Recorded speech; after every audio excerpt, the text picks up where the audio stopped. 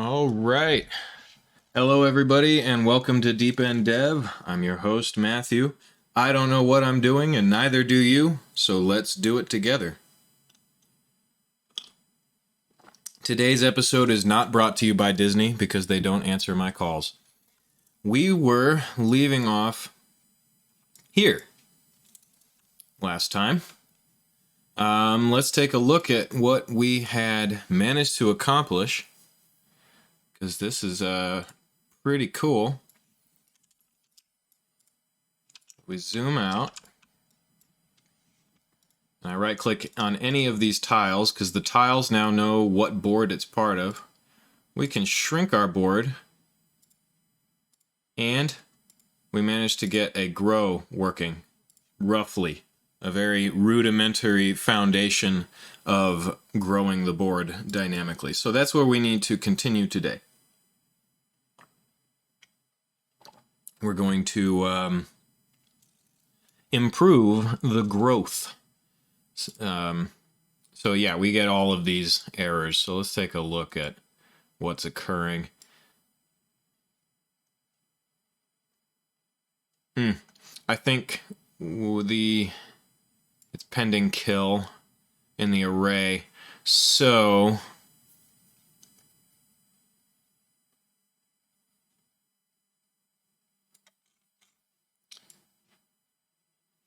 we need to look into how when we destroy things, I guess we do need to clean up our array.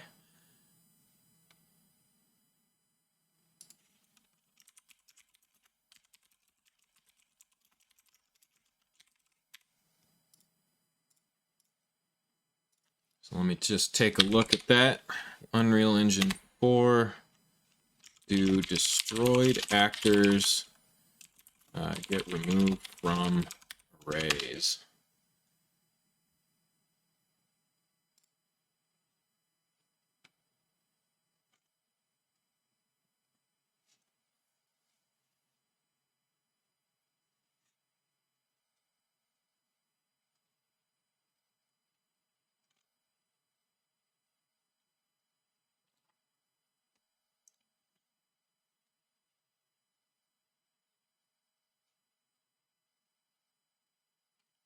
It looks like it's being held for garbage collection. So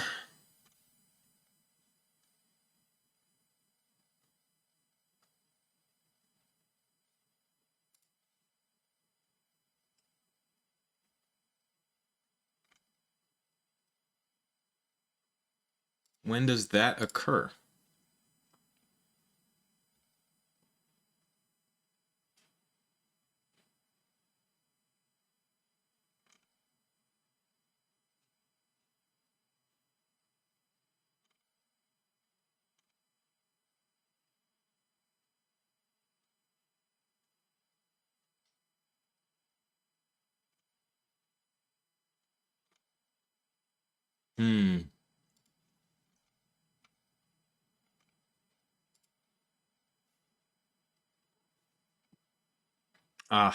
We can check using the is valid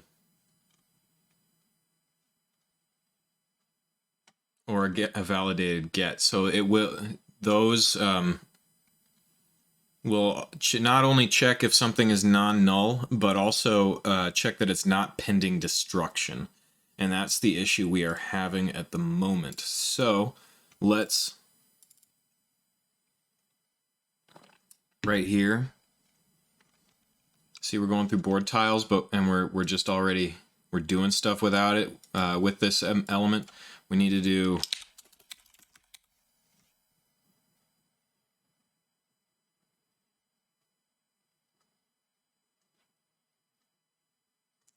what is the difference?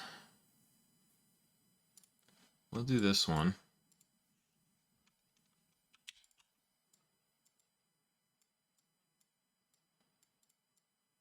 Because it explicitly says not pending kill.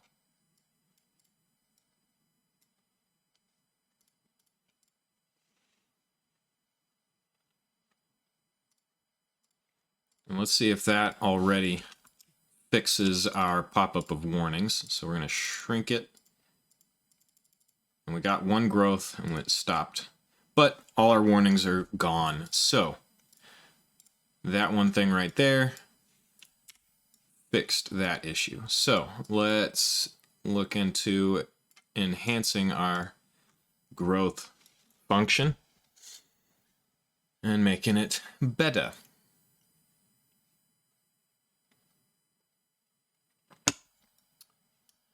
So here's a part of the issue. So when we shrink, which is a C++ function that we made, it's right here, or the shrink board implementation, we are resetting our board size to the size that's coming in. And in fact,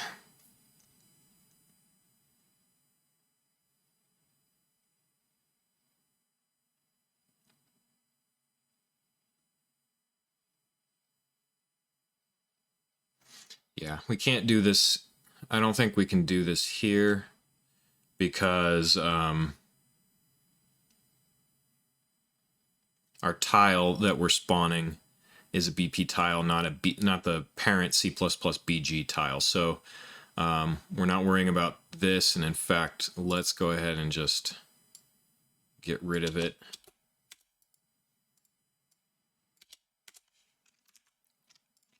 Save everything. Compile.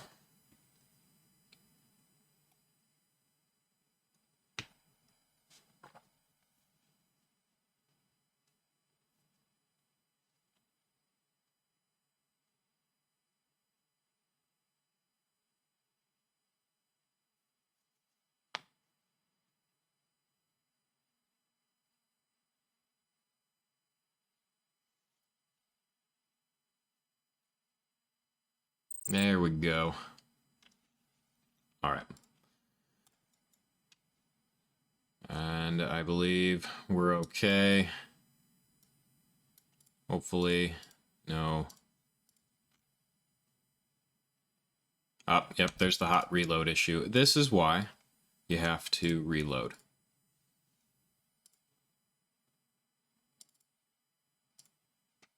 I don't know why. It seems to be more of a problem in 4.26 than I remember it being in 4.25.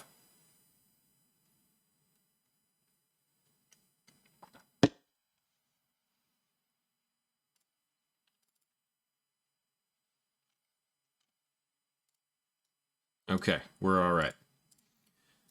So we go through our board tiles. For each one, we first check if it's valid. And you know what? Let's try this one and see if we get the same, the same results.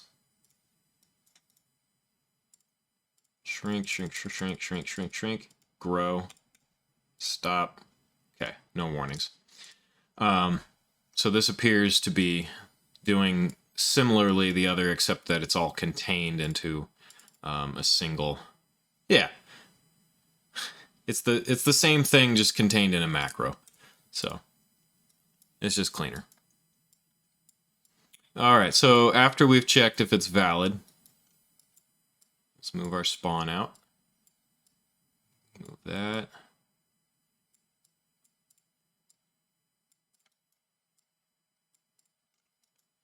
Okay, we grab it, we check. Is its X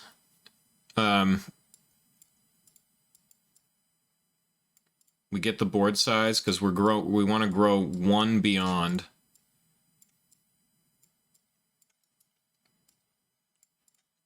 So messy. All this spaghetti. This is why I wanted to do it in C++. It's just a lot cleaner looking in there.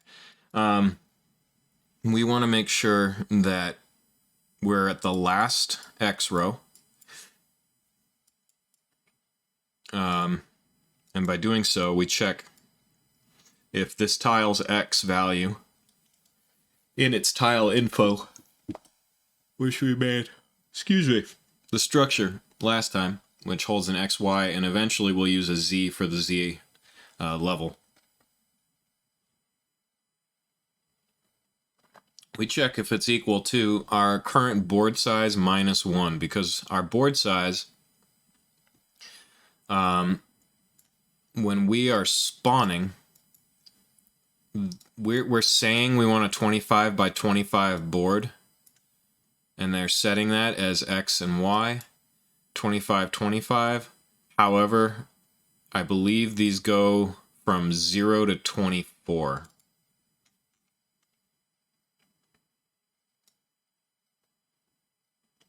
Yeah, minus 1. See?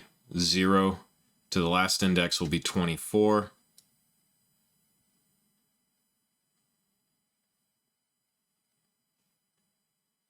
And the index just gets spit out raw to the X row. So we're not going to make it to 25. So we need to remember that and subtract 1 off of our board size.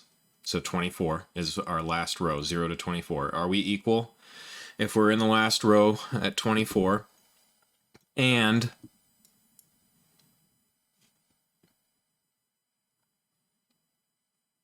the growth of where we're trying to go to, so we want to go to 26, and we're less than our growth, right? Do we want to be doing that? We have we have a 10 by 10 board. We want to go to an 11 by 11 board. 11 comes in. We find our last row is 9. We are checking that is equal to our board size minus 1, 9. And 9 is less than our new one, 11. We probably want to subtract 1 off of this also, right?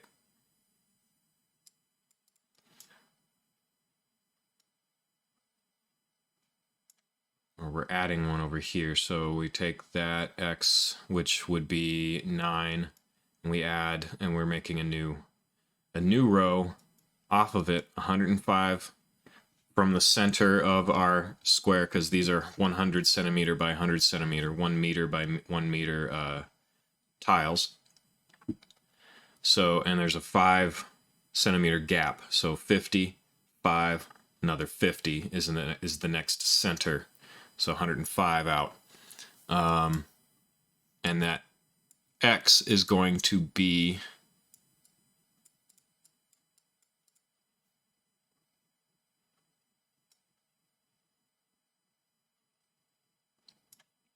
1 plus this one, right?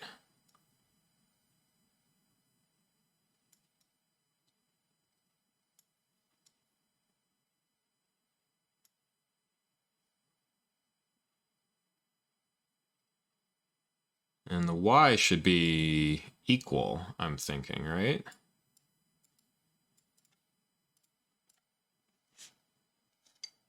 Yeah, because it's in the same, it'll be in the same Y coordinate. Same as the Z. We're on the same Z level.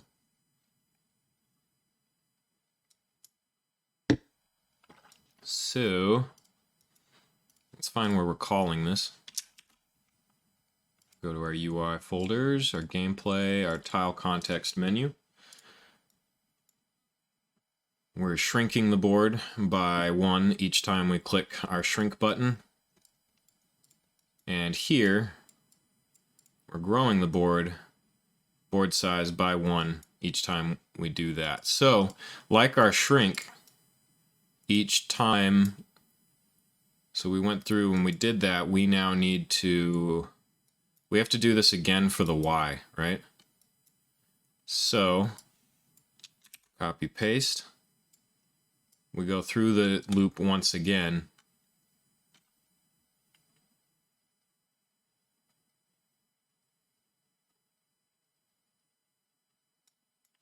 Or, hold on. What we did over here was we did an OR. Can we do an OR so that we stay in one loop? So this is for the X.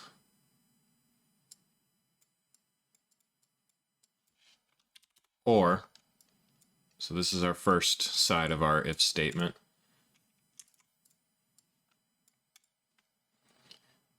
The y is equal to board size y minus 1 truncate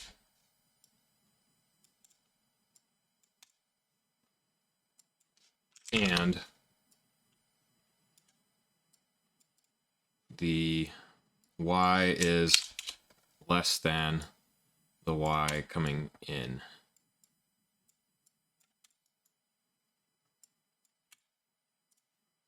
Right? I think that'll work.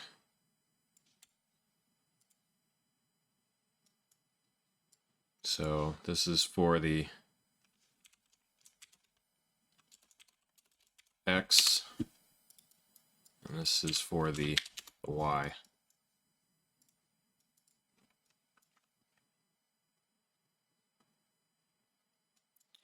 Actually, hold on. We want to go down this route if it's the x, so that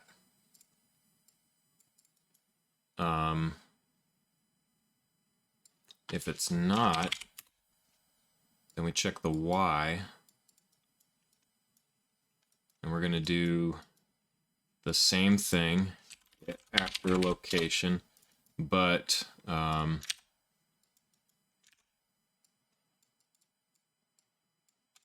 going to spawn the y. This 105 will be in the y now, right?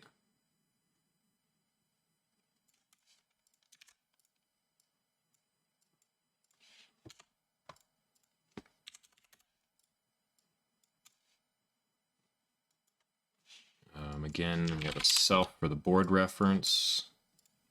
The x is now just the x. The z is still just the z, but the y is our y plus 1.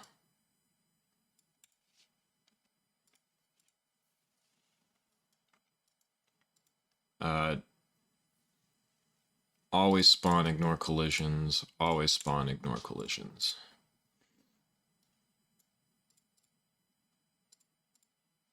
Okay.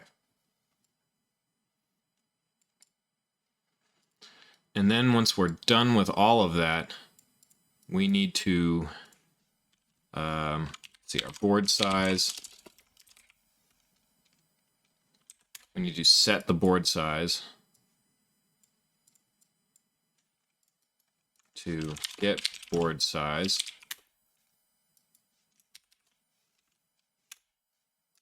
plus 1.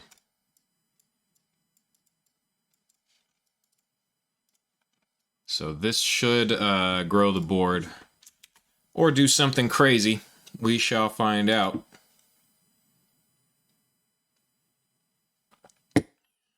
Let's see. Board, grow. Well, it grew that way. Grow. So it's doing the X properly, so that's good. So our X is working. It's just never hitting the O. Look at that. That's why. Let's try that again.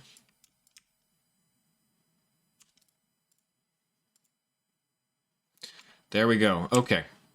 So that's an interesting case right there. That's very interesting. That's funny. So I think this is where maybe both are. That's fascinating. Okay, so what's the math that's happening here?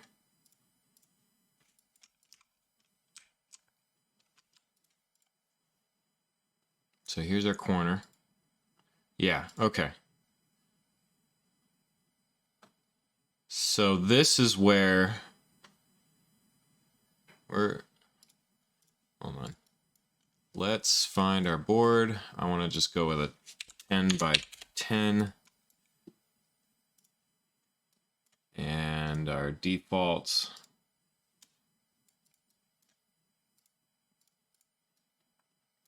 Okay.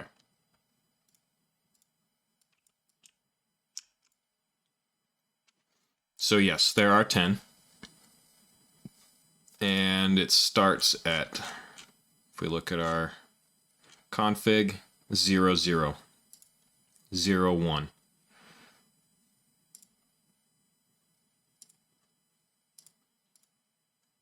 There we go. So it's going this way.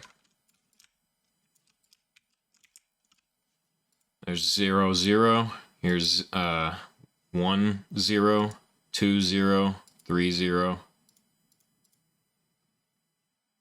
So if we grow, this one, 99, is where we had an issue. So that was at 9, 9. So our last tile. So we wanted to go to a 10, 10.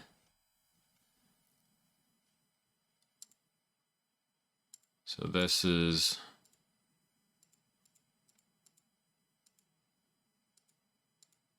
interesting.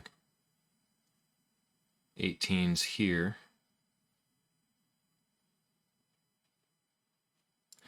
Okay, let's see.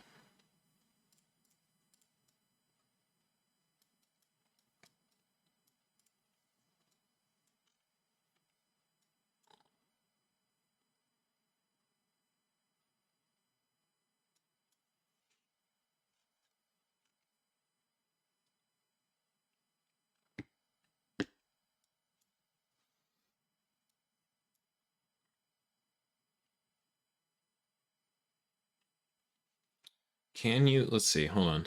I'm just curious. UE4 spawn actor C++ expose on spawn. Spawn actor with expose on spawn properties in C++. How do we do this?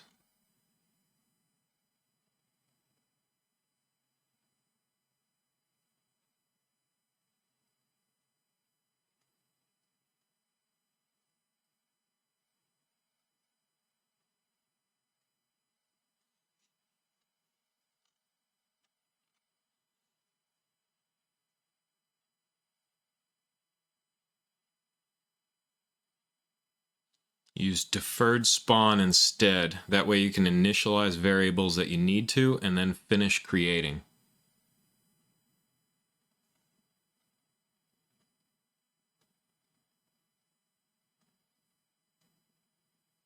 Ah. Okay. I kind of want to try and get this into C++ then. Let's bring that back.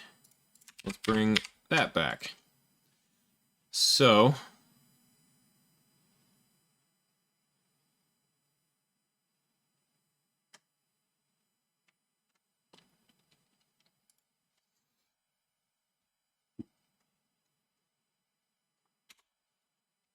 the code that we use is spawn actor deferred. So, we want to do a bg file pointer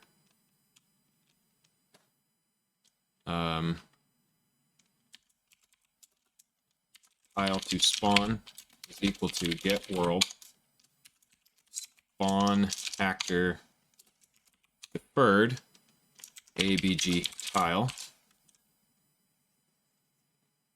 or tile to spawn reference? No, abg tile.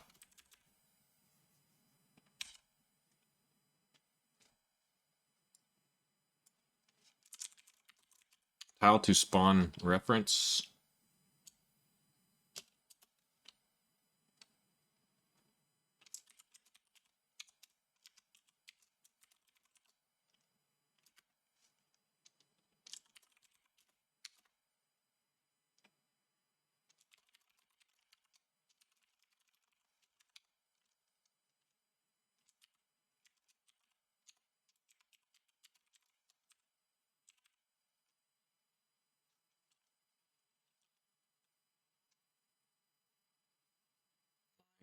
Template.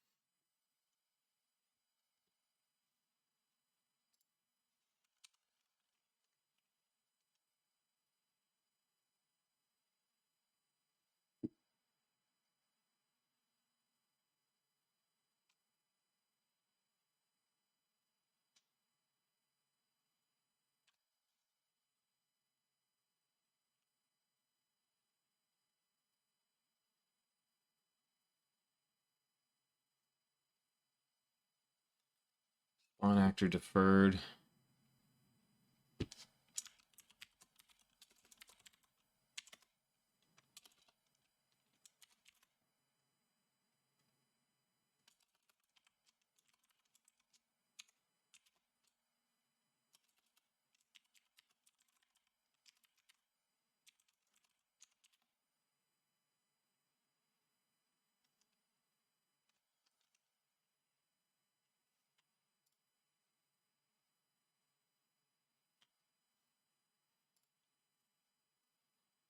Whoa, why is that turning up all of a sudden?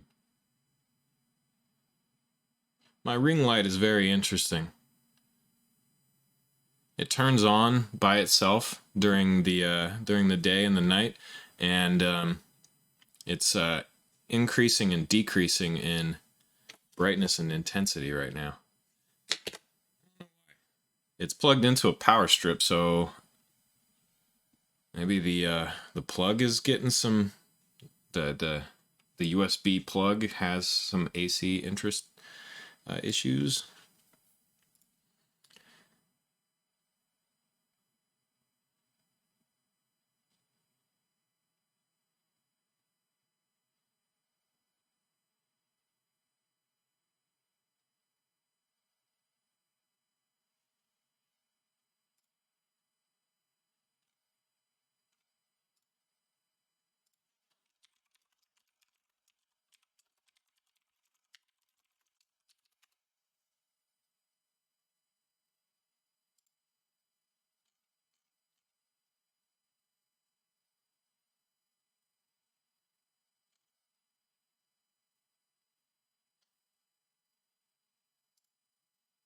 Here we go. Some information on how to spawn a blueprint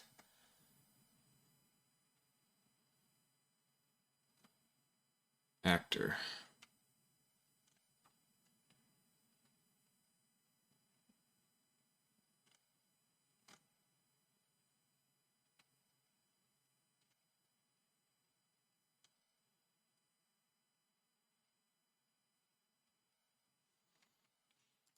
All right, we want some F actor spawn parameters called spawn parameters.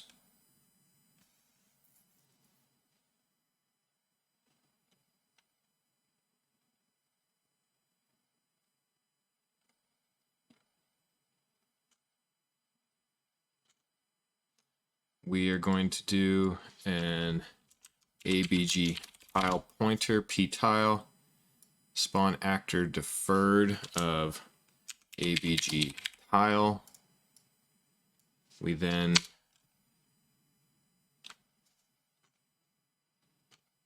give it our tile to spawn reference, which is going to be set. That's going to be our blueprint class.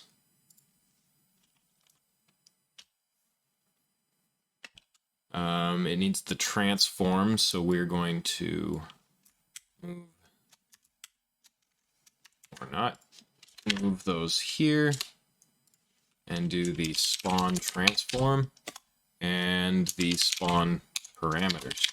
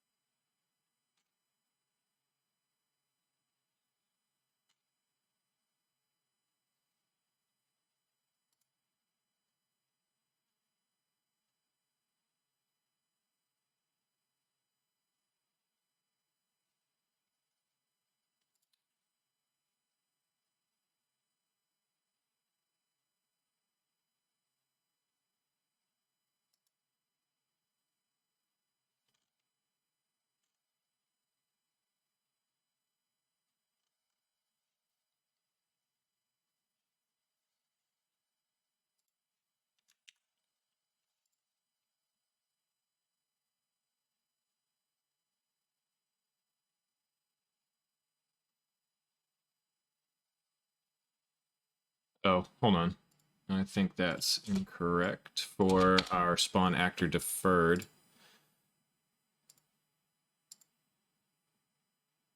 it wants after the, so we give the class the transform. The owner is a null pointer. Say null pointer, instigator, null pointer. And this is going to be, so actually all of that is already has defaults.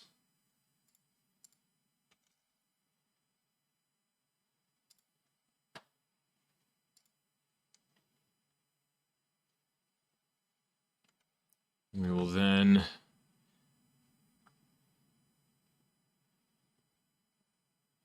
I think now this is okay, so we have this our p tile. So now we can say what did we expose on spawn for a tile? Board reference and tile info. So those are the things. If we go and look over here, we should be able to, if I shrink that, board reference tile info. So we should be able to say p tile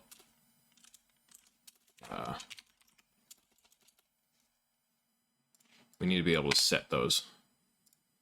So void set tile info, FPG tile info, new tile info. Make that const ref coming in. And that's just going to set tile info to equal new tile info. And we need a set, let's do the getter for this returns a class AVG board pointer get board reference const return board reference. And same thing here, void set board reference receives a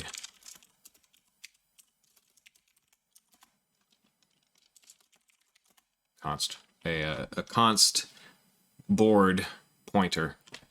Const left is how the const applies to left. Unless it's all the way on the left, then it applies right. That's where it gets confusing, is a lot of people will put const here. Then it applies to right here. However, right here, it applies it always applies left. So a const right of the thing that you're making const.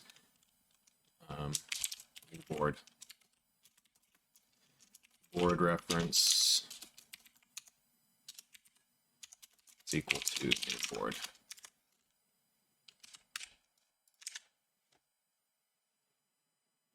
Can we do that?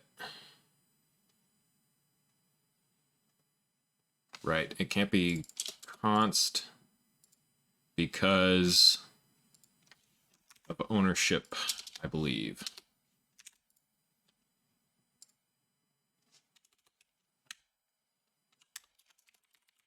There's our getters.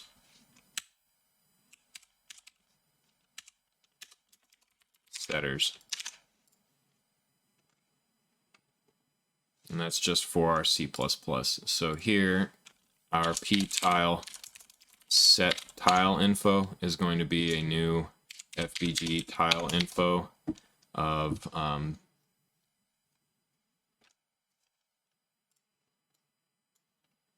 the tile that, so the X in this case is going to be tile get tile info dot X plus 1, comma, tile get tile info dot Y, tile get tile info dot Z.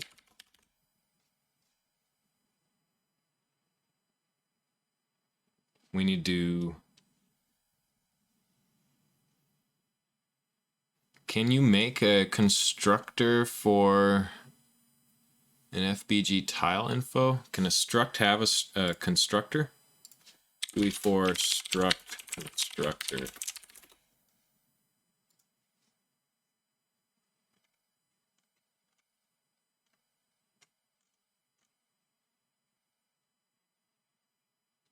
Ah, yep.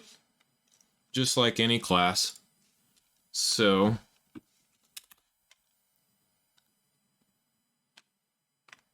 you have to do it after the values. So we want to do the fbg tile info for int x, int y, int z.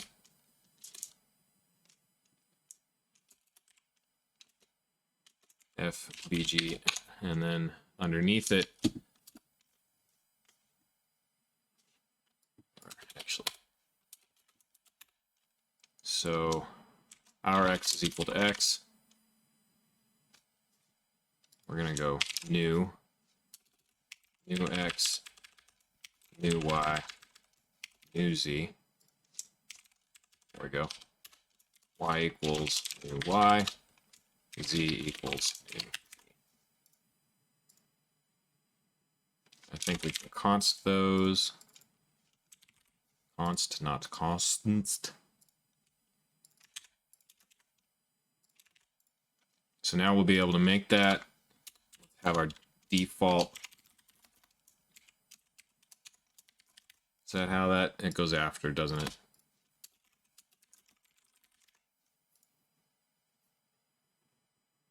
Right? Yeah. We can probably do this, right?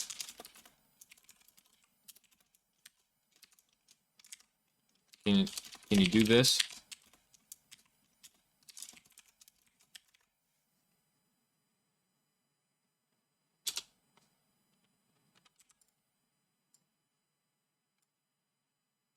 Can you make a constructor list?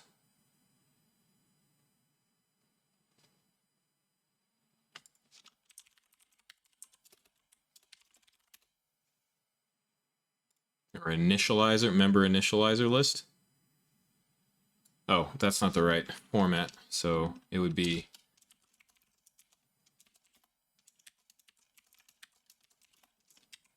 right, duh.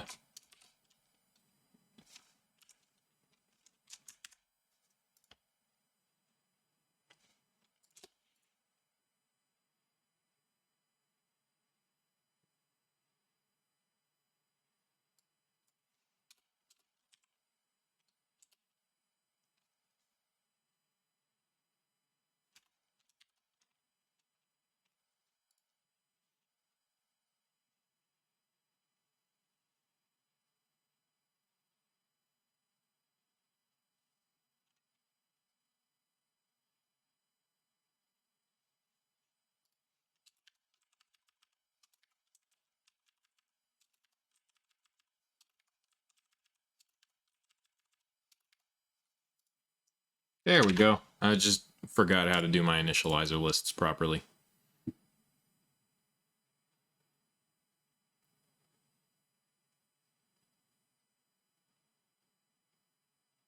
I think you have to do this if you're separating multiples, but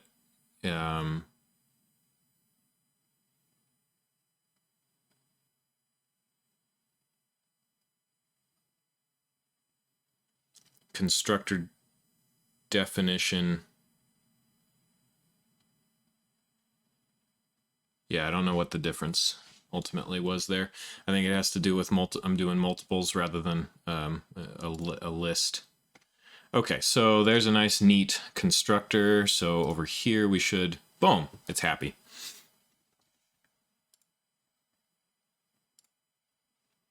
Okay.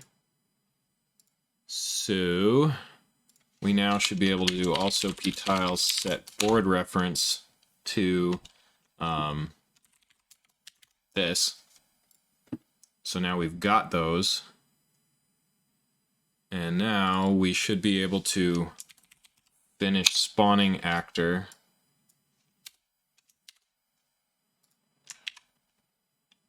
The actor so p tile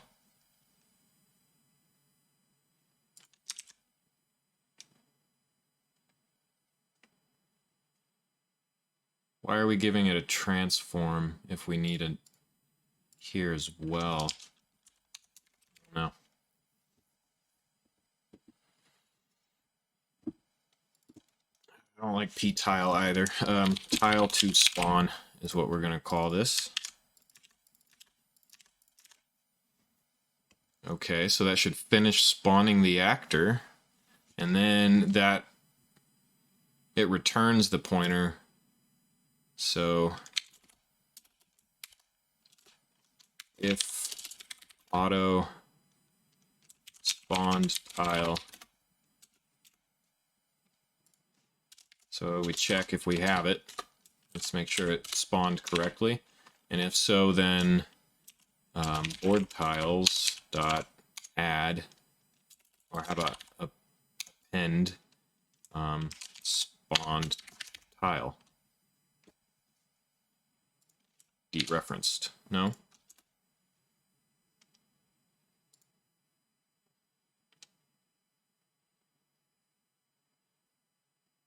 Oh,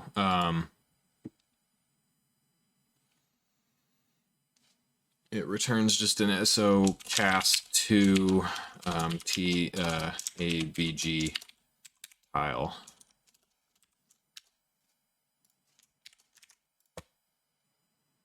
Or how about we'll do that here.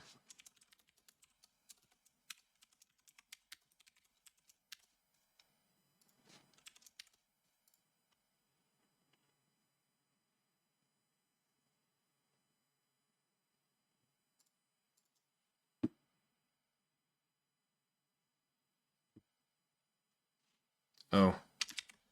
No, you don't do it on the left, you do it on the right.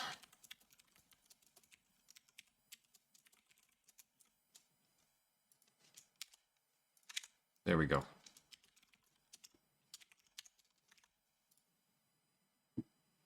Why are you upset?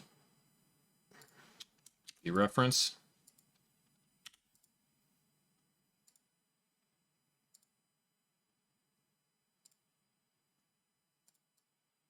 Can't, no.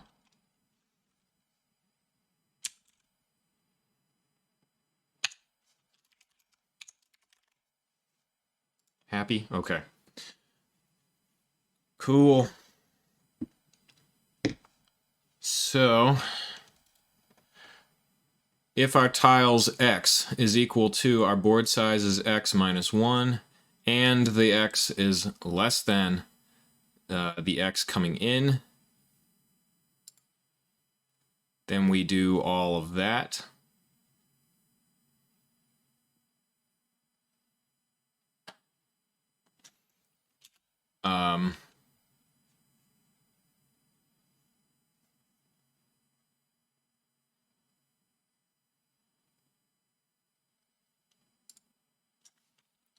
Less than or equal to. Maybe that's where. So our tiles x is the last is a 9. We're growing to an 11, right? So 11 comes in as a 10. So our last row is going to be a 9. 9 is equal.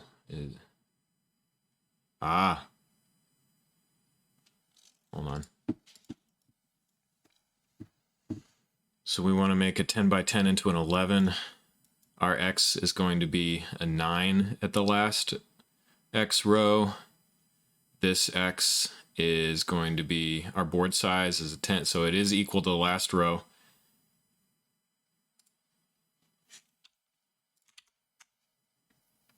So our board size is a 10, minus 1 is 9, so 9 is equal to 9, yes. And 9 is less than or equal to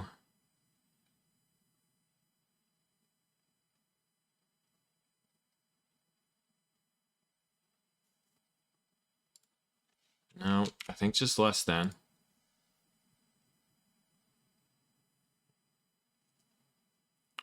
And it's less than x. So 9, 9.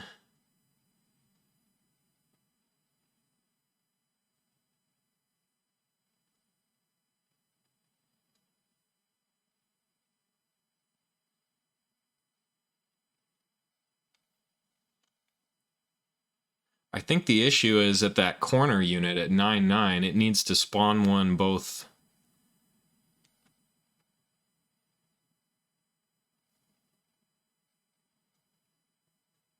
Okay. So when we get to our 9, 9, we're spawning one in the X direction.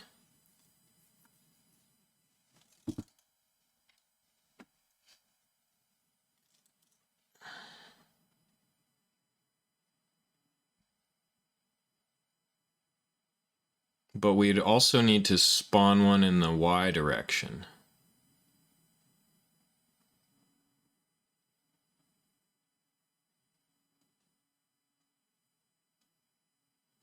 Or maybe, okay, so we can't do it. We need to do this all through our board tiles once to grow it first in the X. And then we have to go back through.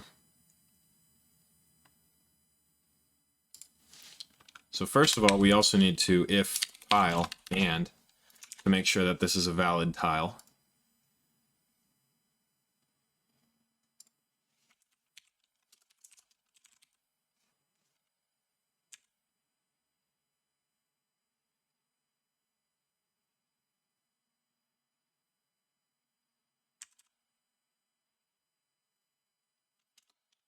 Do that. Because I think this checks for garbage collection. Okay. So check if tile is valid. If it's the final X row and that X is less than the new row X size.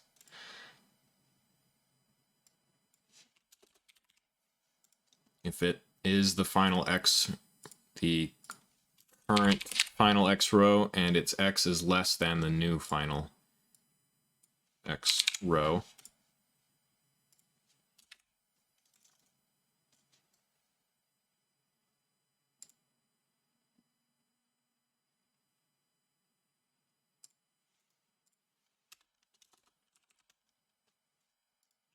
set transform location to be 105 centimeters.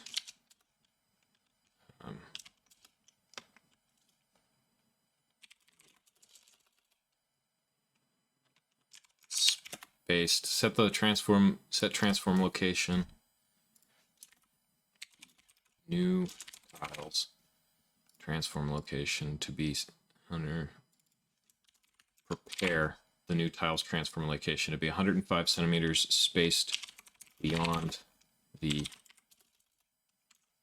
current tile in the X direction. X axis. Prepare a tile to spawn using the blueprint reference.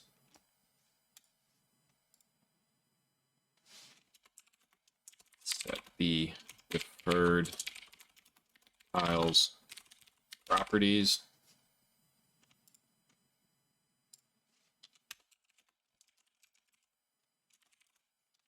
Spawn the tile, spawn the new tile, and add it to the boards array. Okay, I think we can test this at least. So let's save and quit here and just test that we're spawning in the X direction.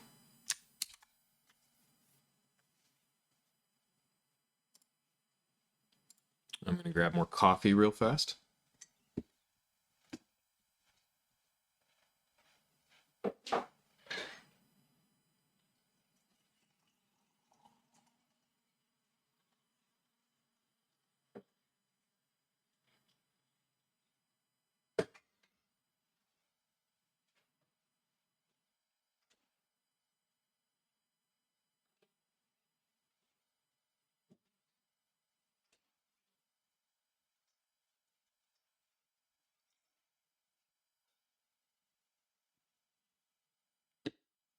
Okay. And let's relaunch.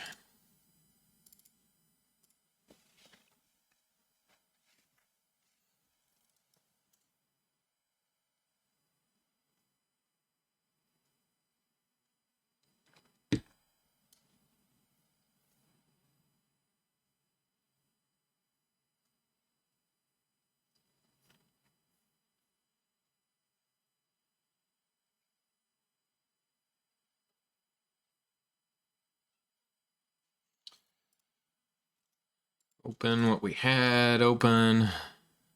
Here, we're going to do our row board instead.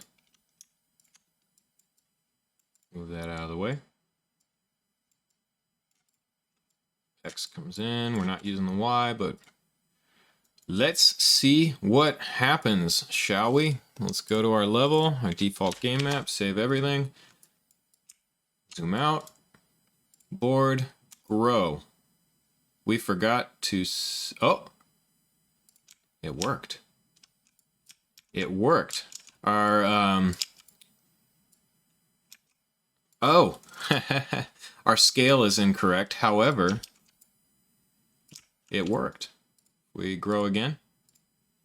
Nothing, because we forgot to reset our board size. But our C++ is working.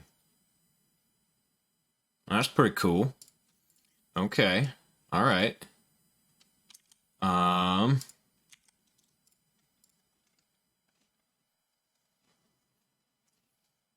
So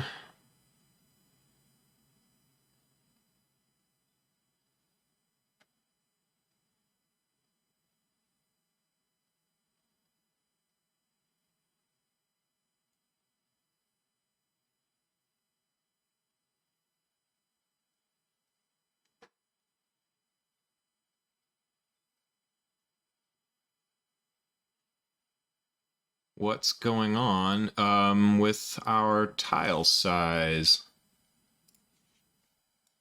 Here, the location, rotation, scale is 111.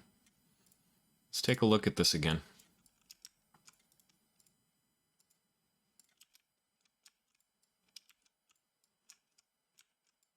What's happening? It is the same size. It's our Z scale is getting shrunk further.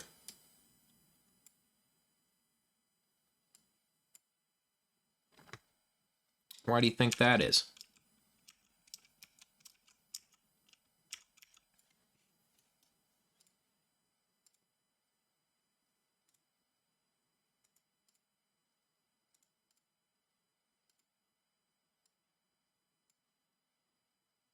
That's pretty cool. It's adding them to the tiles, our array as well. So, man, that is sweet that we got that working in C++. That is cool. Okay. I think it's because that we're misunderstanding, or I'm misunderstanding, to not use the royal we here. Maybe you get it. The actor transform here. So we have a spawn transform and spawn actor deferred, and then we have finish spawning actor here as well.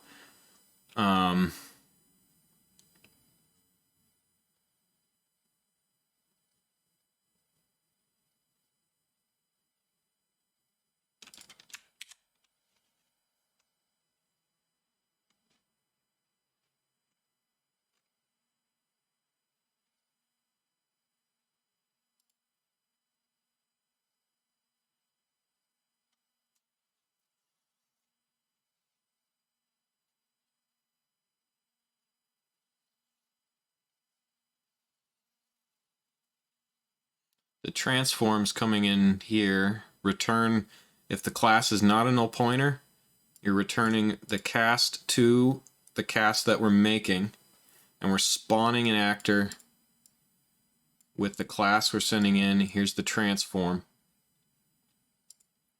with spawn act info, and it's a defer the construction.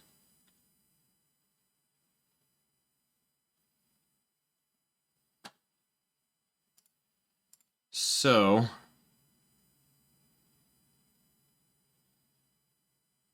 It's shrinking the z-scale again. Oh, wait, hold on. So we're adding 105 to the location.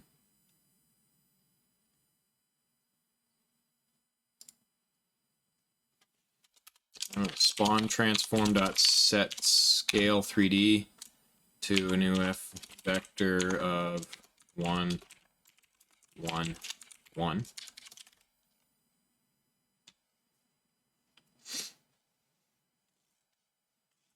I've got to imagine that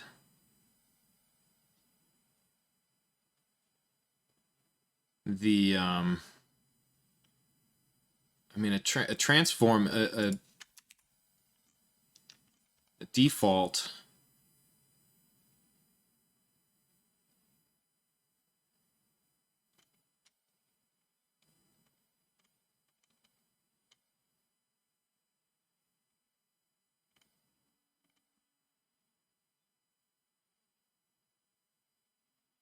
yeah.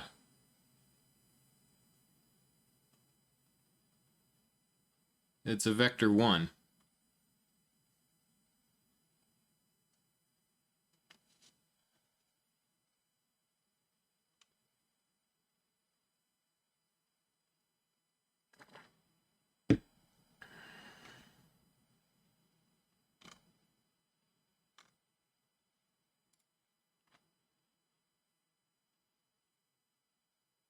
Oh wait, hold on. We're getting an actor's transform. It's already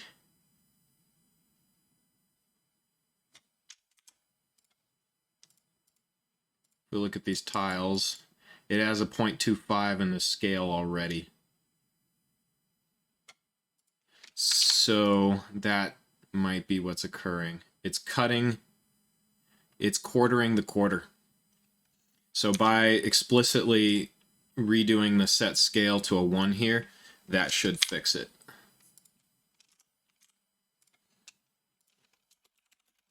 Reset the scale. Can we do, what is it? 1 vector? How do you do that? F vector 1 vector? There we go. That should just return, yeah, perfect. Reset the scale to 1, 1, 1 to prevent ordering the 3.25 Z.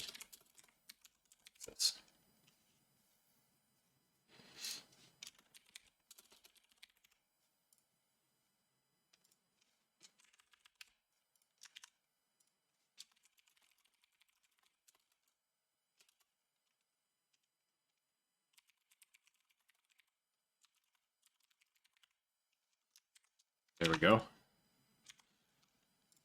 Save and exit and compile.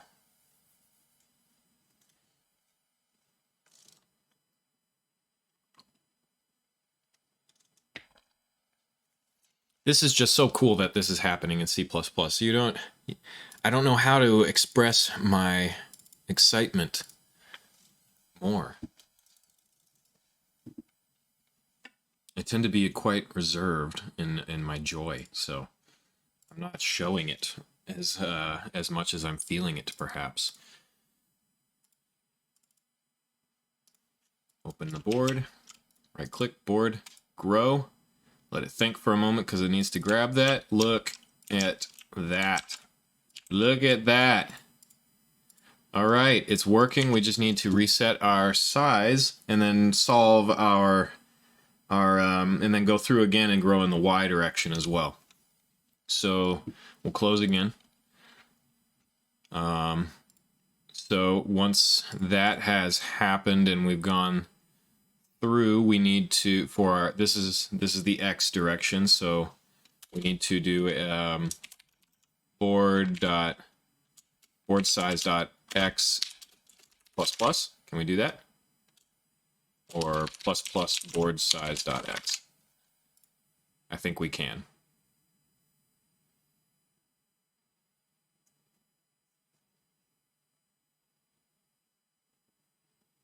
Oh, wait. We want to do that to...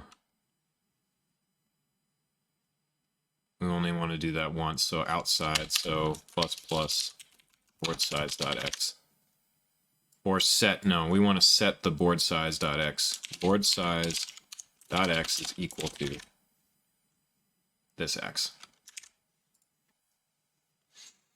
Okay, let's get a y going. So once we've gone through and done the x, we need to do it again. So for auto tiles in board tiles, which is going to contain our new x direction, which is good, right? Because we need to add a y direction tile into including the fresh new x direction. We're going to do the same thing. So we're going to copy all of this, and we're just going to modify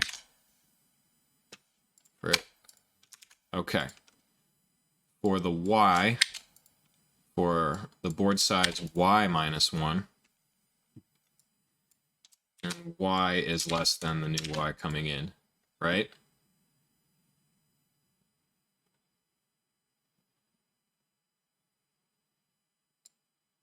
Actually, I don't know if we want to subtract 1 now because we have grown.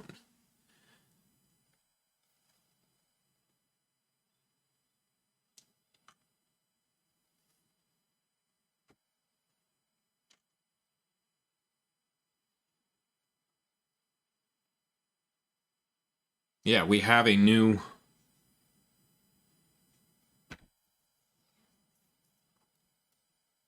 We have a new fresh y row. So after we've gone through here and we've created a whole new x row, we have a bunch of new x's, but we have one full new y. So I think we're going to take off the minus 1 here because we want to add one. So if we are equal to...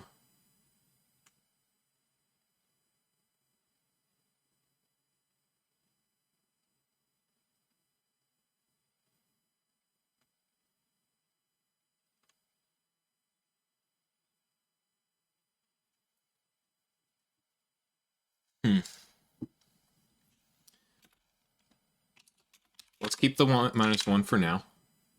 We're going to move this to here.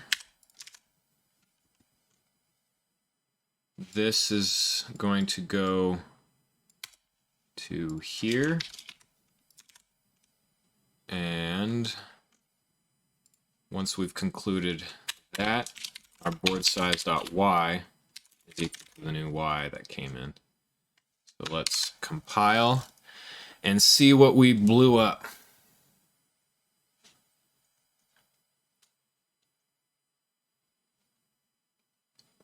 Let's reload. Hello, whoever has joined in the viewers. We have moved the growing of our board into C++, which is pretty awesome because we have learned how to spawn a blueprint through C++. So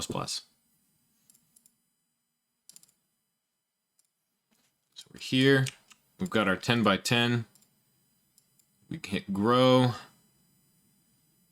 Oh, it worked right out of the...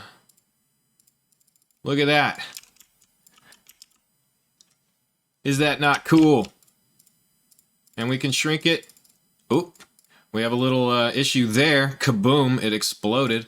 I think it's because we are probably something, a reference. Okay. We probably are trying to get a reference to something that is needing to be destroyed. Or our tile info is incorrect. So let's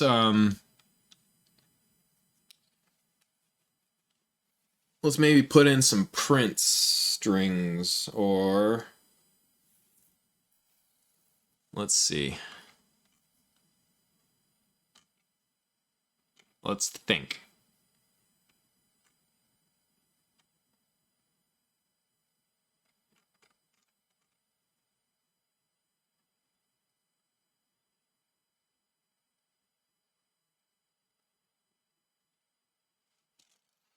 So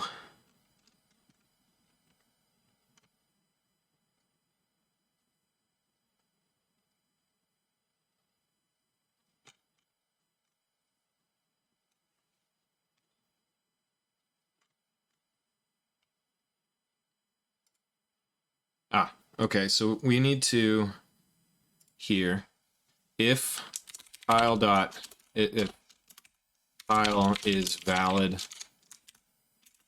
and then we go into that. So we need to check the validity of our tile.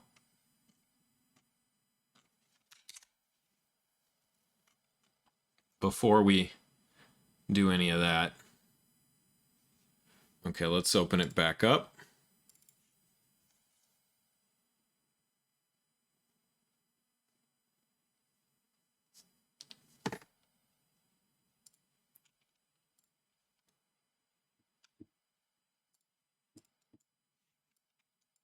Get rid of that because we're in just the C++ function now. Excuse me.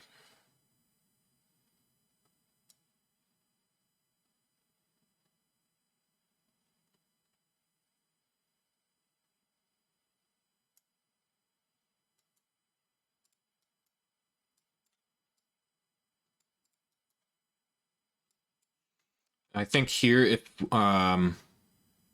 it's not valid, we need to set visibility of ourselves to hit it. We need to hide the context menu, right?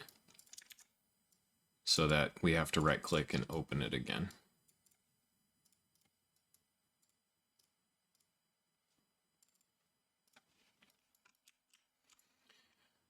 Okay, so let's, we have 100 array elements here. If we grow our board, doop, we now have 121. It went outwards, right? Perfect. So let's go look at here.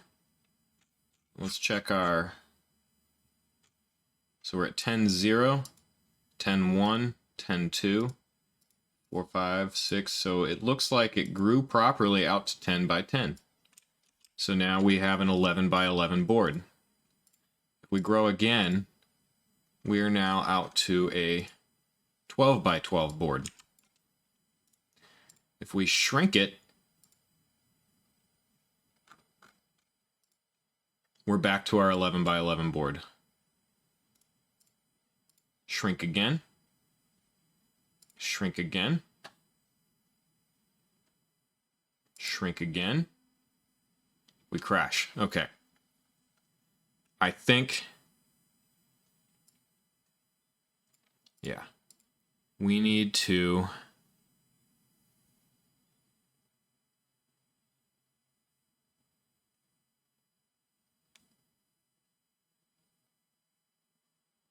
I think it has to do with, let's see.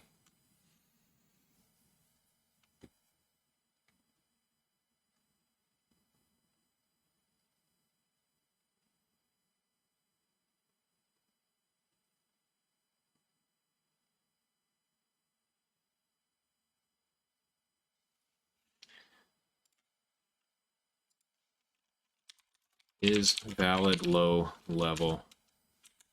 Let's see, is valid versus... pending kill. No, we need that. Hold on.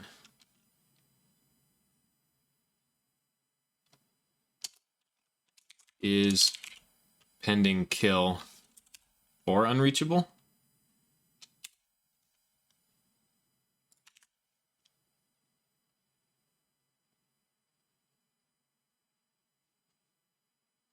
We just need to, we just need to be safer. So if tile and tile is not pending kill or unreachable, same thing here. So if about is valid low level.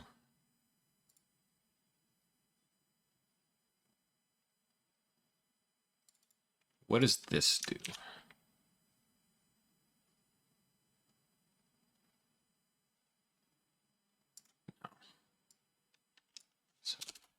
is valid low level, and it's not pending. So check if tile is valid and make sure it's not pending kill.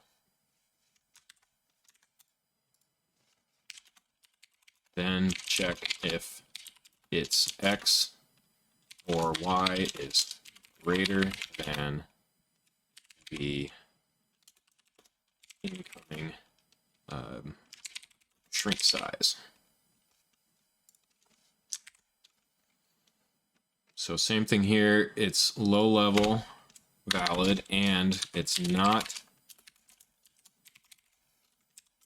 is pending kill, is pending kill or unreachable.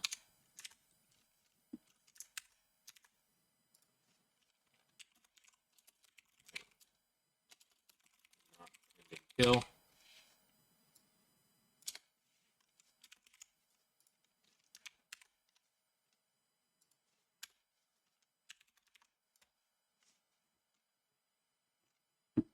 Okay.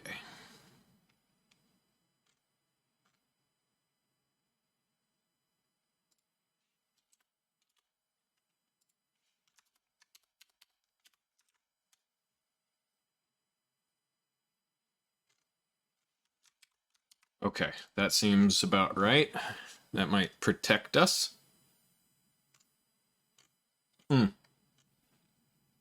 gotta do it down here too. Whoops.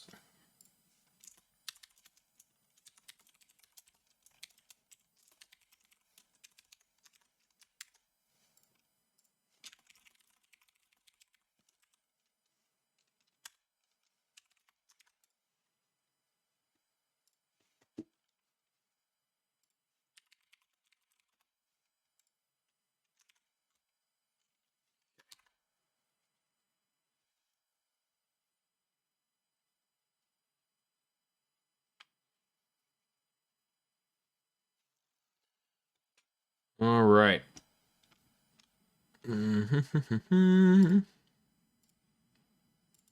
Let's see if we are now protected.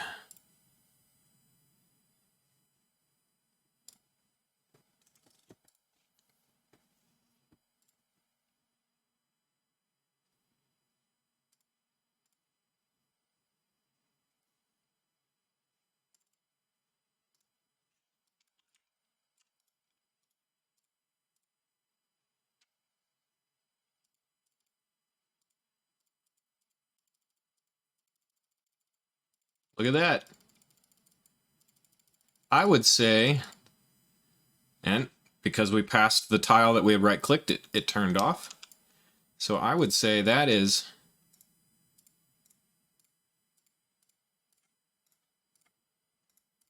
let's see what happens here. Oh no, no tiles left. Pretty awesome. So we need to add in a way to access a board if the tiles are all gone. We pretty much, that's pretty awesome. So we can get rid of this mess. We might be able to move build grid over into C++ also. So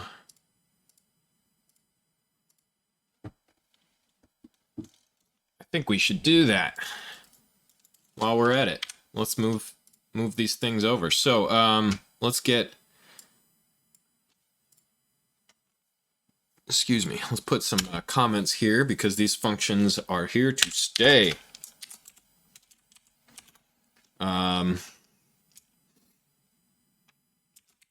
Shrinks board in both X and Y direction axes to the specified new X, Y size.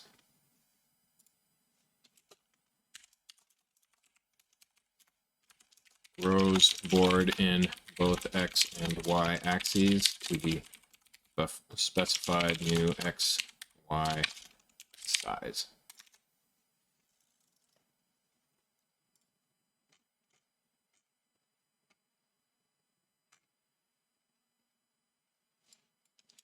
the y-axis.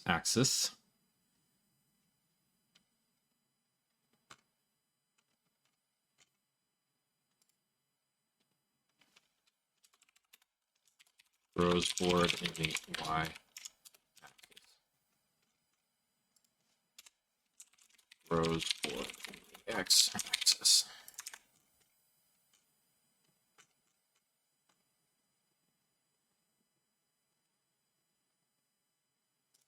Okay, I like that. Let's get this initial build in here. First, let's name our function. So we need a U function, server, reliable, blueprint callable, category equal. You know, we haven't tested our stuff on the network yet, so we're going to need to do that. BG board functions. This is a void build grid or build board. It's going to take an int const. Actually, it takes in an f vector centered location, right? The center location comes in. This 2D grid, we're going to have to rebuild this, I think, into C++ rather than have it a macro. So we accept a center location, an X, and a Y. So we can make this const reference, and then an int const reference X, and an int const reference Y.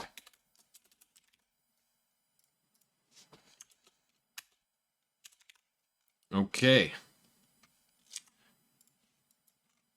First things first, our board size dot X is equal to the X coming in, and board size dot Y is equal to the Y coming in.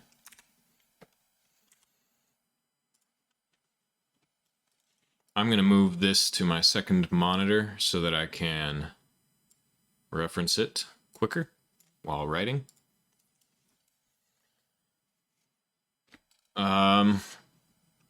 We didn't create the board origin, that gold sphere in C++. We will need to ignore that for the moment until we build that. We're going to dive into making our 2D grid execution macro into C++. So what it does, we are going to need a float sector size, which is going to be equal to 105.f.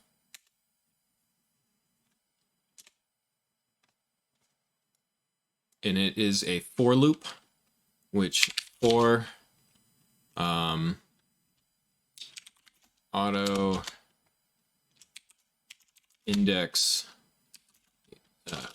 0 and while it is less than the y, so while index is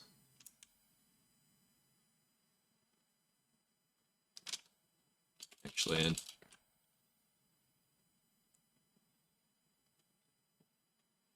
y minus 1, so index is less than y 1.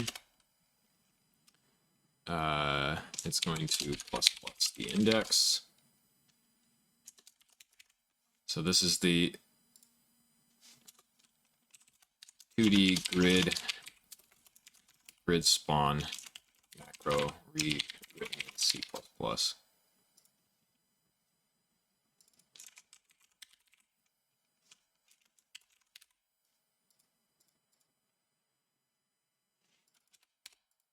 2D grid execution macro rewritten in C++. Okay, what do we do inside this? We go straight into another for loop. which starts another, we're going to call this actually outer index. And this will be our inner index, which also starts at 0. Until inner index is, this is for the x minus 1. So inner index is less than x minus 1 plus plus inner index. Okay.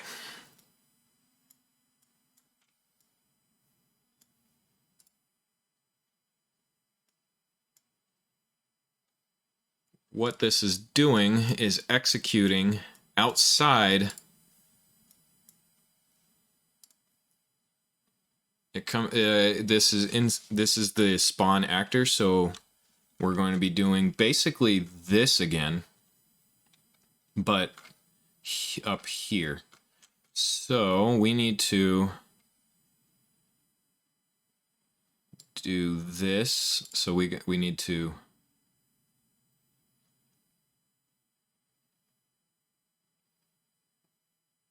we're going to create a polycenter, the center, which is going to be the transform, and then we have to calculate the x and the y's out with some math.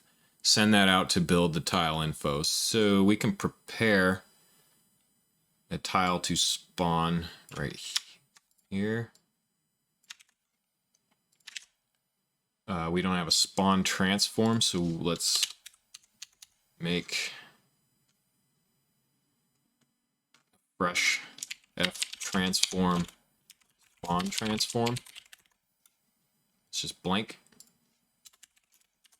Prepare a fresh transform.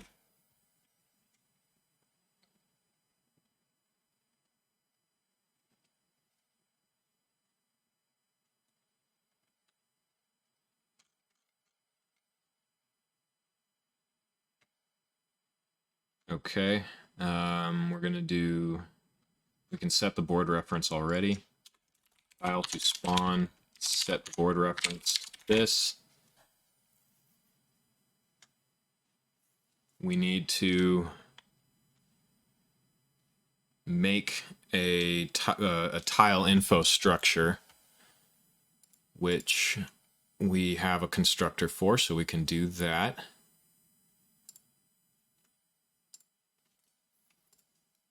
All right, back inside our macro. The polycenter, let's work on that first. It comes from, we take our centered location,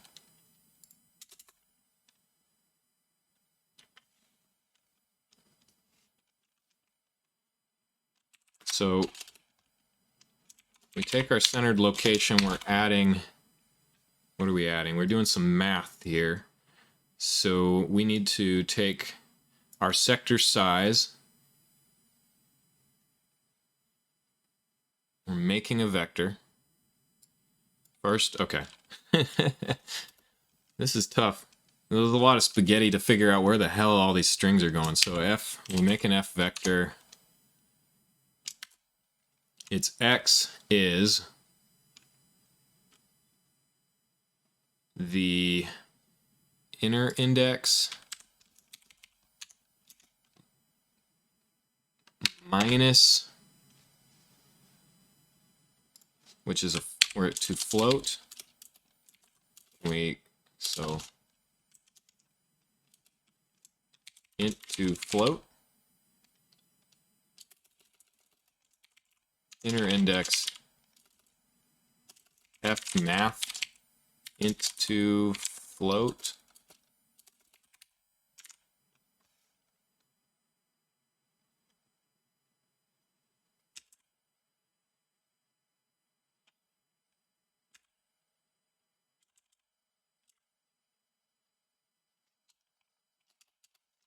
Hold on. How do we make this a float?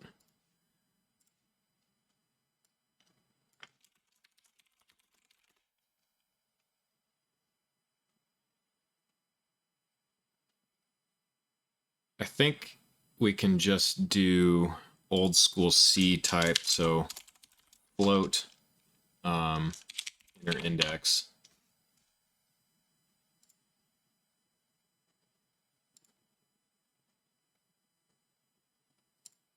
Okay, it does want our static cast. Static cast the float inner index. So C++ style casting. Minus the x coming in, which is also going to be moved into a float x, which is divided by 2. All right, so yep. And then that's the x. Okay. So we take the inner index, make it a float, subtract the x coming in, all divided by 2, point f. So that's our x. I'm just going to leave those parentheses on for now.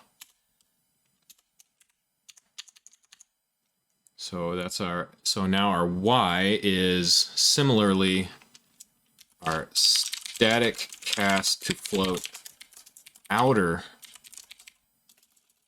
index minus the static cast to float the y coming in, also again divided by 2 point f, and a z of 0. So we make that vector, and then we're going to multiply that by the sector size coming in. So times our sector size, which we made, times sector size.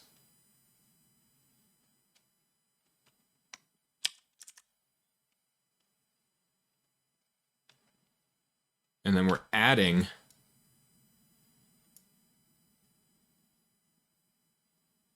the sector size, so we multiply by the sector size,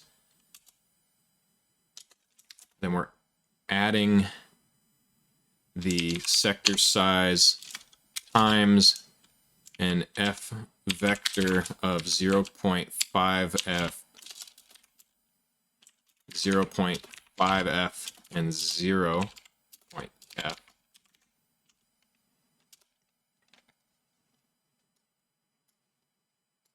We are then multiplying by 1 point f,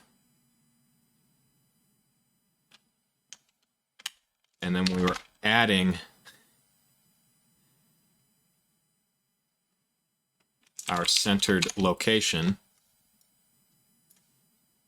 and that is our polycenter, that is our spawn transform.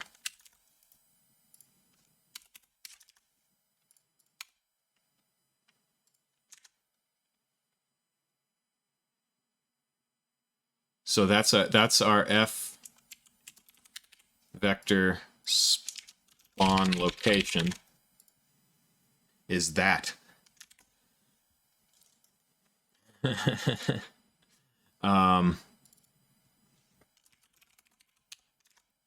No, it needs to be a transform. So we're going to make an f transform off of the and set the location to be the spawn location. Can we do that? No. So let's make an f transform of the spawn transform. Spawn transform dot set location to our spawn location. All right, and we pass that in. So that's the polycenter extracted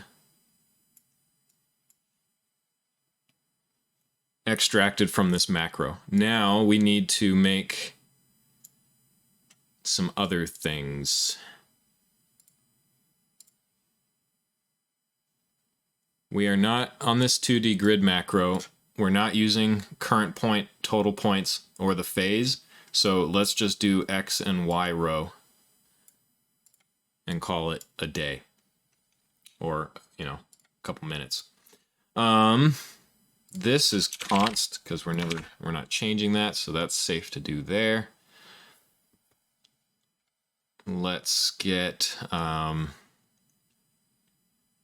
okay, X row and Y row are literally just the indices. It's just our outer and our inner index. So we can go tile to spawn, set tile info is a new FBG tile info. From the X is our inner index, the outer index, and a 0.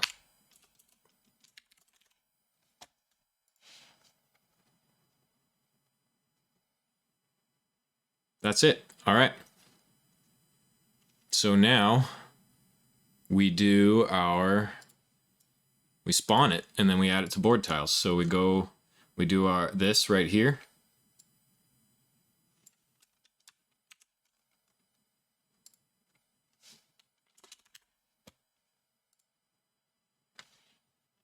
So we can get rid of those extra parentheses.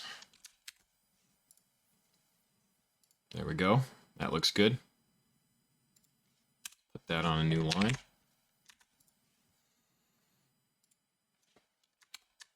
Put that there. All right, that's easier to read in my mind.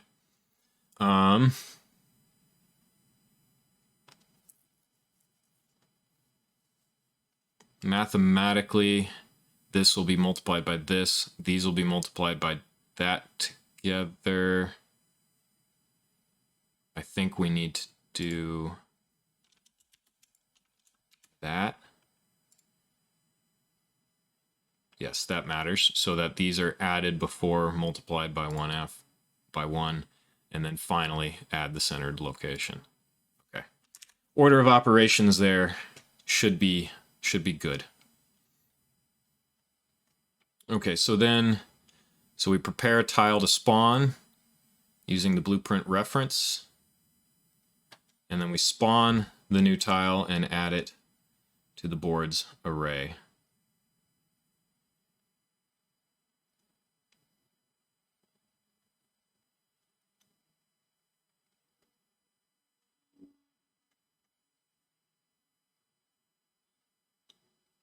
Okay.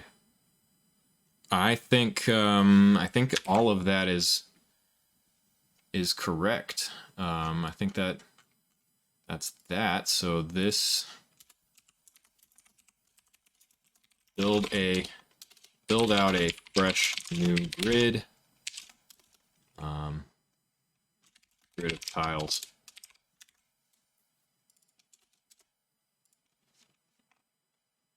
This needs to, let's see, what would happen?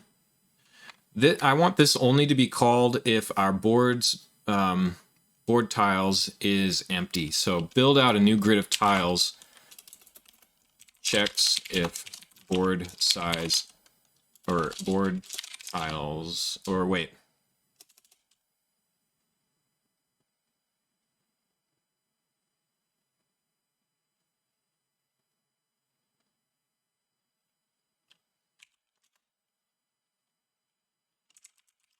Checks if board tiles is empty first. Yeah. We don't want it to destroy, so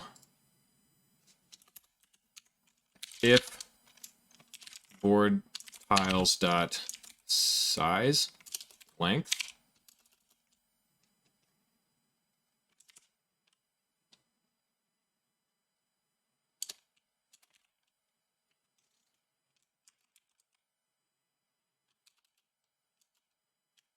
what's the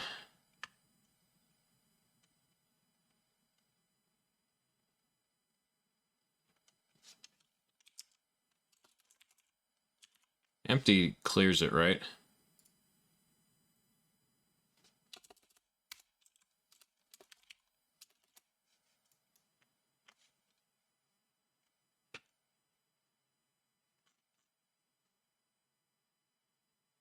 Num, that's it.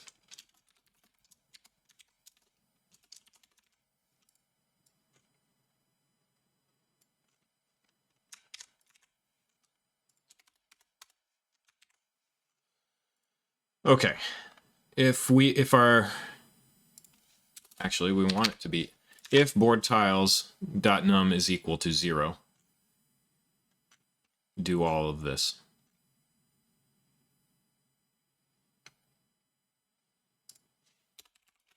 Do not execute if board tiles contains tiles already.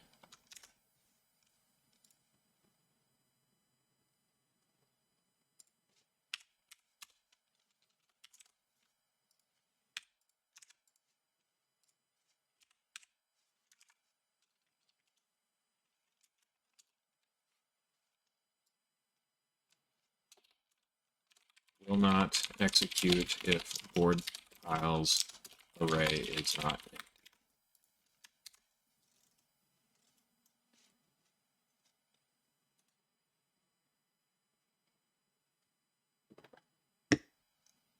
Okay. I'm gonna close everything and open it back up.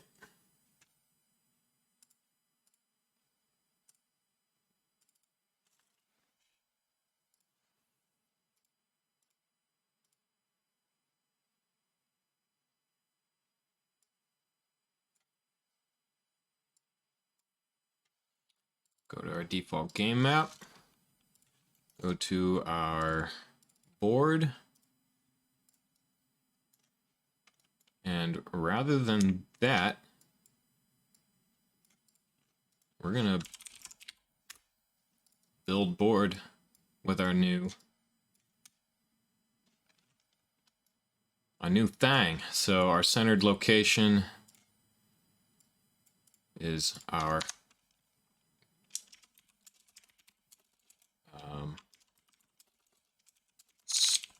starting grid location.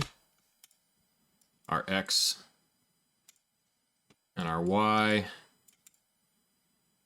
is going to be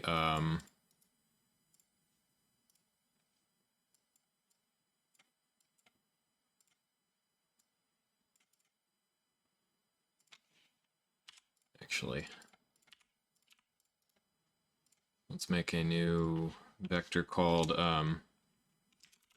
starting grid, starting board size, and this is the starting board location. This is going to be a 2D vector 2D, and we will say 25 and 25. Whoops. Split and split.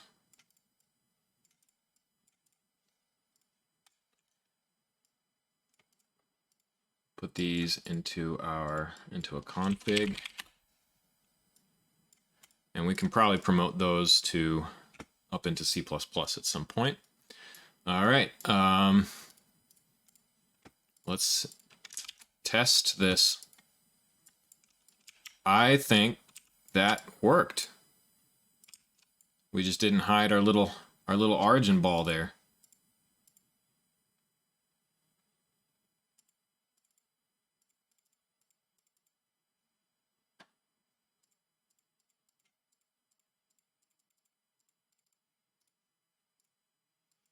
Try that again. That may have worked faster too. I think our grow is wrong, so let's stop. Let's make this 10 by 10. Our math might be incorrect based on... Hold on a second. 3, 4, 5, 6, 7, 8, 9. So yeah, our macro is just off by 1, I think. Let's take a look here at this.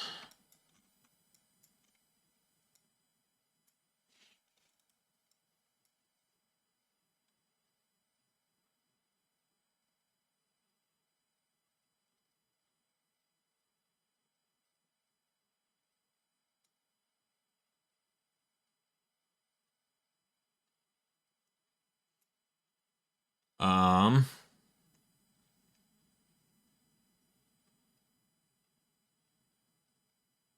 it's inclusive, so equal to.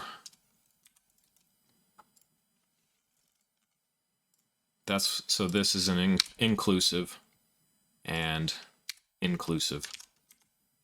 So save and exit again. Recompile.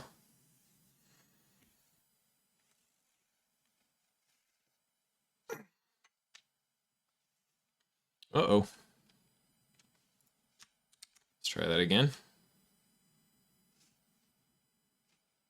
Okay, now it worked. Open.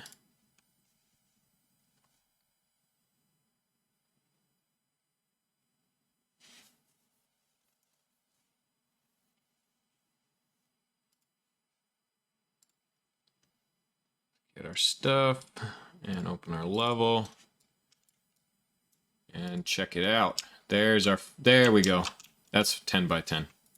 So now if we grow our math, nope, it's right. It just needs to think for a second and gather. But once things are in the memory, there are ways that we can probably fix that. Man, that's just cool.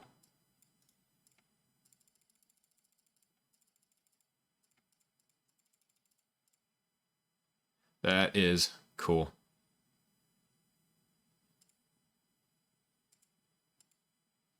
Okay. And if we put something out there, what happens? That's funny. There it goes. All right, let's get let's get a kill volume in. Do we want to kill volume? Yes, we do. We want to kill volume.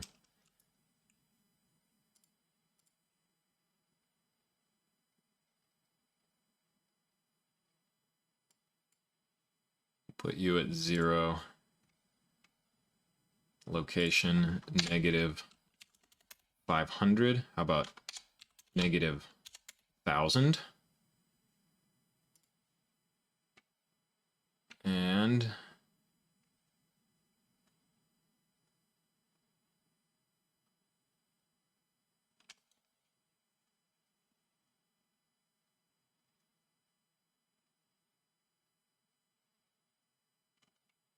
we're going to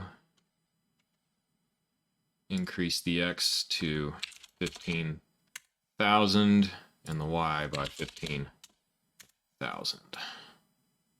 Our grid can get bigger than that though, so let's go back to 35,000 and 35,000. And let's test.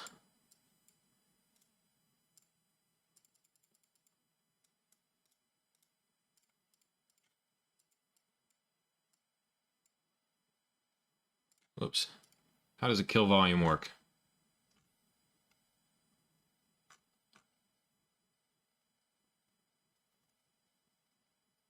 How do you make a kill volume work?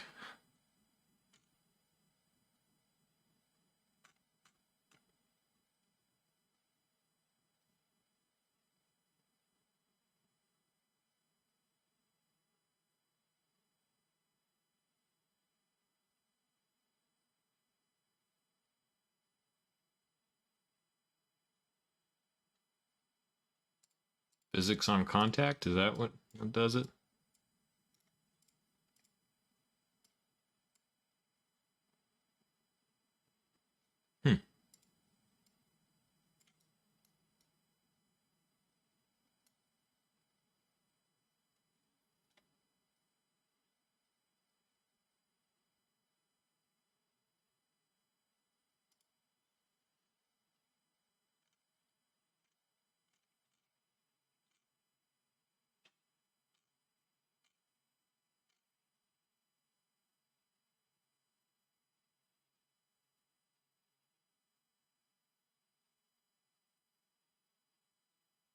Fell out of world function on any actor.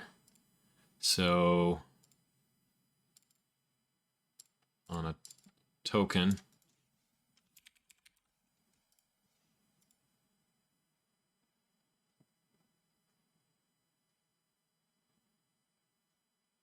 I don't see it fell out of world.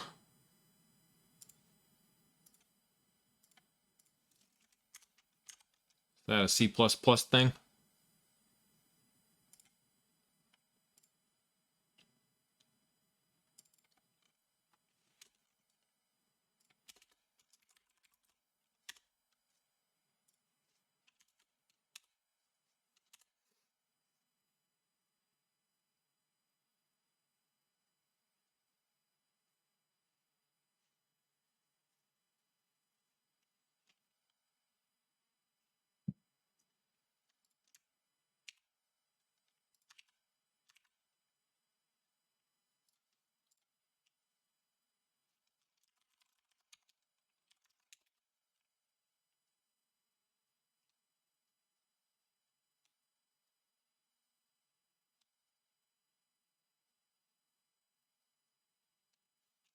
I don't know.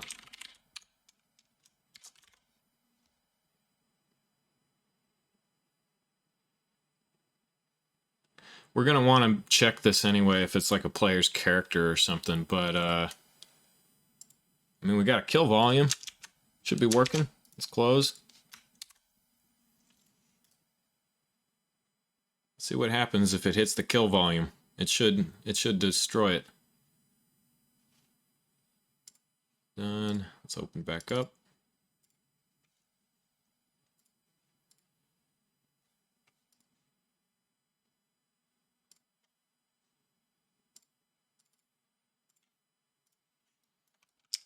All right, so we put a little unsuspecting cone on the side and we shrink the board.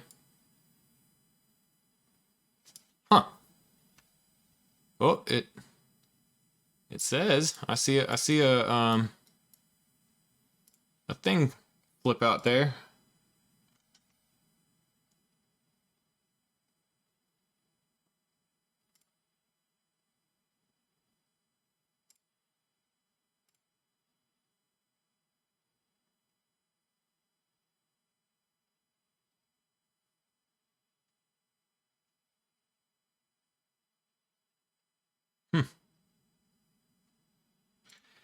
Well, we'll investigate that more. I don't know why that's not working. However, we definitely I think you can load those into memory so that it's ready. But we got that working. I think we need to now go forwards with the ability to drag another board out and create a second level. So I'm going to take a quick break. Actually, before we do that, let's package this. Delete the old ones. And let's test our shrinking and growing of our board dynamically over LAN.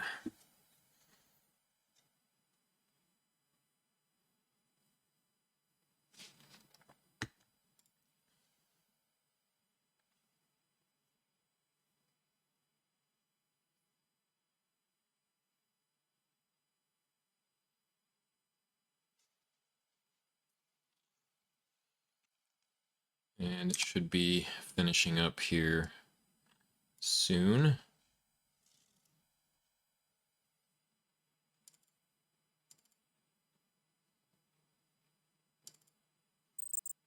Build successful, sweet. All right, copy and paste. We launch our first game.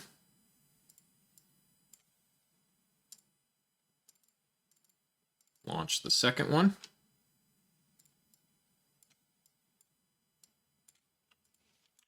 Cisco and DAX.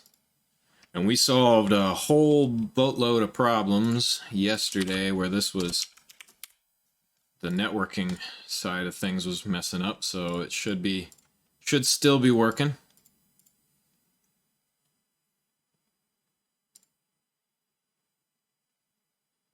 Sweet, it's loading things properly. We are talking to one another. We're going to remove DAX from having... Actually, you know what? We're going to give DAX.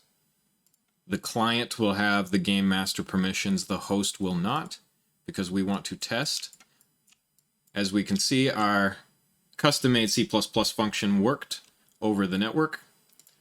DAX can't, Cisco can't do anything, but DAX can pull this up and cannot get a board thing happening. So there's our first issue.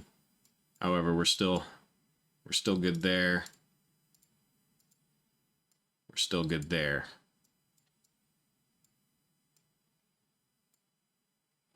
Okay, so we just need to figure out, we can do that still. We're fine there. But for some reason our context menu for the board doesn't appear up. So we'll have to investigate why that's happening before we move on. All right. Good progress so far this morning. I'll be back in about 10 minutes and we'll keep going.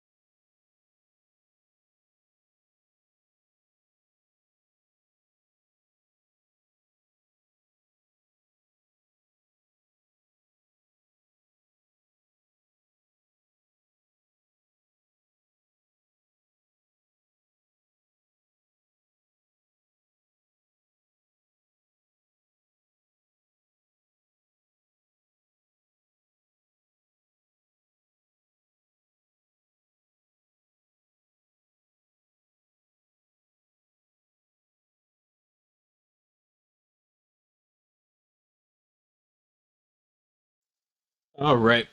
Hello. Hello, everybody, and welcome back.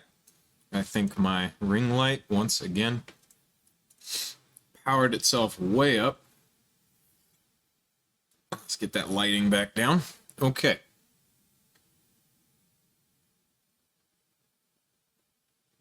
We discovered an issue that the client, when right-clicking, did not pull up a context menu. So that would be in gameplay, player controller. I think in the event graph is where we do our context menu. All right, they did pull up a context menu, but when they clicked on the board in the context menu, nothing came up. Oh good, the HVAC just turned off, so the noise suppression should be having a happier time on my voice. So yes, client side, when we clicked board, nothing happened.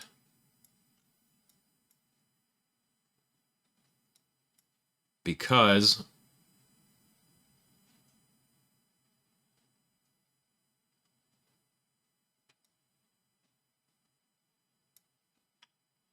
one of these references was obviously not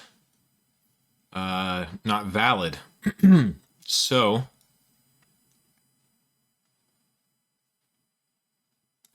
because it was probably not set to replicate. Let's go look real quick. So if we go to our token,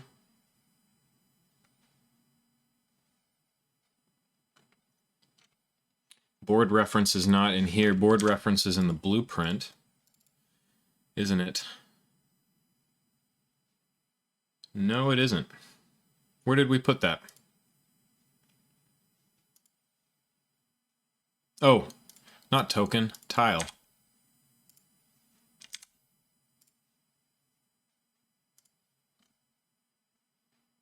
Our board reference doesn't replicate. We need that to replicate, otherwise it will not, or like we saw, our client does not have access to it. So replicated, and then in our come on, there we go. We now need to have we need to override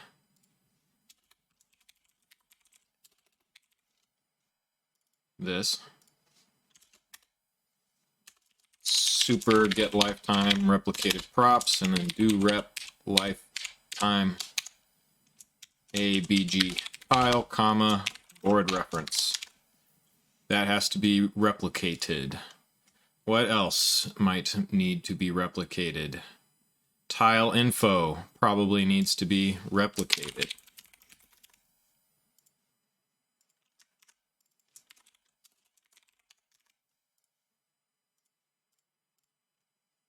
I believe that will do it.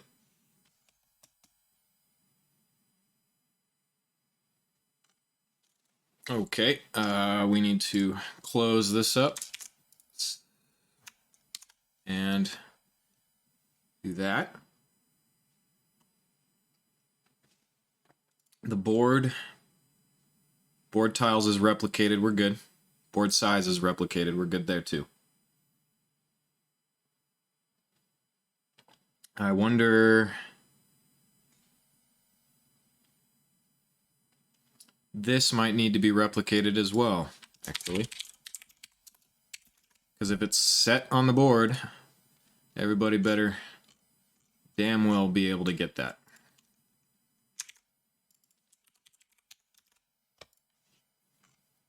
Which, before we use that, we need to make sure that it's valid. Because we're just using it willy-nilly right here, and this could be empty or null. So, or tile to spawn dot get dot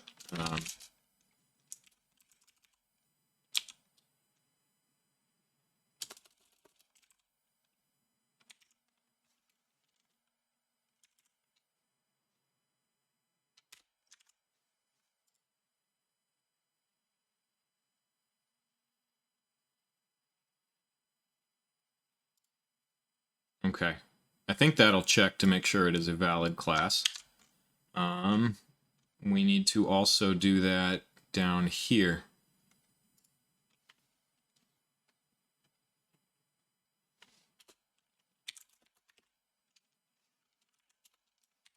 We need to wrap everything in this.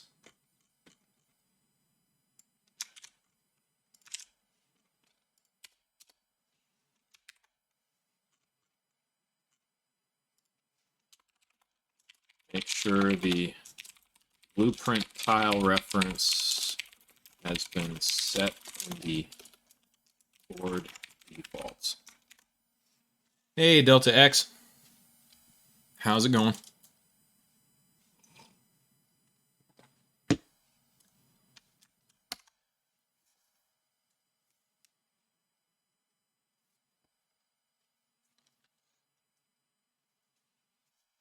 We've managed to check this out. This is pretty cool. I've moved, okay, so the 2D grid macro has been redone. So let me show you.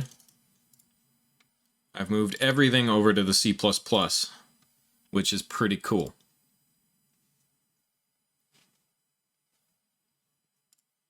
So in the board, we don't use this anymore. We don't do any of this. This whole mess right here. Yes, in the last 2 hours, we've moved quite a bit over. So all of this spaghetti right here that is like hard to understand and hard to read is this. Is right here. All that spaghetti right there. So that's one of the benefits also of C++. If you know how to read this code, it is so much neater to be able to say, okay, the spawn location is, I need to grab the inner index and subtract the x divided by 2 is my x, and then same thing but with the y, and then a 0 for that. So all of this got reduced down. And then we spawn a tile. We learned how to spawn actor deferred. So in C++, the problem is this, right? You need to spawn an actor, and you want a blueprint based class. In C++, what you do is you set up your T subclass of our C++ class. We have a reference to it that we set right here, tile to spawn reference. So we're going to be spawning the BP tile. So there's our blueprint. And then over in here, we do a spawn actor deferred, a reference to the blueprint. But the thing is, we also need expose on spawn. We need the board reference and the tile info. So this blueprint spawn actor allows you to pass in these constructor things, our references, our properties. So how do you do that in C++? You can use a constructor helper, but that requires you to hard code a string into your constructor where it looks for the file path to the object, and that's just nasty. You don't use those. Like avoid constructor helpers if you can. So in this way, you just manually set it, and we're checking to make sure if it's set. And then this is our expose on spawn. So our board reference and our tile info, once we've spawned actor deferred right here, we have a pointer to our actor that we're trying to spawn, but the construction has been deferred or put off. We can then say, well, I want a board reference, which is this, and then I'm going to set the tile info, which is our inner index, our outer index, and the z. So here, boom. And then we go, if we have it and it successfully spawns, add it to the tile. So all of this, including all this crap inside the macro, this whole thing is now this function right here. And then here is our add function. So here's for the growing on the x-axis, and then just basically duplicated. We do it again in the y-axis. So with both of those working, if we open it up and we go here and we hit play, here's our board. Give it a second to load into memory. Boom. We've got a shrinking and a growing dynamic sized board. We just have our little origin here that it's not hiding at the moment.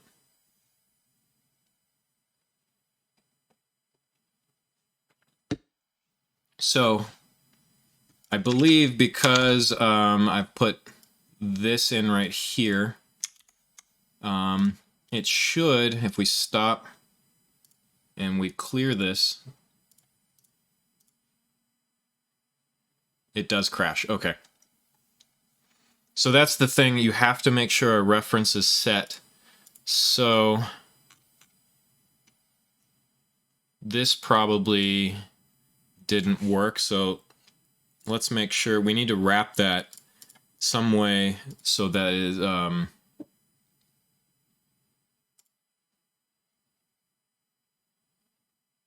actually this should be an and, shouldn't it?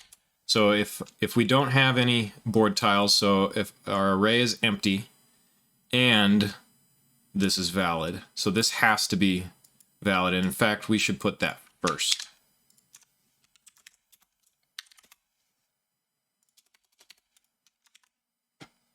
Exactly, a null check is what we're trying to do here. So, and the same thing here is valid low level. I think this get is required to check the class type. So if we look,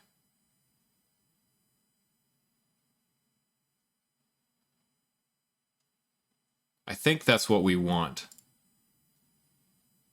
Valid class. So, okay, let's go ahead and compile and load it back up and see if that protects our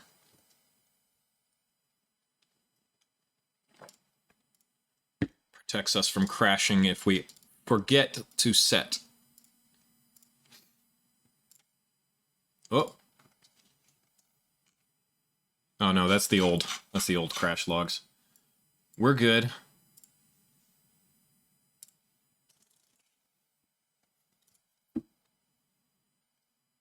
Okay, we have none right there, so let's see if it protects us. Open up the default game map level. We're protected. It just didn't spawn. And then if we set and make sure this is correct, it spawns. There we go.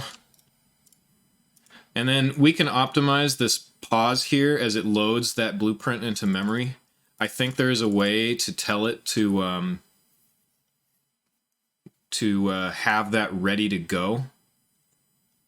Unreal Engine just knows it has, like, I don't know, maybe a soft reference to it right now when it's set, so it doesn't have that immediately in memory. So there's that little hiccup, but I think during the polish phase we can look into having that ready.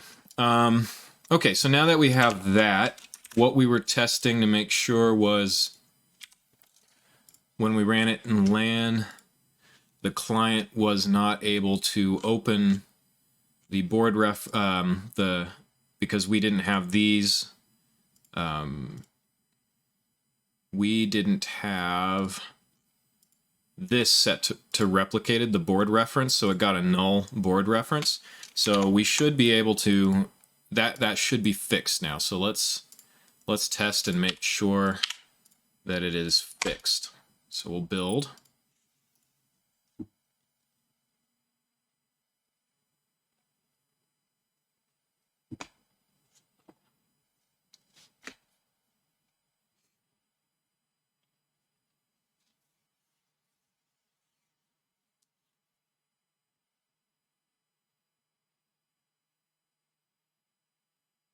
Get some interesting warnings down there. It's missing, or it can't find certain game modes. We'll have to look at that at some point. I don't know why that's freaking out on that.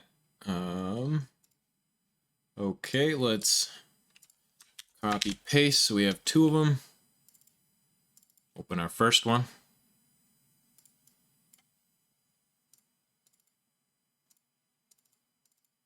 And the second one. Cisco and DAX. Host a game on DS9. Maybe Cisco and DAX are getting tired. We can start having some different characters come into play. DAX is blue. Cisco's red. Turning off. Okay. So we're in. That is all correct. Cisco is the host but does not have game permissions. DAX is a client but has game permissions. We have the board. There it is. All right, so if we test it. I think we have one more issue. We need to keep going and make sure that our replication... What else? What else are we using that needs to be replicated? We can get rid of that because we know that in the C++ works. That's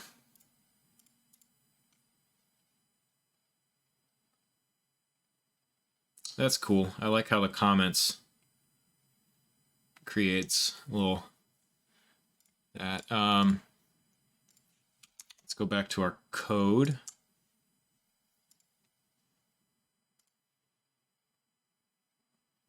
Board size should be is replicated. Maybe these are so they're being executed on the server.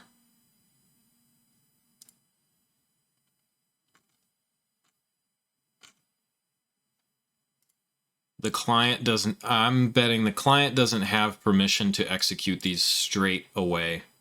So DAX was client, was not the owner of the board, so she did not have permission to actually call shrink board or grow board from there. So what we need to do is move this, is to wrap this, put it into a call to the server. So we need to go to our gameplay and our player controller. And we need our game mode. And we need the tile context menu. So we can't call this directly from here. We're not allowed. We don't have permission to do that. We're just clients after all. And since we have no, well, we do. We have legal representation. So our client needs to go to it, her legal representation to get the board to shrink or grow. So we're going to get the owning player. There's our player controller. We're going to cast to our BP gameplay player controller. And in our BP, we need to, what are we going to say?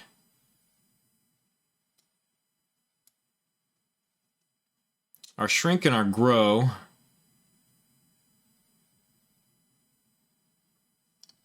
We just need, let's see, a custom event over here called modify board server.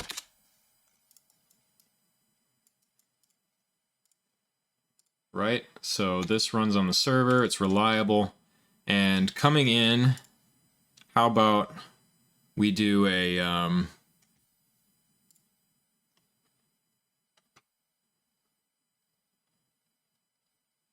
maybe we should do two. So shrink board server. And this will receive the board reference. So a BG board reference, pass by reference. And it is going to get that and get game mode, because I think this needs to be done on the game mode. I don't think we can do it here because we still don't own this. We need to tell the game mode to do this. So the game mode now needs to have custom event called shrink board, which receives our board reference, which is BG board, pass by reference, and here we shrink the board. And we're going to shrink it by board get size. We're going to subtract 1 and split and pass.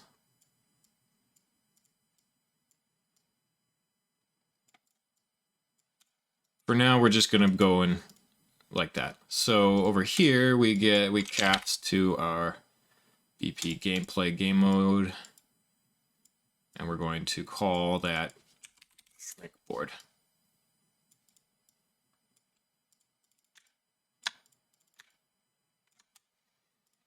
And we'll get a print string on these so that we're all clear on where things fail. So we're in the gameplay player controller in shrink board server, and this is failed to cast BP gameplay game mode base. Excuse me. Asks the server to shrink the board.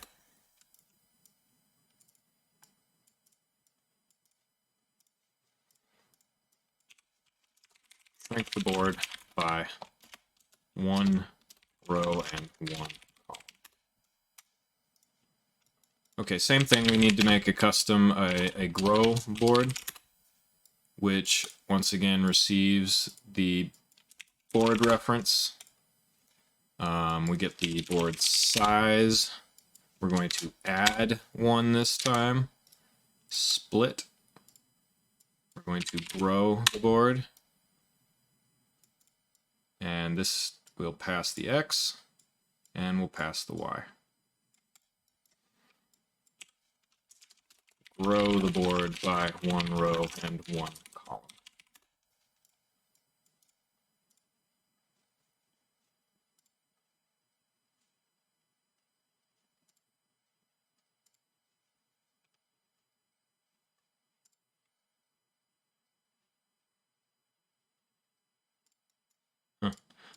So, custom event, grow board server.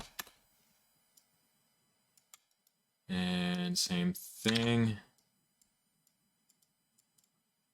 We need our board reference. We're going to grow, whoops, we call grow board here.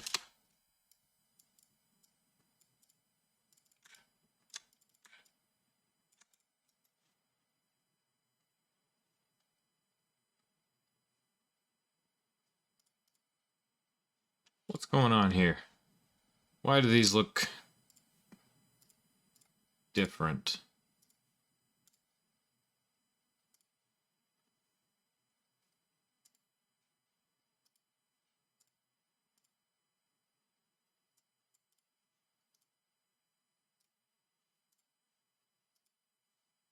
No value be returned by reference.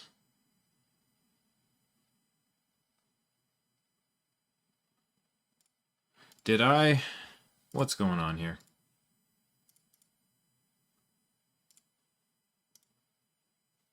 There we go. That's interesting. I think there's a bug in 4.26 or something, so just turn it out, turn it off, and turn it back on.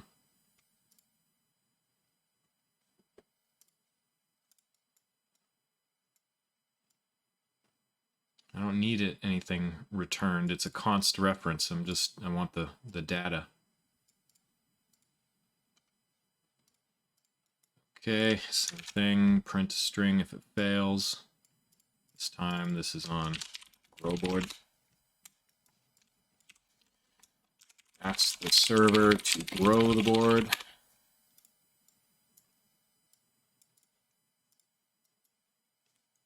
And here we're not calling that, and we don't need to do that. Get rid of that. We're going to go here and here. Actually, no, we're not. We need to just do this twice.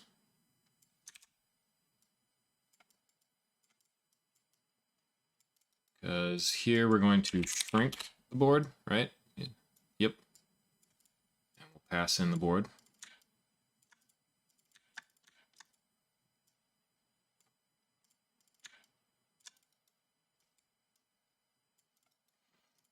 And here we're going to grow the board.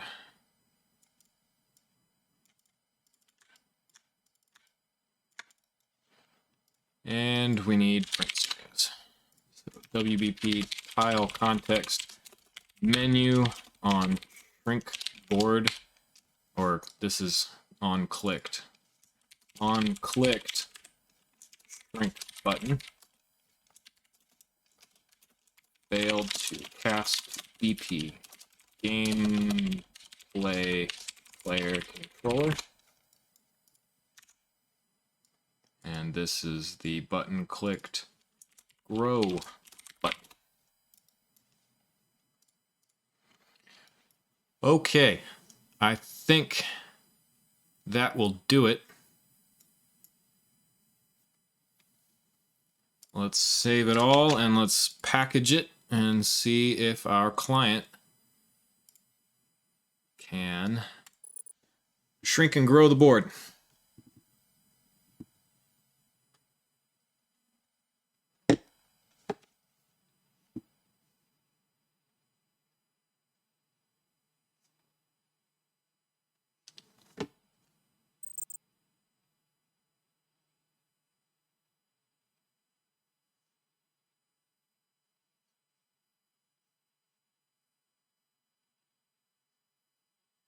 Did it work? It did.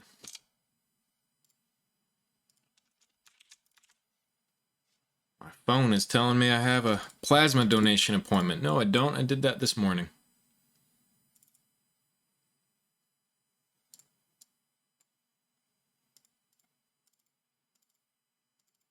And number 2. Riker.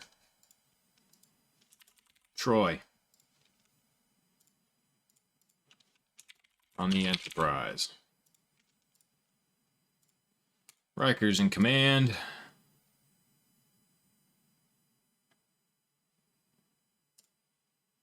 And Troy is a counselor. Give Troy the ability. All right. Troy, can you grow the board? You can. Look at that. All right. Success. And there's a safety that I put in before you join Delta X, where if we've right-clicked on that tile, we shrink. Whoop. Perhaps the safety is not firing correctly. Interesting. The safety works here, locally.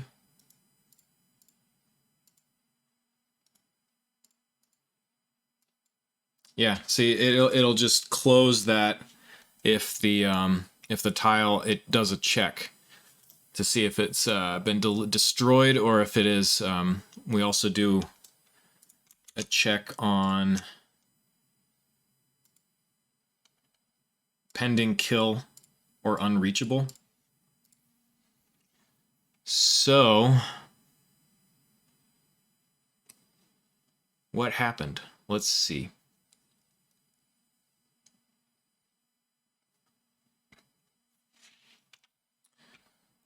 Let's find out. Let's get the logs.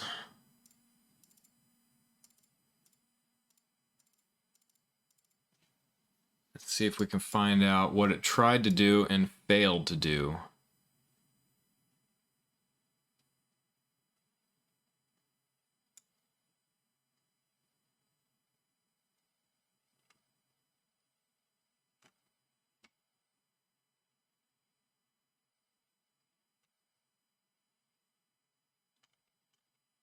Here's the seamless travel. I think this is where we loaded.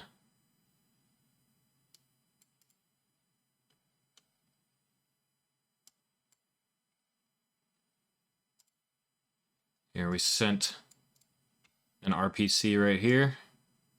Server notify, all right. This is where we're clicking on stuff. Interesting. F bit writer overflowed.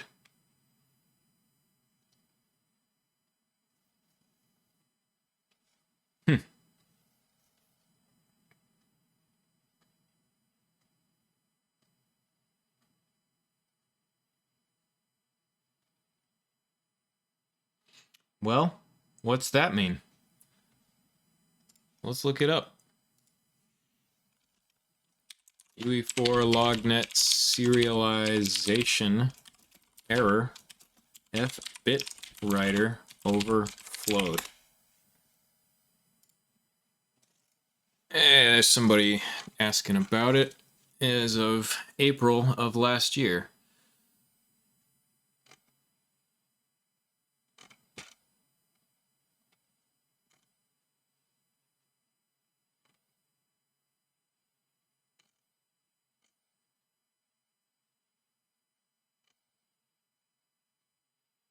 Requests piling up.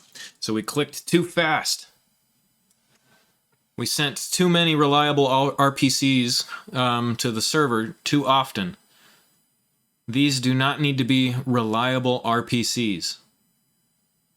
Evaluate every RPC. So in order to a couple changes across their code base. Evaluate every RPC. Is it truly RPCs? Reliable. Do we need it to be reliable? Any RPC that runs frequently should be unreliable and throttled. Okay.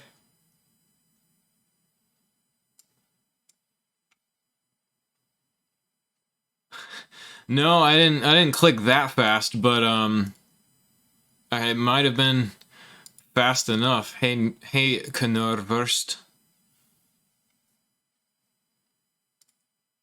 Let's I don't know. How about we make these first? Okay, so these are not. These are reliable on the board. So when these are being called and done, these are reliable. However, what if we make? What if we turn off the reliability on the player controller side and see what happens? Yeah.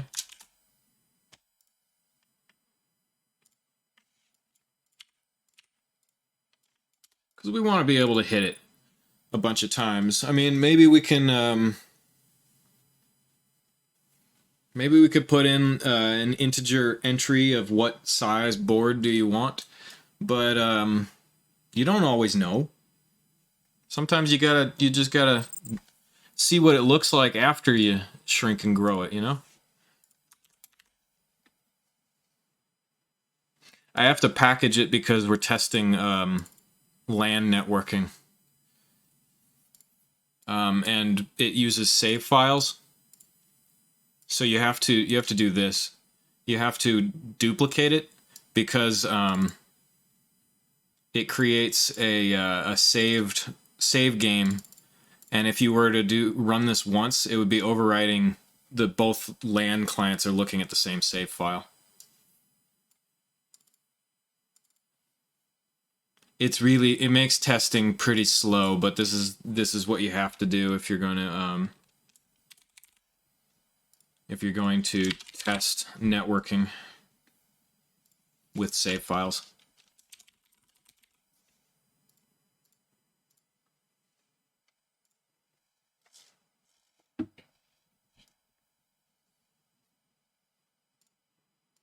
So I'll be red, Troy's blue, Troy is the game master.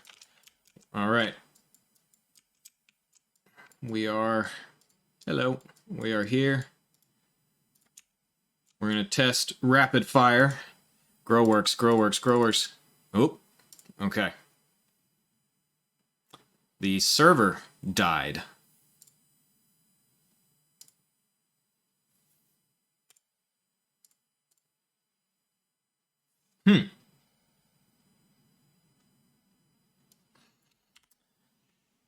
So how about we take off the reliable here? Yeah, we could try. We could do it and wait. It seemed like it was waiting. It was working when we waited, but let's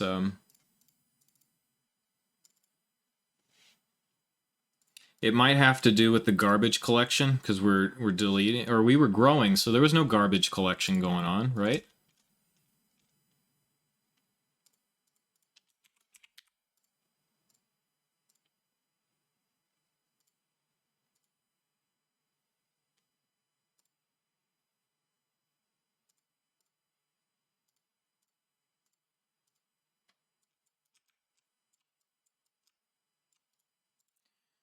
Grow. Grow. Grow. Shrink. Grow. Oh.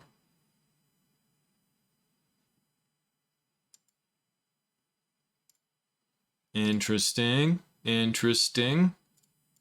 Let's take a look at the log.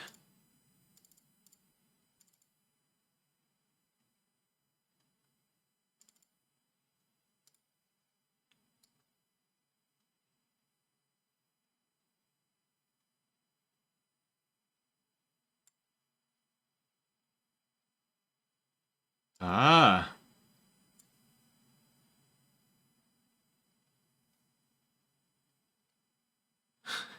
It looks like it has to do with the array has changed while we're inside of a ranged for iteration, which is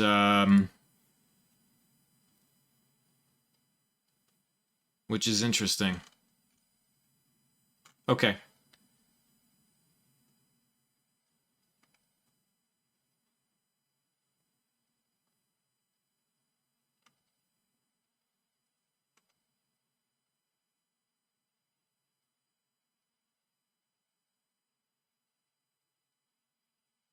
All right, let's take a look at our where that might have. It was on the grow, right? So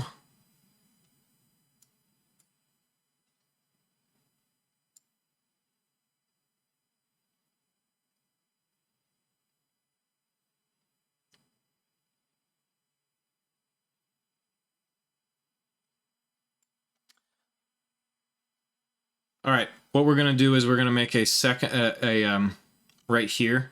So I'm thinking it's because we're inside this for loop, and we want to add this to this array before we go into the y for loop, but we're gonna move these outside. So what we're gonna do is we're going to make an array, a t array of abg tiles, pointers called new tile array. Yep, exactly. So a new tile array, and we're going to add this to our new tile array, the spawned tile. And then once we complete this first, the x axis, we're going to grab our board tiles, and can we append, append our new tile array. Perfect. And then we will new tile array clear, empty. Is that it? I think that empties an array. Yep, okay. Wait. Calls destructors on held items if needed. I don't think it'll do that because we have references. We've moved references, and I believe the way that these pointers in Unreal Engine are handled is kind of like a smart pointer, so it knows that it still has references somewhere, so it's not going to call destructors. So, same thing here. New tiles array, we add here, and then once we complete the for loop, we grab our board tiles and we append the new tile array, and we're done. Let's save and close to prevent a hot reload crash. Compile.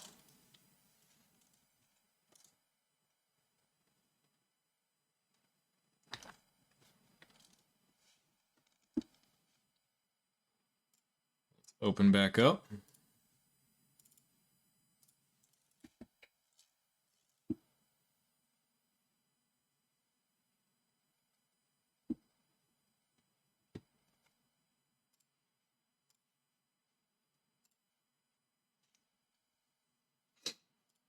Let's make sure this works just locally in our editor.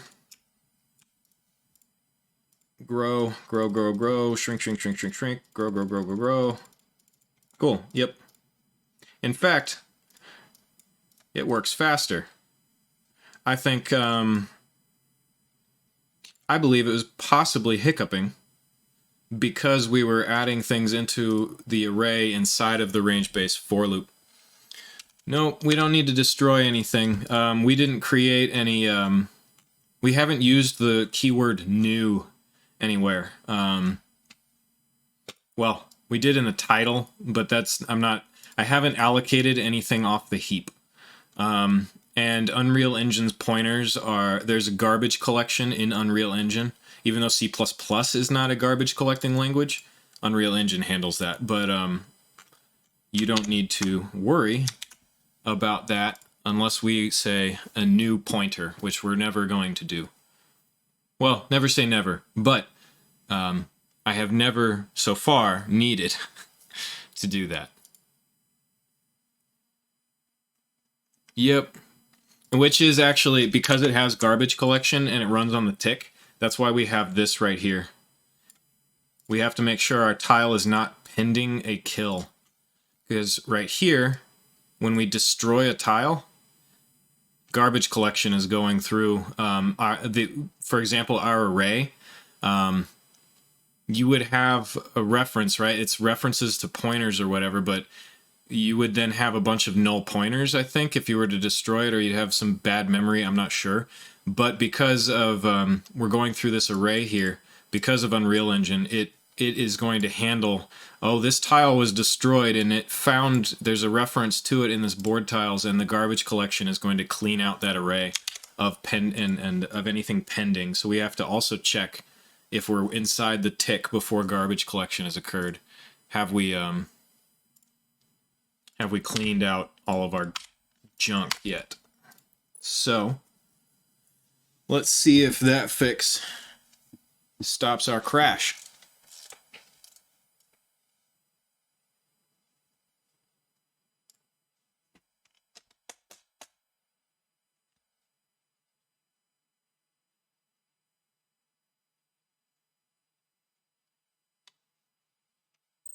And we're good.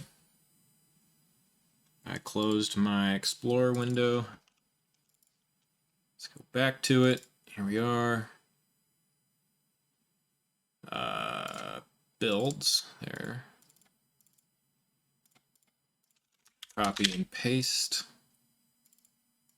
Open the first one.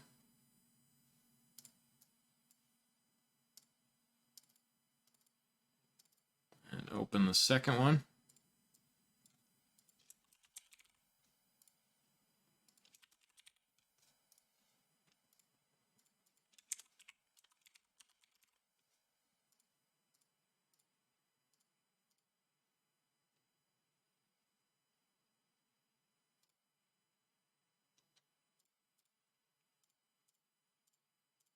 Okay, Troy. Deanna, why don't you try and break the server again? Here we go. Grow, grow, grow, grow, grow, grow. Shrink, shrink, shrink, shrink, shrink, shrink. Hey! Looks like we are good. Looks good to me. What do you think? That's right. Victory, fanfare. Victory indeed. Let's just clean up this little doohickey here. We have this temporary origin ball.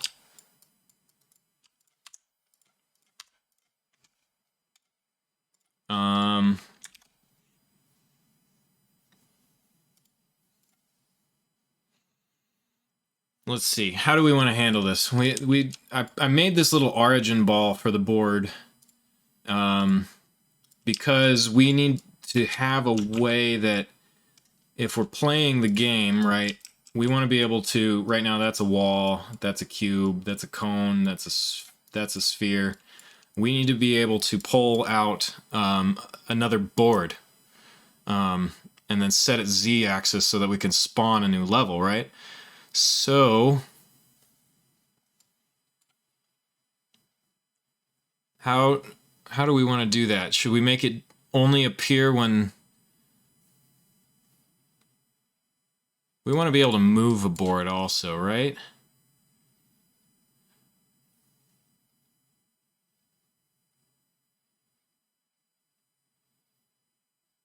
Can we move a board once it's been placed?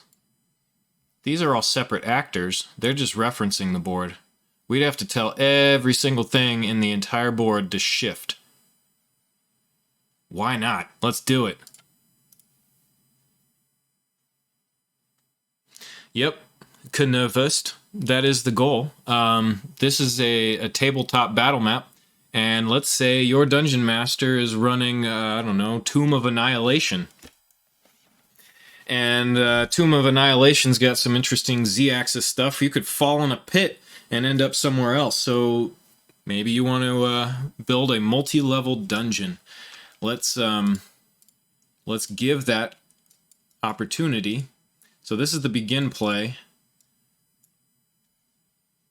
We're going to change that because we don't necessarily ever want to do that each time that something comes into play.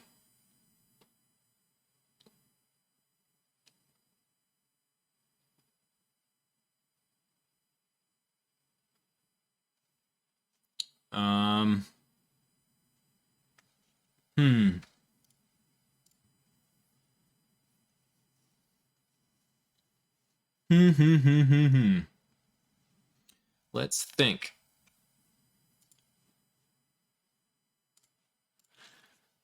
Let's first see if we can shift the entire board. So let's go to our gameplay, our tile context menu, and we switch to the board vertical box.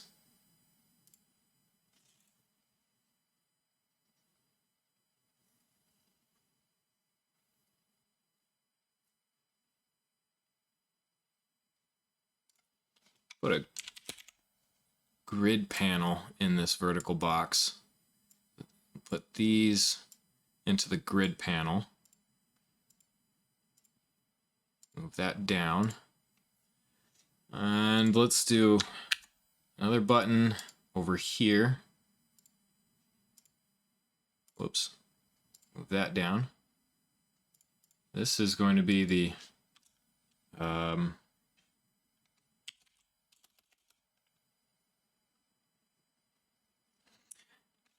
yeah, mouse and pointer based. Draw the board size and move it via mouse.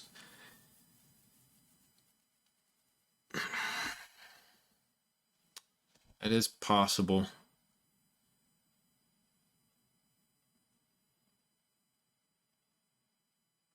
Though we want everything, we want things to be grid. Everything needs to be locked on a grid.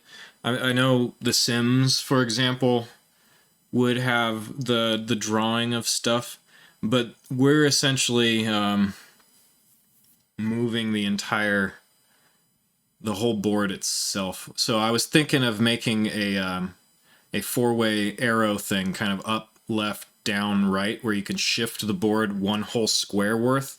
So it just kind of click, click, click, click, kind of does that. So then everything stays in its uniform grid pattern. Is kind of what I was thinking. Right now, when we move stuff, it's tracking the grid based on this, but now we're moving the actual grid itself.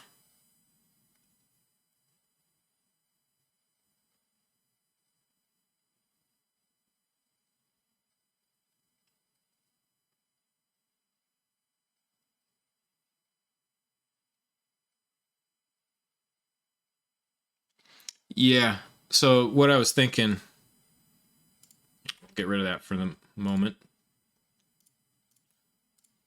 is we have this grid, and let's say we have a second one. We could right click, go to the board controls, and then hit left, and it would shift the whole board one whole exact square 105 centimeters to the left. If I click and drag, I don't know if there's a way that I can make it move in nice even grid movements. Because right now this is following those grids, but if we move this, it's not going to have a grid to follow, right? No, that's not a stupid question. We could definitely, the only downside is then we have tiles that are off. And let's say you're going up a flight of stairs, right? You still need to calculate one square each for movement in Dungeons and Dragons or any tabletop game, because each square is like, 5 feet? And so your player movement is either 25 or 30 feet, so you can move 5 or 6 squares at a time for a standard movement. So if we're changing z-axes, we still have to keep track of how many squares we've moved up the staircase to the new z-axis. So I would like for grids to stay locked to each other in the same pattern.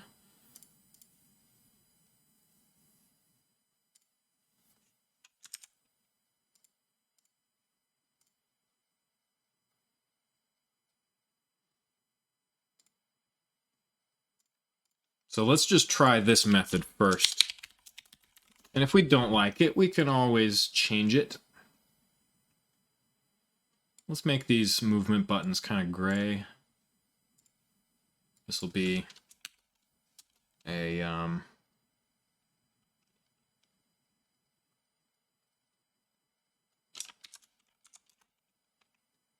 don't know, what is that going to do? That's going to be on like the y-axis. We'll just do that for now. This is going to be kind of interesting based on the board. Not necessarily. You can have varied terrain that goes up and down, but when you're doing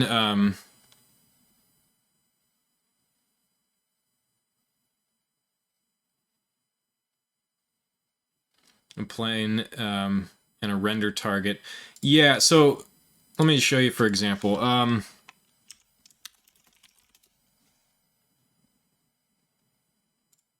Here's a, I don't know. Here's a good one on Dungeons and Dragons. Oftentimes you're playing something like this. This is a really nice minimal board, and actually this is pretty cool. Looks like they used a, I don't know, a CNC mill or something and carved out. That's actually really cool. This is what we're going for, essentially, is going for a minimalism ability to quickly set up rooms and stuff, and then have our more kind of detailed tokens like those trees. But see, if it's mostly like on one plane, and we're gonna have the ability to grow and shrink the basic board and click and drag our walls and stuff out. So D&D tends to be on one level for simplicity, but in the mind's eye, you could, you know, some people. Here's what that's, yeah. This is with like a TV embedded into. People use screens now for TVs. TVs for screens for maps. So we're kind of doing this option for streaming, but again, see, it's pretty much just flat. And if you have a Z level change, you show that there's a staircase that you're going up or down. But if we draw out a plane and the texturing, that then reduces the yeah, actually, I used Paper 2D and animated. I did some pretty cool stuff with Paper 2D. If you go to here, that's my blog, and there's a portfolio on there that showcases some of the animation and the work I was doing with kind of a Paper Mario setup with Paper 2D. So I was doing 2D stuff with a 3D depth. But let's keep going. I'm going to, so this I want to move here. I want this one here. And I want the grow button here. This is going to be the left button. And then this is going to be here.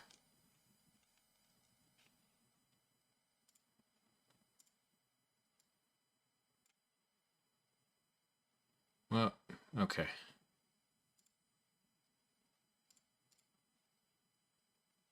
And then we need a down button.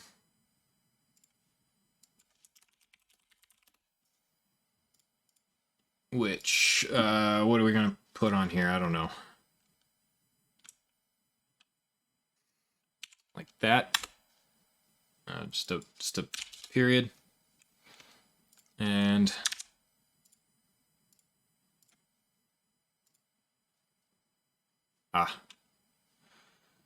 where's our shrink button? Down. There we go. This is going to be our up button. And that will be the up caret. Okay.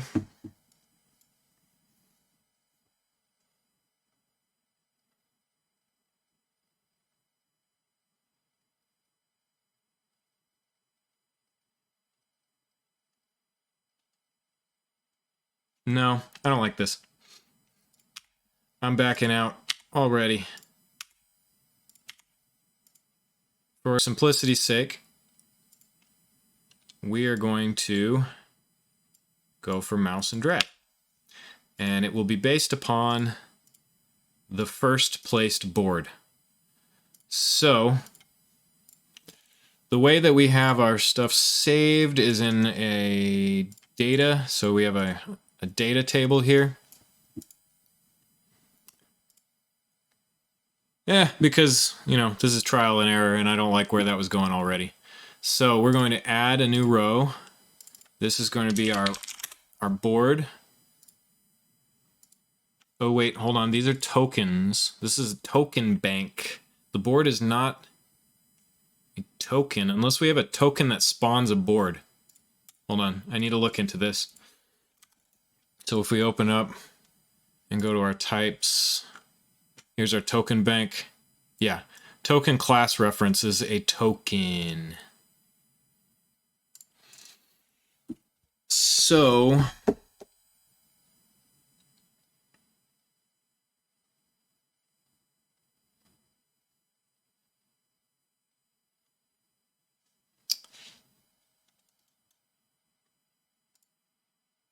because this is a board, we don't need it to be in the token bank. We can just go straight to our UI, go to our Game Master HUD. There we are. Here's our grid panel with our objects.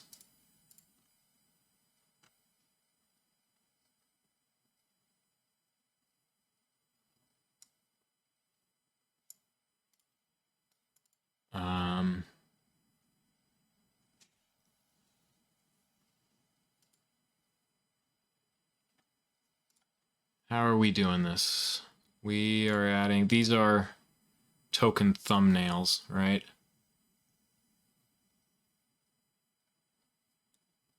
We need to make a board spawner.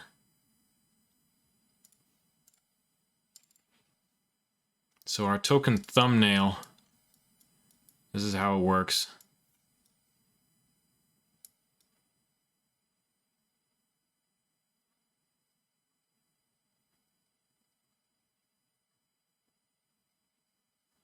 We need a, yeah, we're gonna have to make a special board spawner.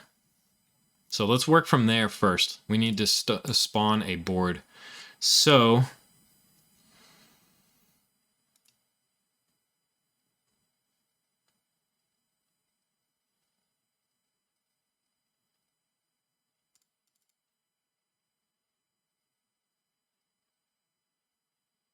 How about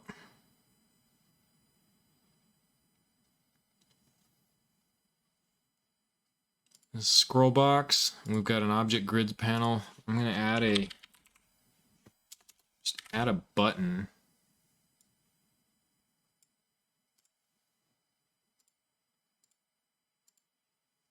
This is the board spawn button. I'm going to wrap it with a size box. The size, I think, what was I doing? 75 by 75. A little bigger.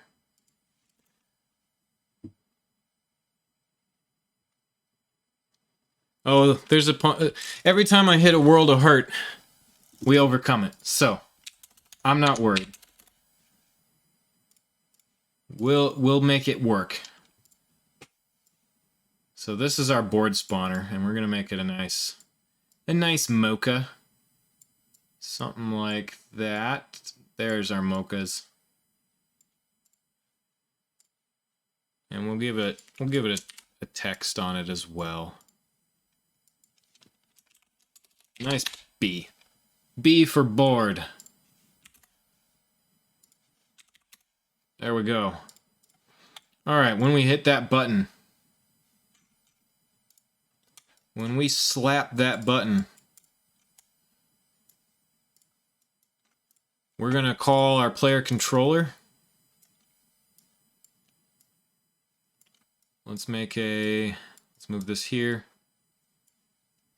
Let's make a new graph called board event graph. And move this over here. We have our shrink and our grow board, but let's have a custom new spawn new board server. Font awesome. I think so.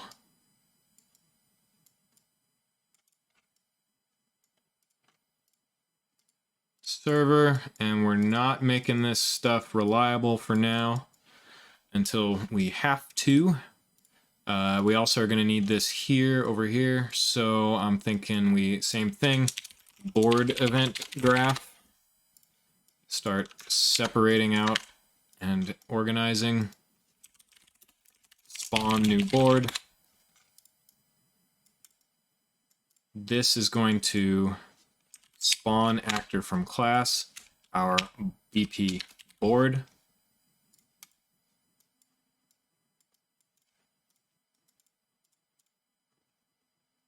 At the transform, we want to do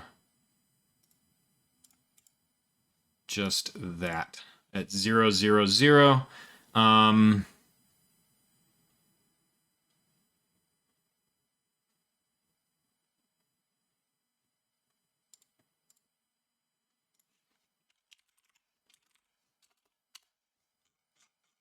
Do we have a reference to the board in the game? I don't think we do. Okay. That is actually where it came from. More than like 10 or so years ago, I worked in a call center for like not even 2 weeks, and I started drawing comics under the term Maslow's Inferno. So it was kind of a combination of Maslow's hierarchy of needs and, I don't know, the Inferno being at the bottom or something. So it seemed funny, and I had created the blog a long time ago, and I've just kind of revived the name recently. So that's where that came from. Okay, so we're spawning the board at 0, 0, 0, but I want it to spawn. We have our starting board at 0, 0, 0, but I want to spawn above it. So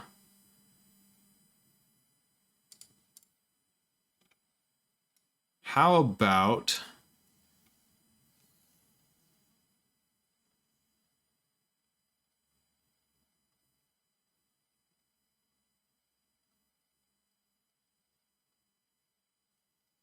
what if we have board spawners already in the map? Kind of like this gold sphere. but we make them invisible, obviously. We have one at 0, 0, 0, and this is the first one, the default that spawns. But then, what if we had them, like, just a poll of board spawners, and they were separated out at specific points, and each time you made a new board, you select if you want to spawn it above or below, and it just gets the next Z level, grabs the spawner, and then spawns the board.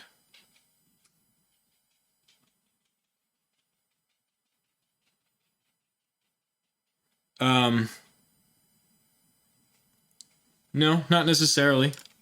So we have this, and the next Z level, I mean, it's going to be fully 3D. We'll have it'll just be up high at, you know, wall height. Though, seeing down, we would have to then accomplish how do we see below the next one. So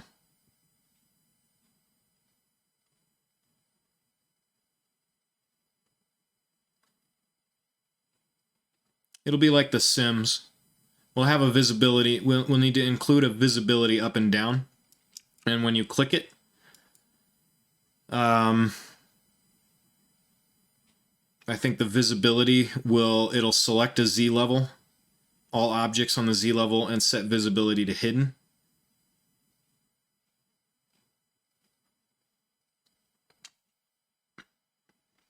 Well, this is less of a game and more of a tool, a supplement. So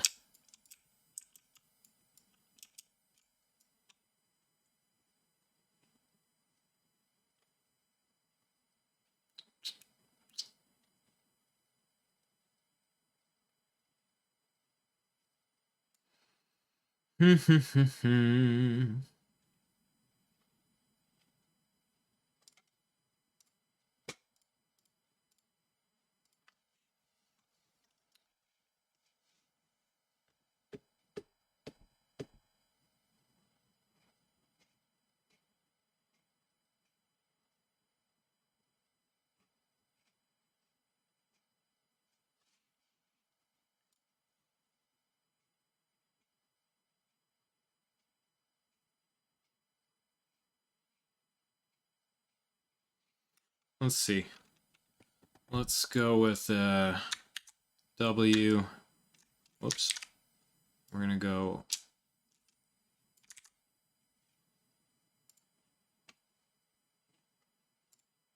up. I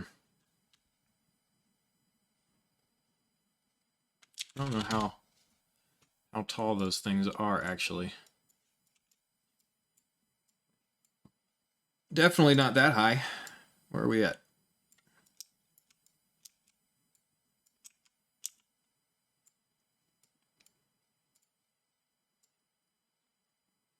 Like 175? Looks about right.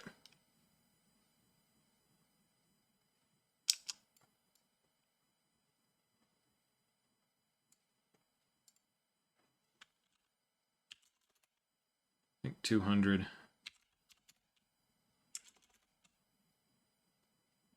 Let's do 200. Just make it easy.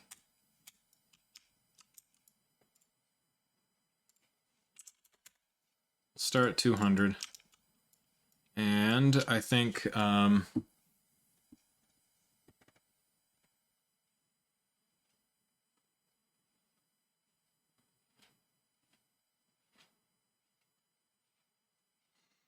yeah, that sounds pretty cool. Let's see.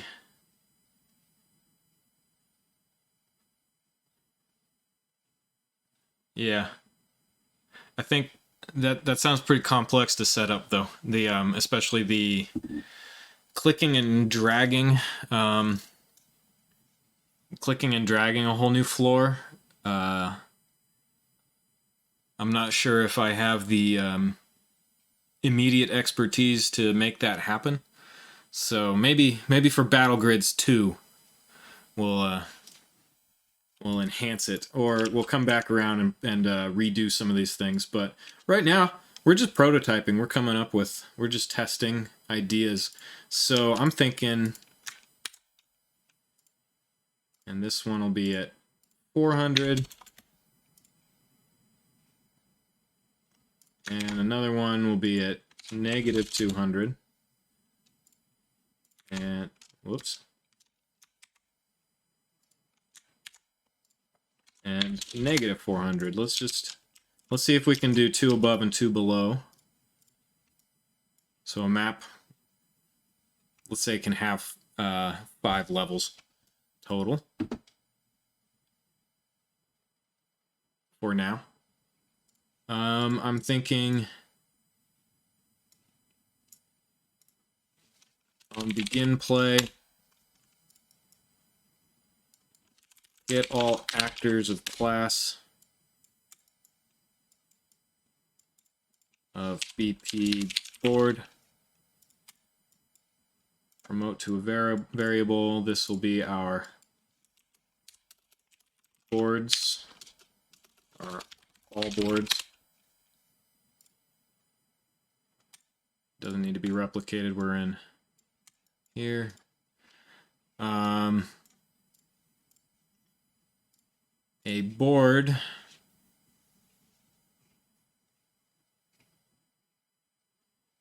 let's name these. This is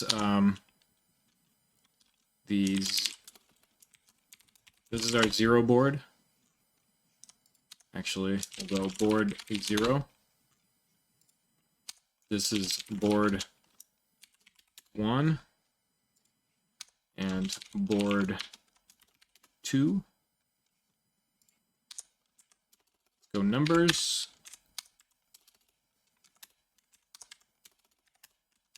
This is board in 1, and this is board in 2.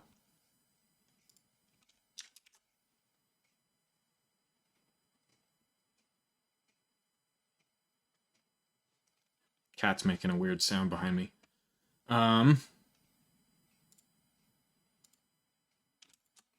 Put these in a folder.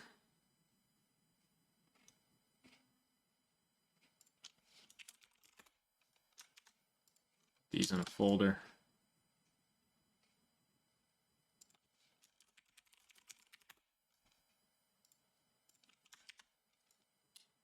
Okay. Yeah,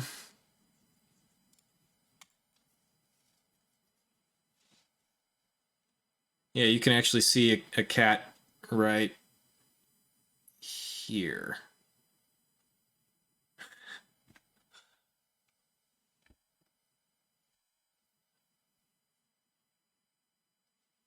Let's see.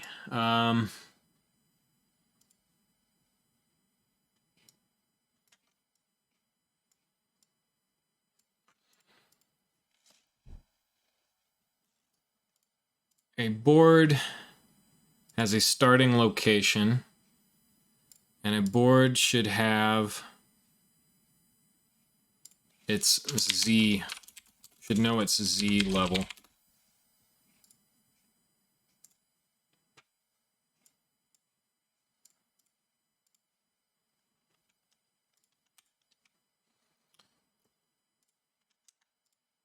This board's Z level, which is in config,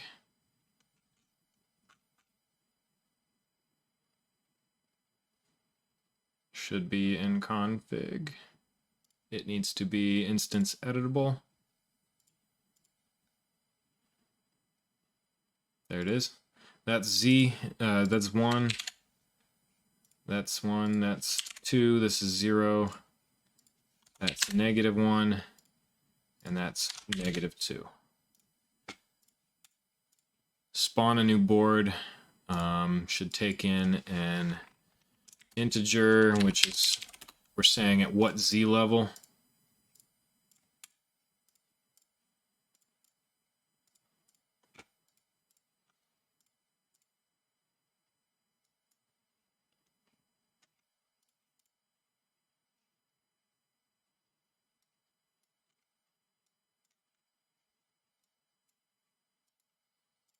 This should take in a Z level.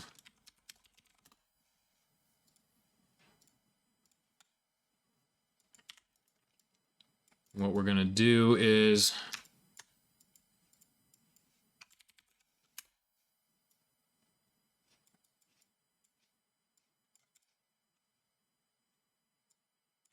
go through our boards, pick the Z level. If the Z level and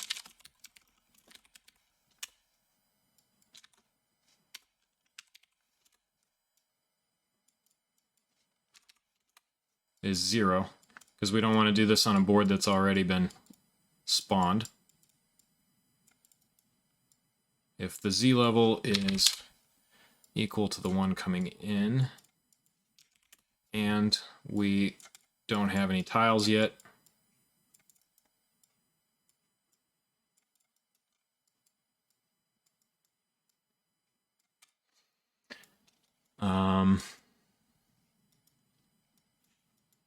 we will get the board and we will build the board.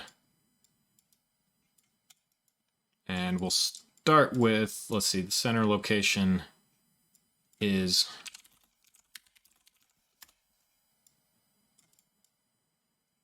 the board.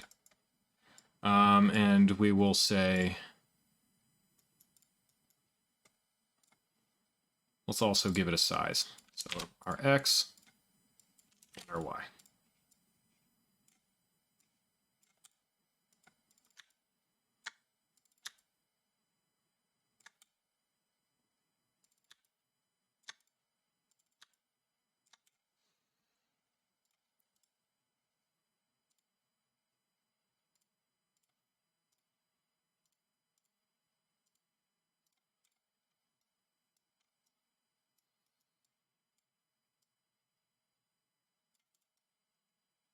Okay.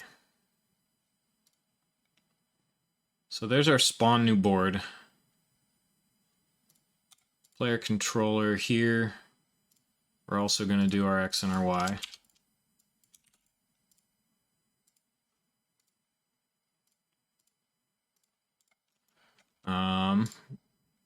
All we're going to do is get game mode, cast to BP gameplay game mode, and we're going to spawn new board, pass the Z level, pass the X, pass the Y, and we will print if that fails. Gameplay player controller. This is on spawn new board server failed to cast BP gameplay game mode base.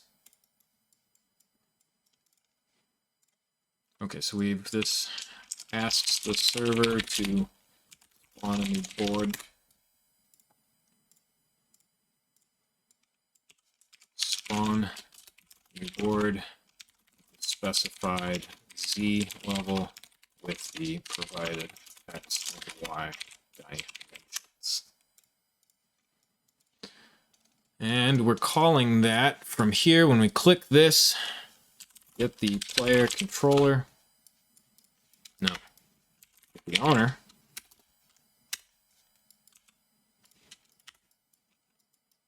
Cast to our BP gameplay player controller.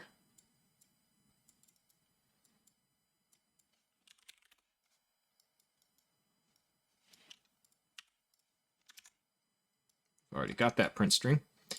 This is on clicked board spawn button.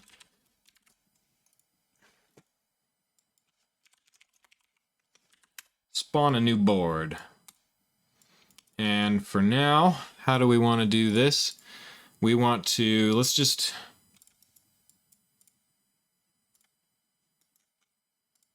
make this not references so that here, we can't just include something. Okay, we'll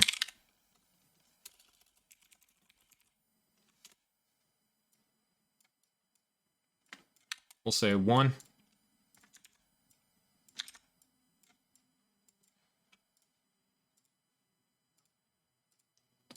of references. And we'll say 10 by 10. And we need to specify, we don't want to do this on begin play anymore. We want here, get, or let's see.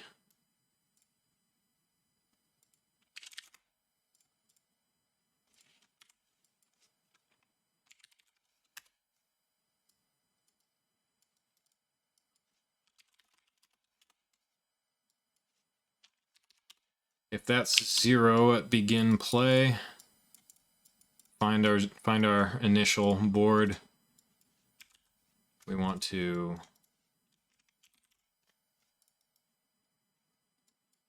actually wait. What are we doing?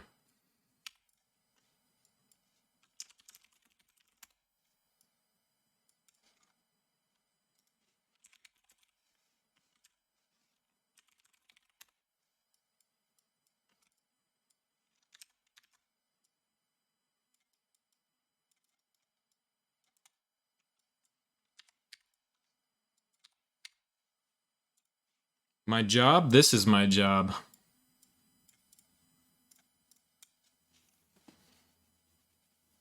Also, I'm a live engineer. I do audio on weekends, but I am a freelance game developer.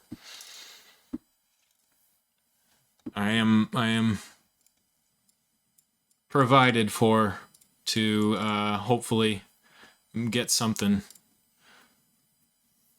done at some point. All right, that spawned properly at the beginning of the game, so that worked. And there's our second level.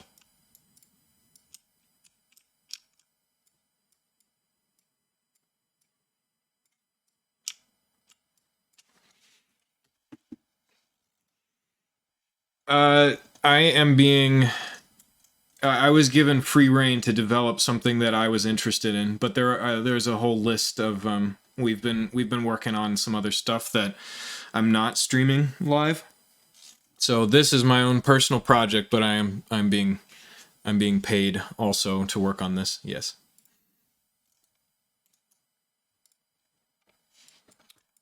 So if we look at okay, so no, that worked.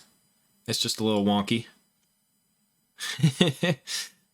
That's funny. Okay. I think maybe what we should do, so it works to move around, but because when we lift it, you see how it's going up and cutting into that? I think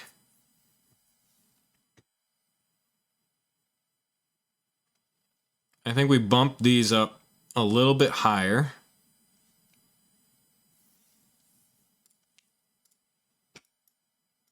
So we go, I think, maybe 250 and 500,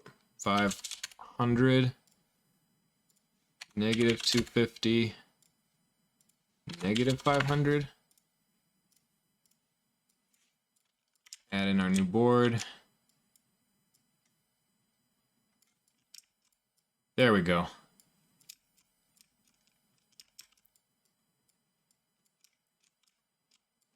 So now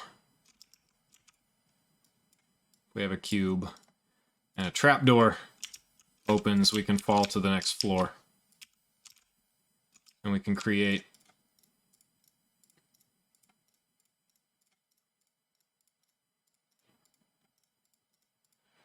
more interesting, whoops.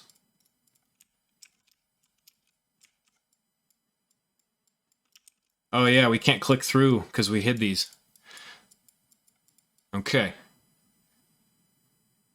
I think, is there a way that we can have the right click still get our board, but our left click goes through?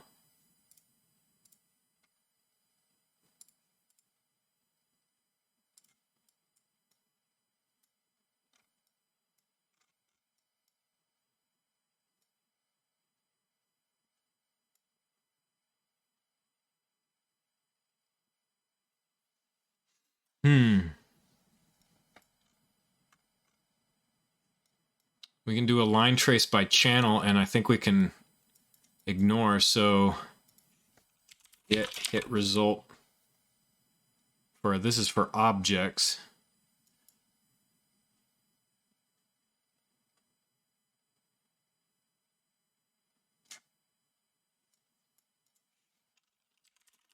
You can't ignore on objects.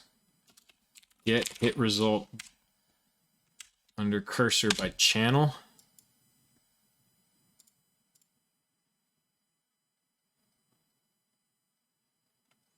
No, because cursor is just going to be on top of things, right? So we have to do a line trace again.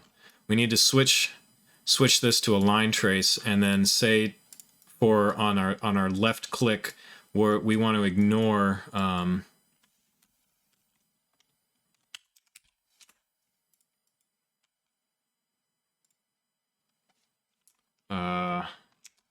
actor. Actually, hold on. Actors to ignore. And in here,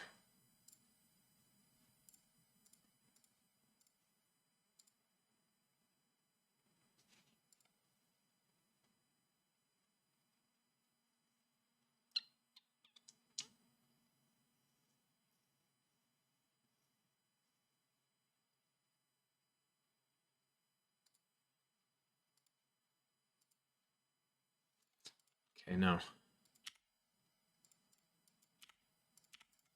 So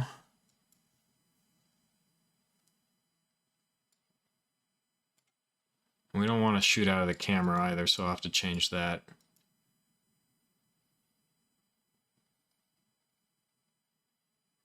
Object references. Let's go to the Google. UE4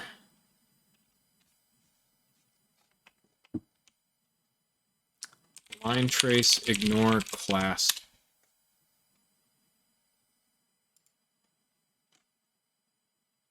Custom trace channel. This is what we want to do. We need to make a new trace channel. Okay.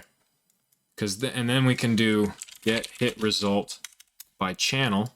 Okay. We got this. We can make this happen. All right, settings, project settings. We go to engine, collision, trace channels, new trace channel. This channel, we want it to block, and this will be the token channel, right? Now we go to, so here we want to trace on the token channel, and we need to set in collision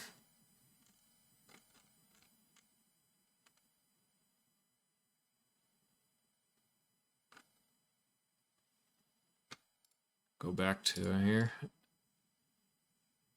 presets, here we go.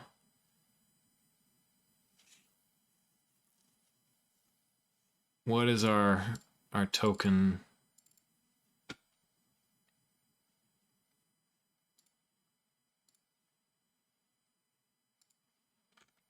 Is block all dynamic, is a world dynamic type. So block all dynamic, it blocks. Okay, so it looks like it's already setting it in there. Let's make a new preset, and we'll call this preset the tile. This collision is collision enabled. It is a world static default collision for board tiles.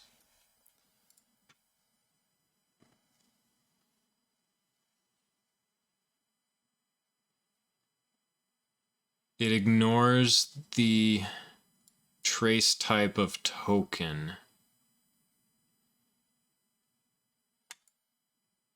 I think. So if we go to our tile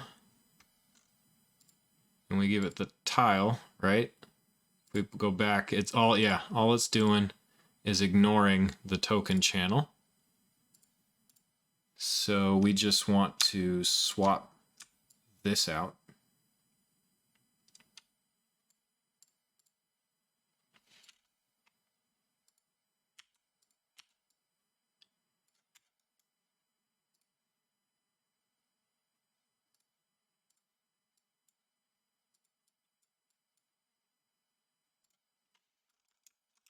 So if we, oh, we can't right click anymore.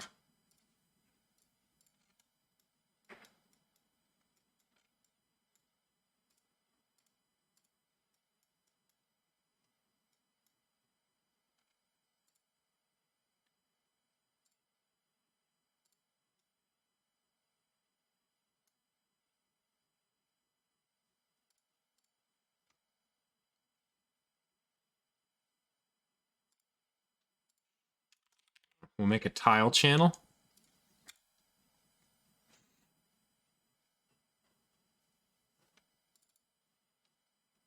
This blocks the, okay, so this ignores token and blocks tile.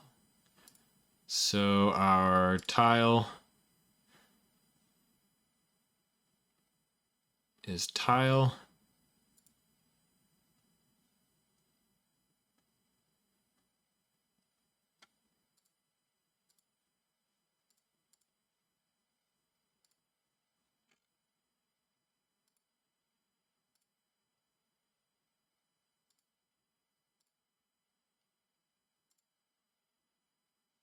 Token ignores tile, I think.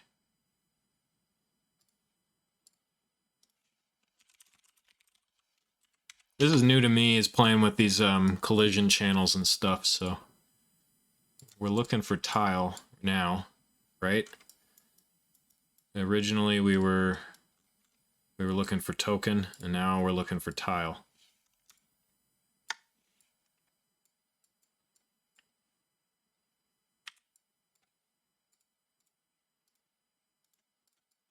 There we go. Okay.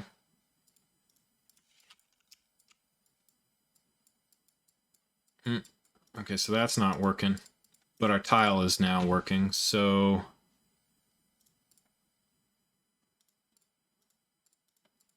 whoops. Okay. So I think we broke our physics on our token when we changed stuff. So go back to what you were as block all dynamic. Let's give our token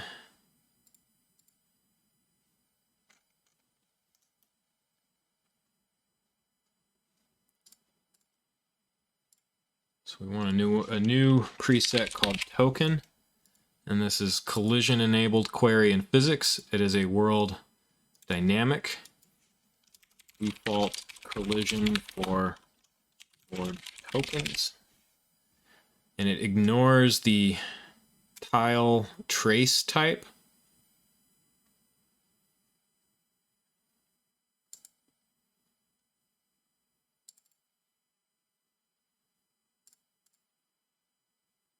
What is it saying? None on object type right here.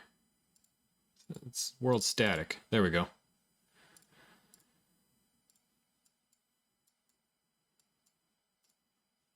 Our token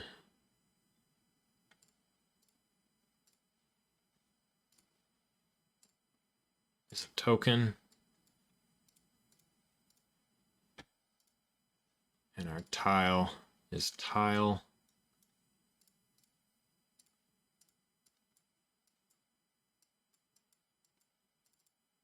No actor hit. What are we doing wrong?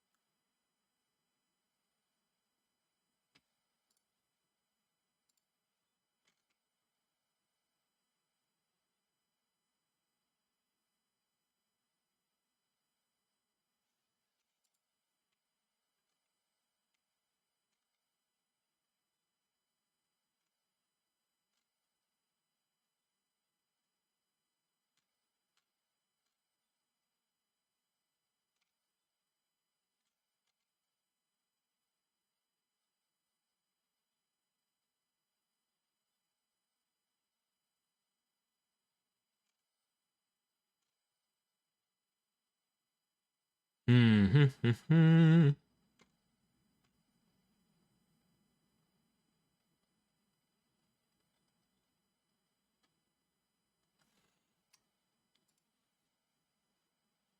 Okay, hold on.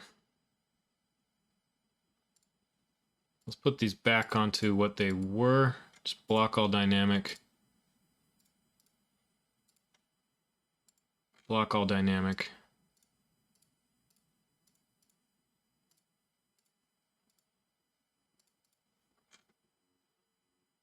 But we have a channel. So, and these block those channels.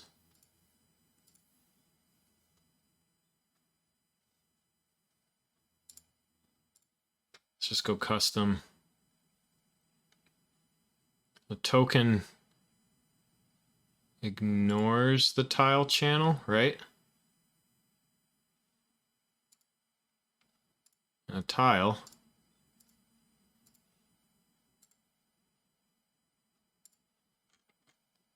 ignores the token channel.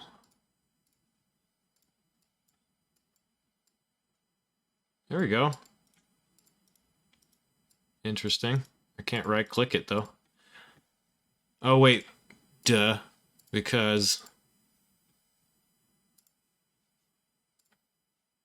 right here we are, okay, so this is working now. And if we check real quick, we add another board and we remove. Damn. We still can't click through because on the other side here, we need to get hit result by channel again. We want to go for tile.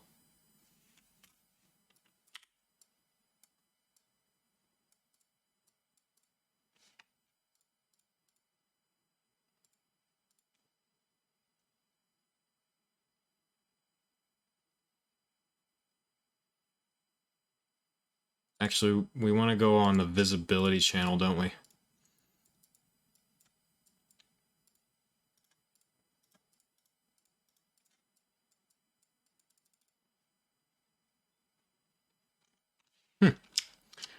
Well, we got it.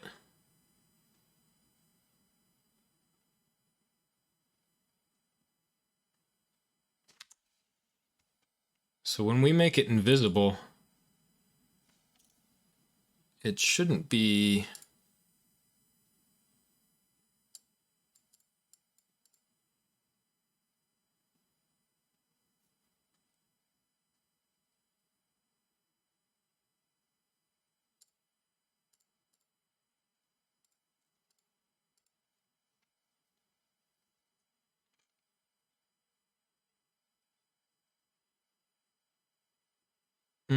This probably doesn't change. Okay, I know what to do. Go to our code. And our tile, when we set the visibility, okay, so right here, we also need to static mesh component set collision response to channels collision channel visibility collision response ignore. That we can remove the redundancy,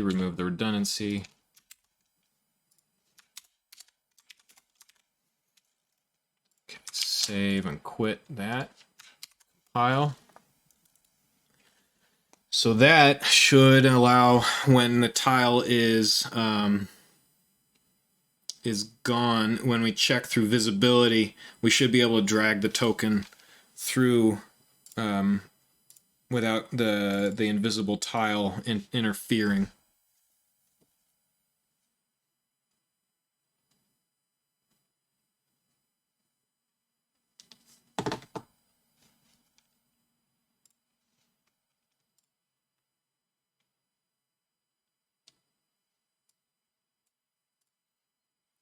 So if we go back to our default game map, we're still able to click, put a new board on.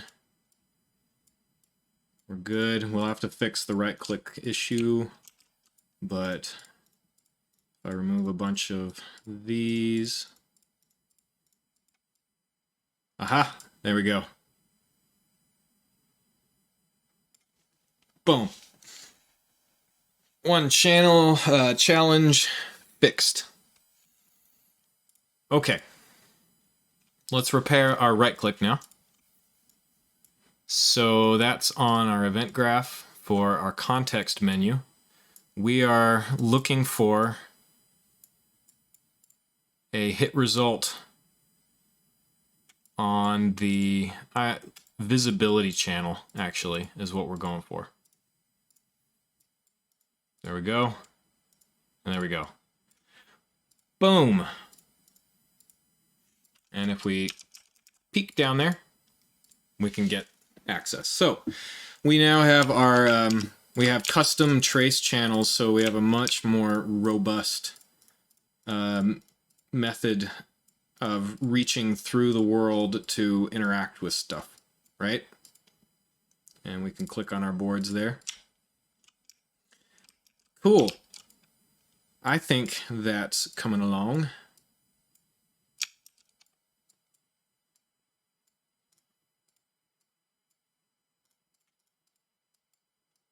It still gets a little funky dance.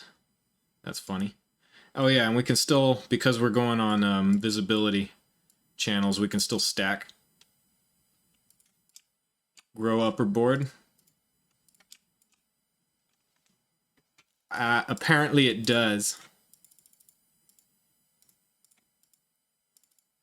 And it fixes holes. That's kind of cool.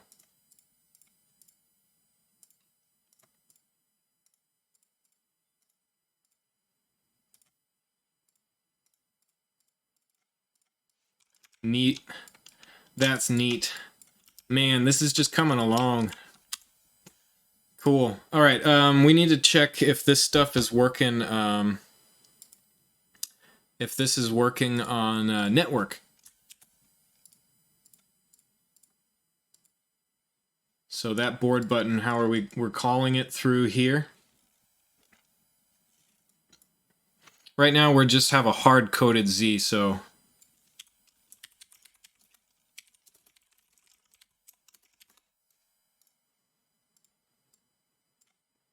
we don't want to do this event. We want to get rid of that eventually. Like bring up another context menu maybe. Select have a Z level to select as well as a dynamic size input. We can make that next. We could spend the day working on that. Okay, let's package this and build it to test LAN. I'm gonna get myself a bubbly to start drinking water as Delta X so kindly yesterday reminded me to do. So while that does that, I'll go grab water.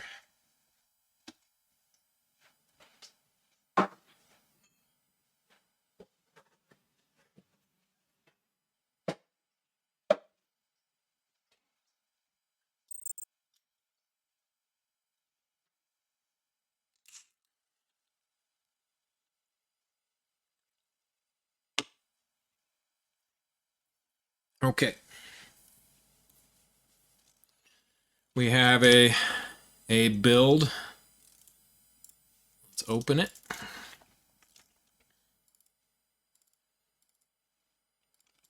We'll copy and paste.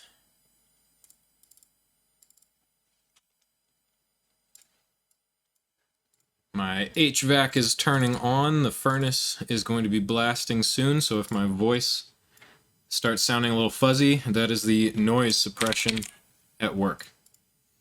It is a very loud furnace.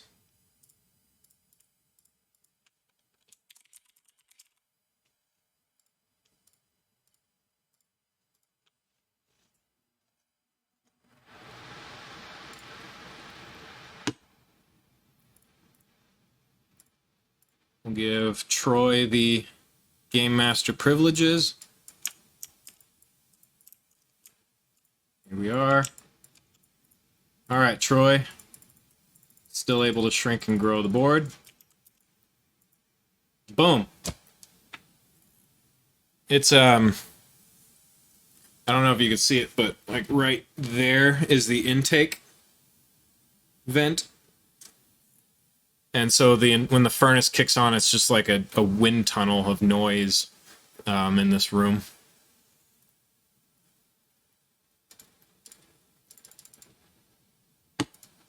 So that's cool.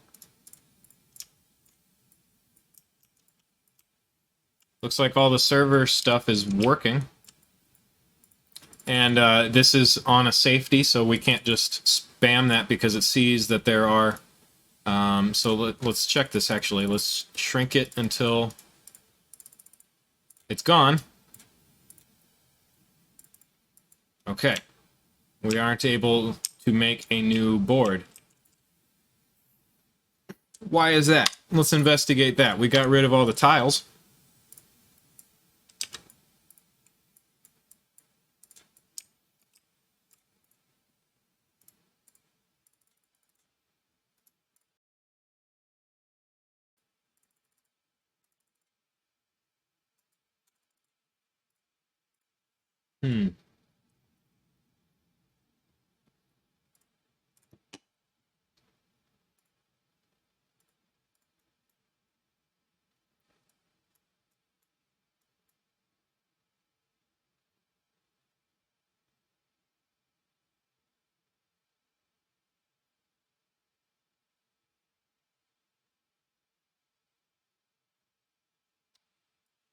Let's put a print string on this and find out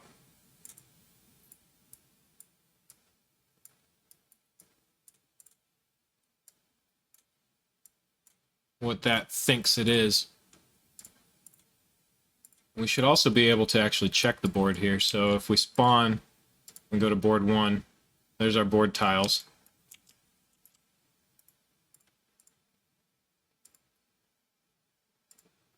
Ah, look at that.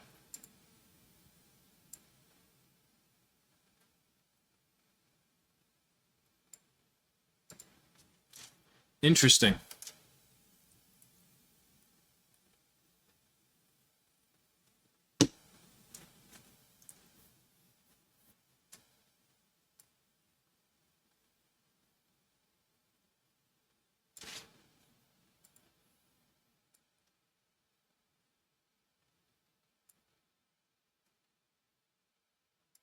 Unless that has 100, that has 100.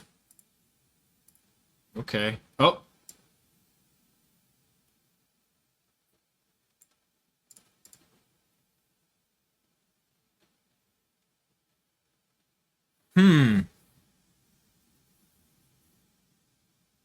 So the array is not...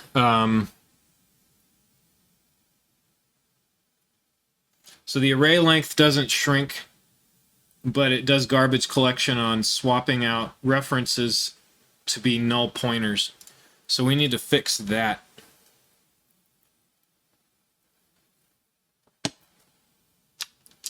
Because that's not good.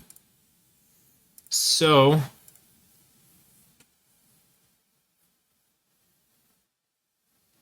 when we destroy a tile,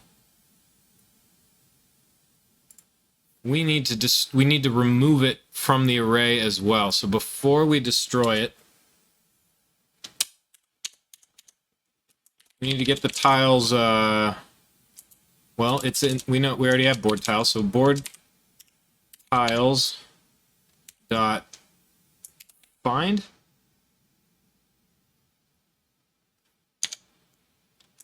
Can we find the tile? Is that going to work? And does it return? Should return the index. Yeah. So if board tiles find is not equal to 0, or hold on, board tiles dot find tile not is not equal.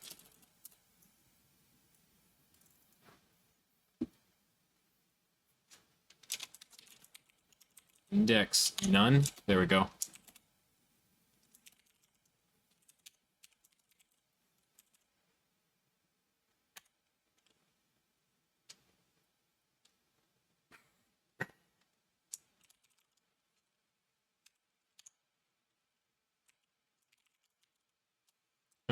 We're doing find too many times.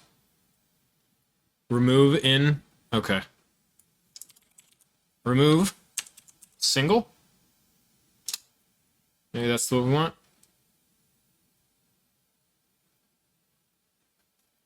So hopefully that will do this specific tile and not just the first tile it finds. But let's find out.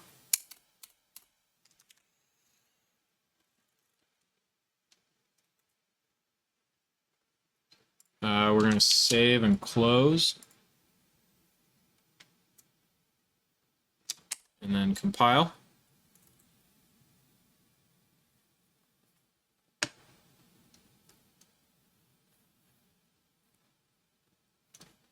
And relaunch.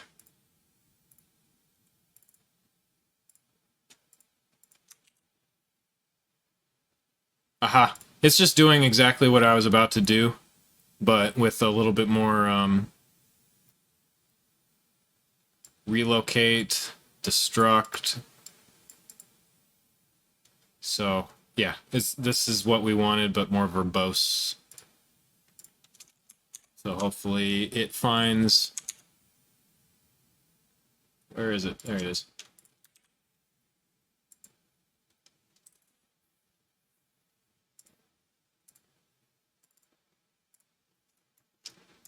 So let's find... Here's our 100 ray elements. Shrink. Oh my. Oh my. What happened?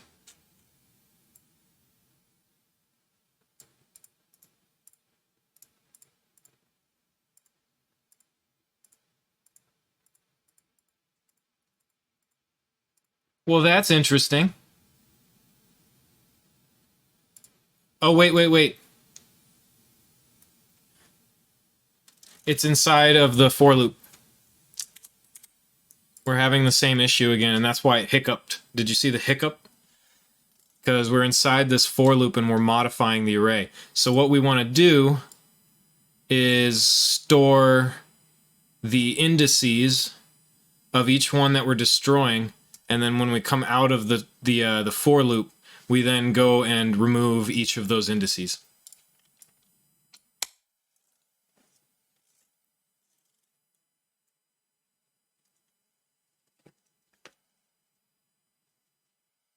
I didn't understand what you were saying there, but you caught it before I did. So let's just do a modified of like what we were doing here, but with integers of the indices.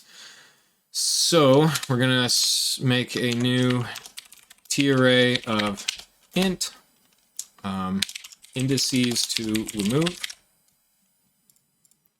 We're going to in board tiles.find tile, and this removes a size type. So actually this should probably just be of size type. No, it's an int. It'll work, I think.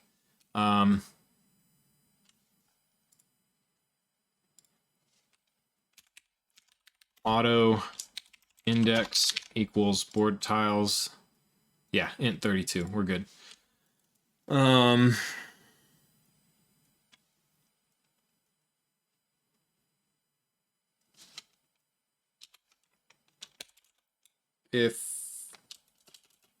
Well, it should find it. If index is not equal to index none,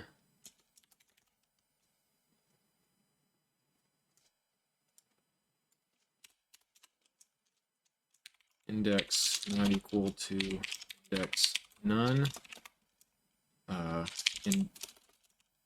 indices to remove dot add index. Otherwise, nothing, right?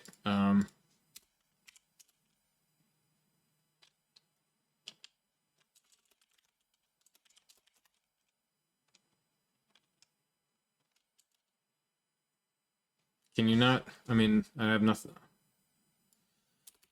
I guess I just wanted it to be a little bit cleaner, but I can't. So if index is not equal to index none,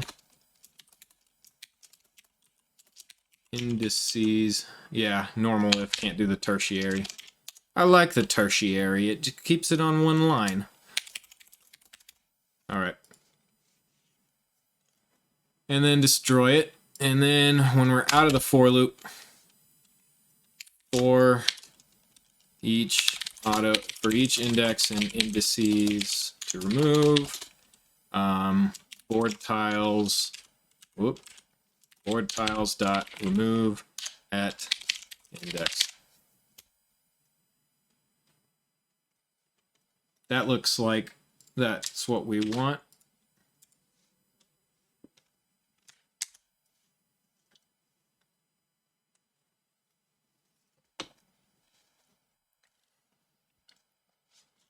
Build succeeded.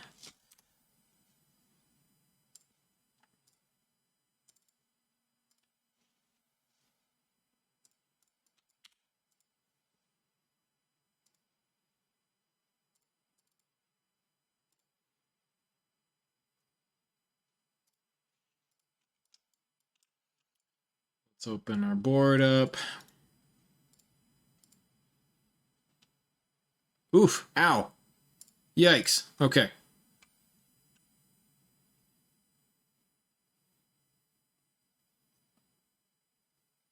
Yeah, it just means -1, all right.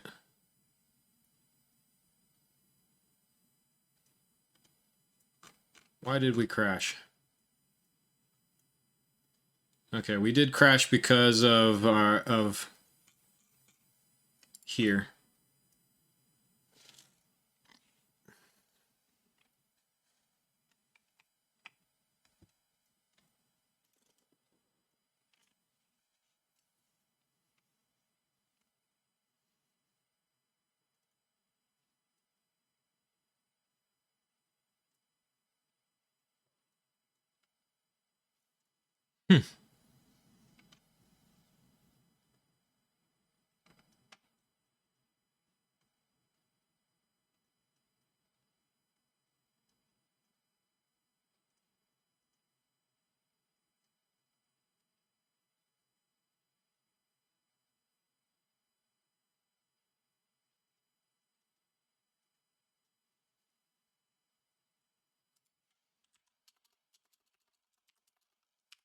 Remove all.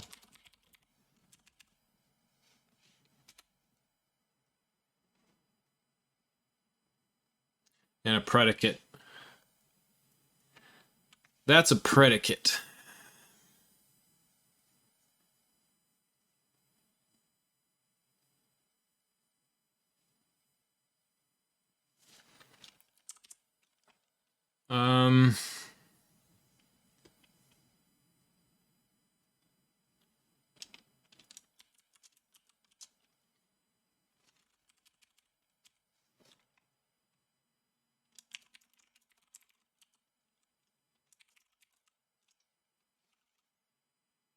Well, I think the issue actually is we destroyed it, right? So we don't need to remove, we need to shrink. So it's trying to remove and call destructors on a null pointer. So what we don't want to be removing, we want to be shrinking the array. Can we do that?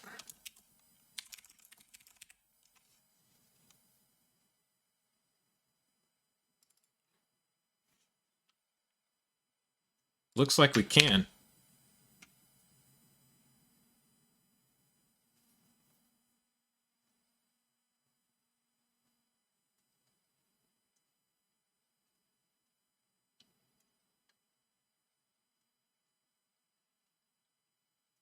Store elements currently in it.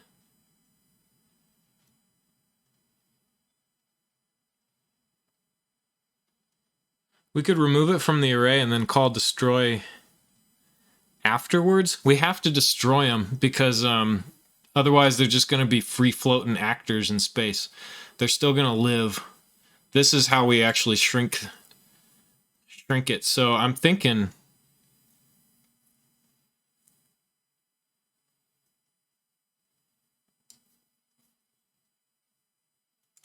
so let's comment that out, and maybe we just need to do board tiles dot shrink.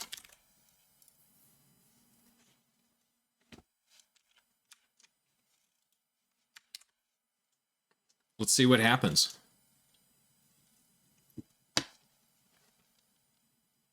I mean, it kind of sounds like that's what we want.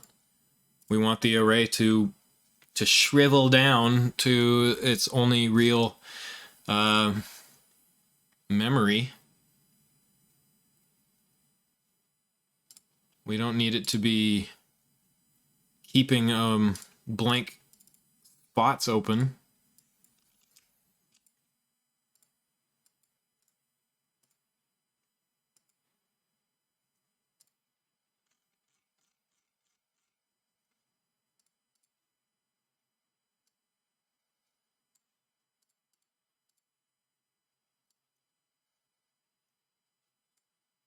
Waiting for garbage collection.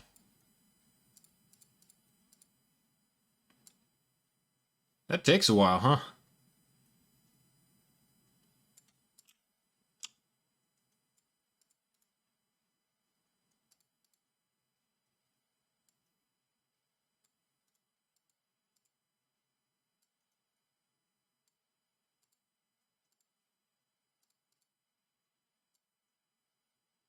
Interesting.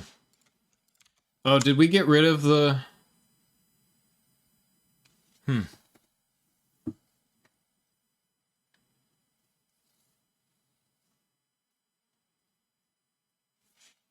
All right, to the Google.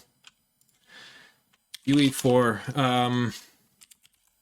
Remove objects from array after destroyed.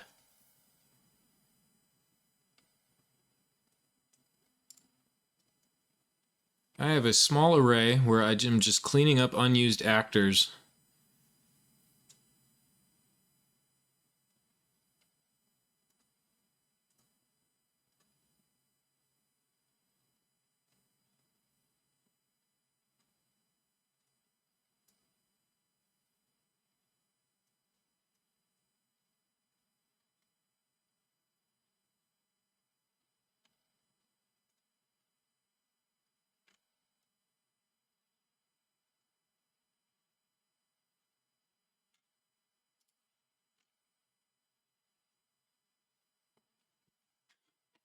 Excuse me.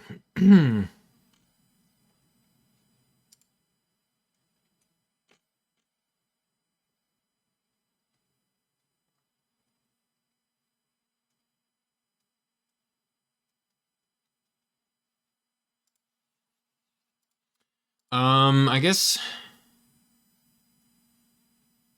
I don't think shrink is what we want. That's just memory.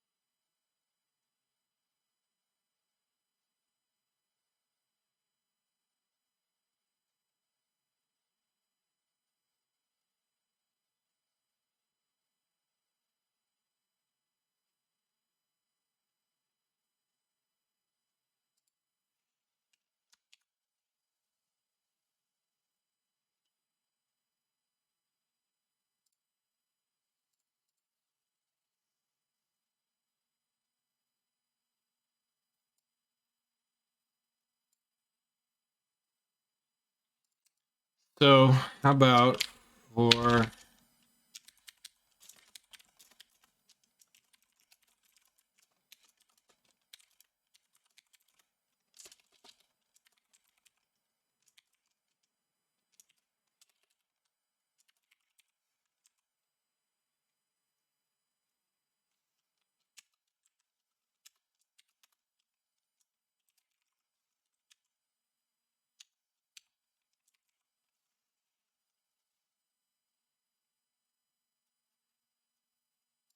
What does reset do? Nope, that's not what I want.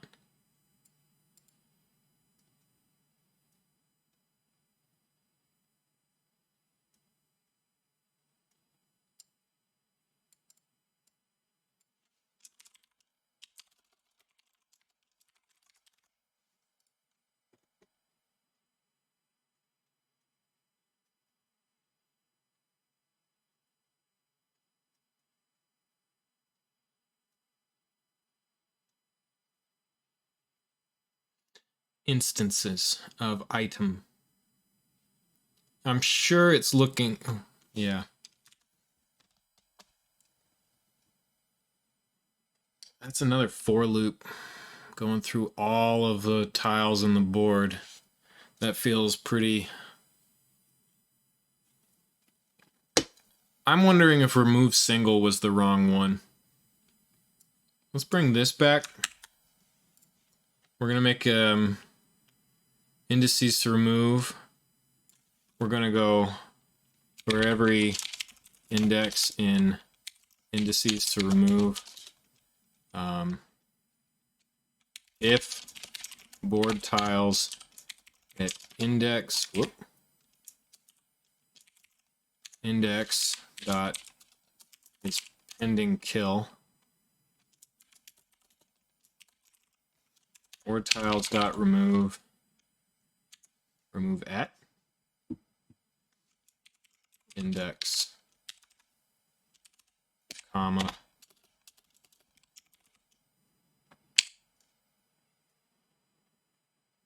one and shrinking through, which is already by default.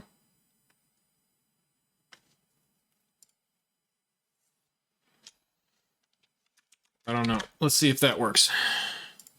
Close.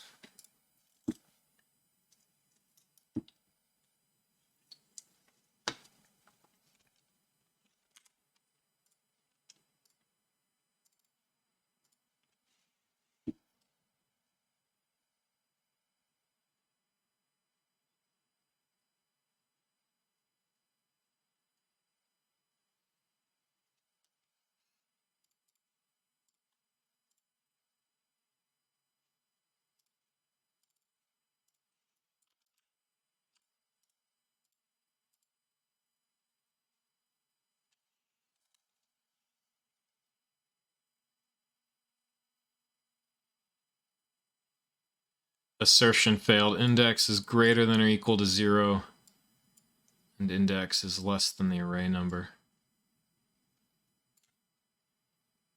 Oh, it's a one. It looks like a one-off problem. So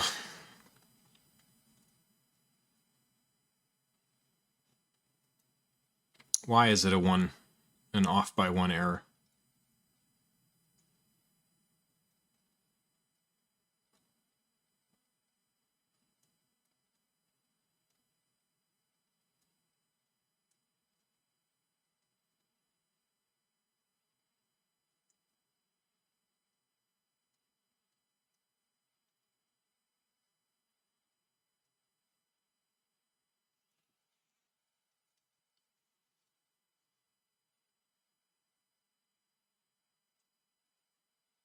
Yeah, for sure.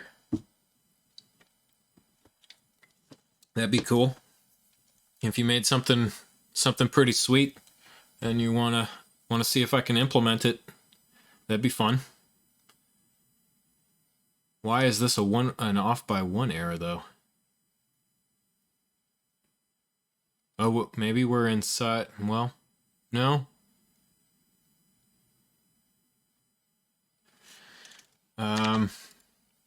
I haven't tried debugging yet, but maybe we can try the debugger.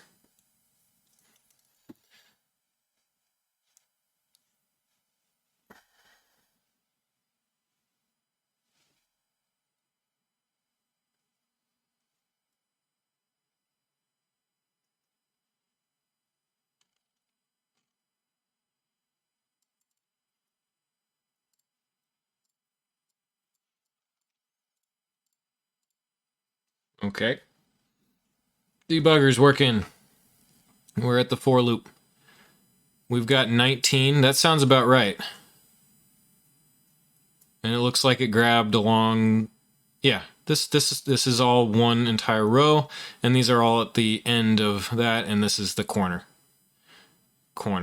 So,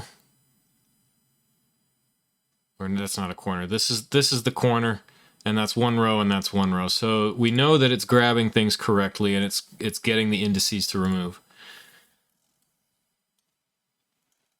Let's go ahead and step into, which is F7. So we get board tiles, and it still has 100, and we're looking at 99, index 99.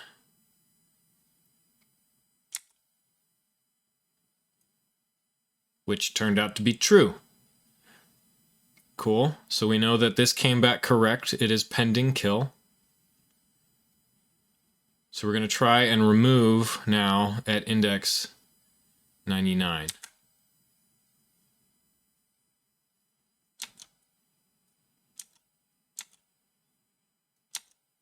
It's happy. It's doing it.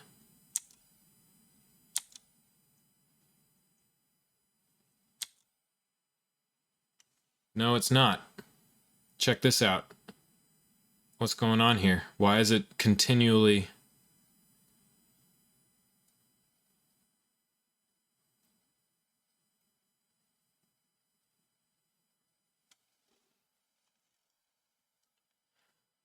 It's staying at index 99, right?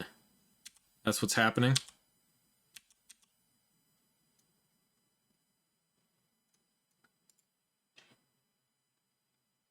Now, why is it starting at 99?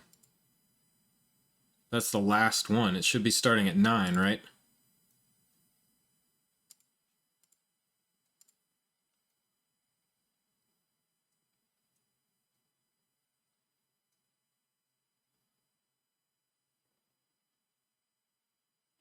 Right?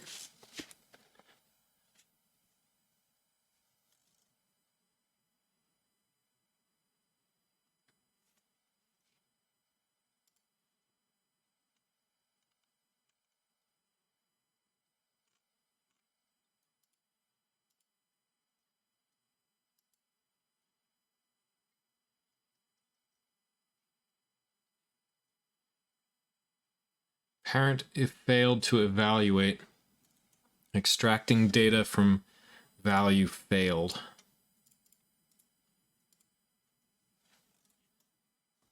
Yeah.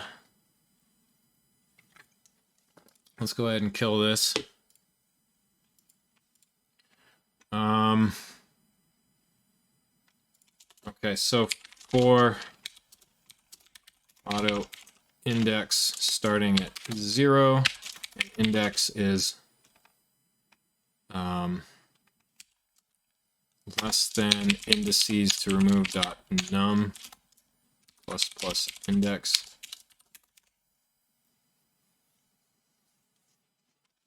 If board tiles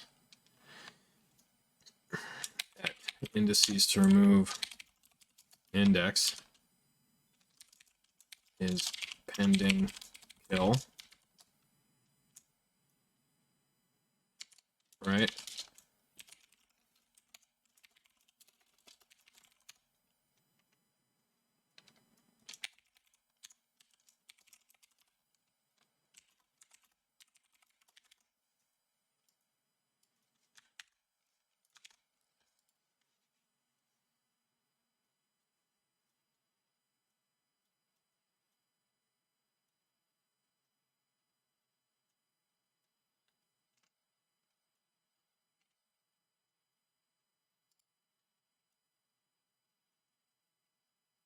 Seems correct to me.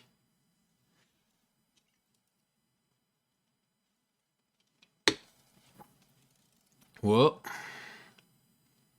you can't deduce an auto off of that. What else am I going to be besides a 0?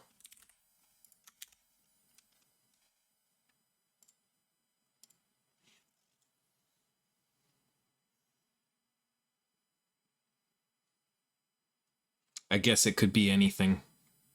It's an empty initializer list. If I had put a 0 in there, it would have been happy. So I'll give it some slack. That's on me. Okay.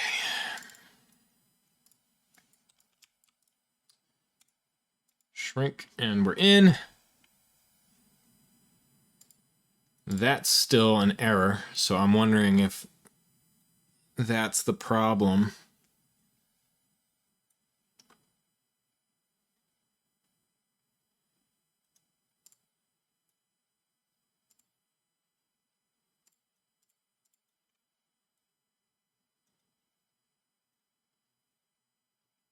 We've got 19 again, so we're good. All right.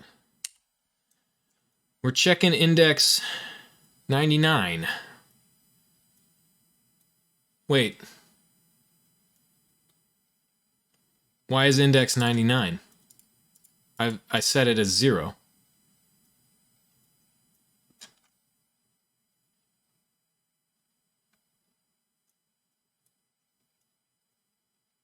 And it should be right, and we're outside of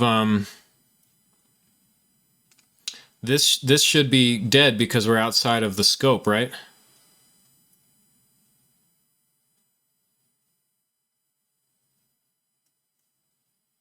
I wonder if index is no,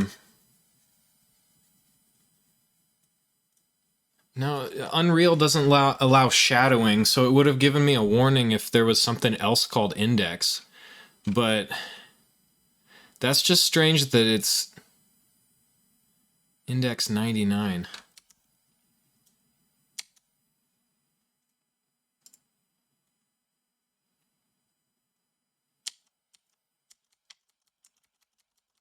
Yeah, we're stuck again. So we know so this was working as best as it can, but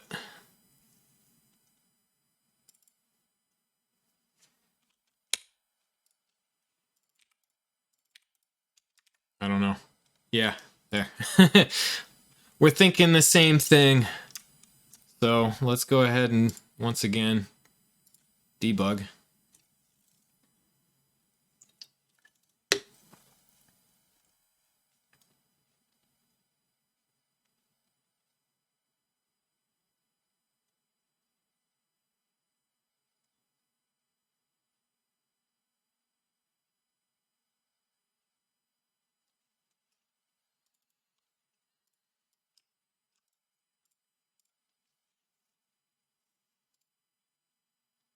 Yeah, there's that error again. I think something else is at play here. Perhaps I might need to overlook. I'm wondering if well, no, because our board tiles, we are properly populating our indices to remove. However, ooh,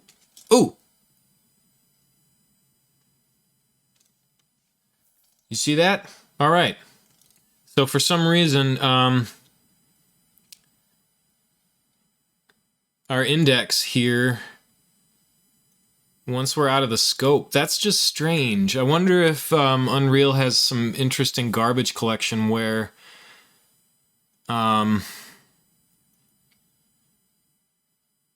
it's not actually dead by the time you get out. Yeah, see, it's still saving index here as 99, and it's right here too.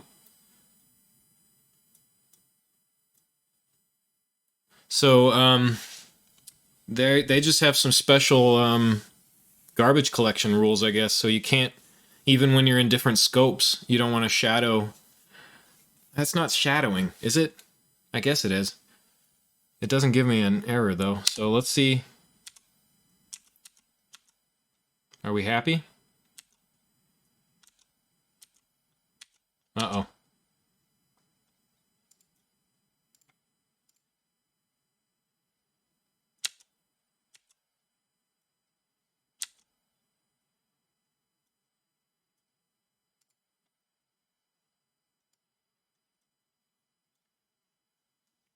I don't think we're fully good yet.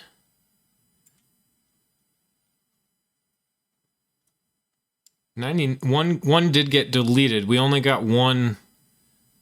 Oh, because it shrunk. So our indices got reset. That was what was probably happening and causing the crashes before too. So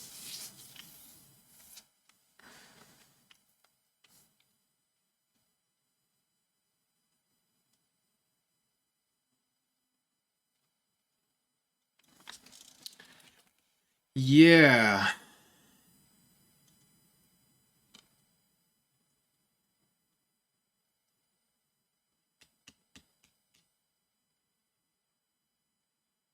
Okay, how about this?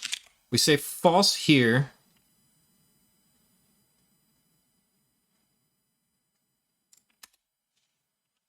Yeah, at the end, shrink.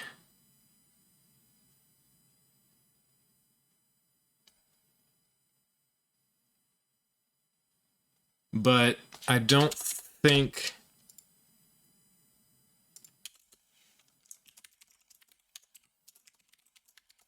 I don't think this does what we...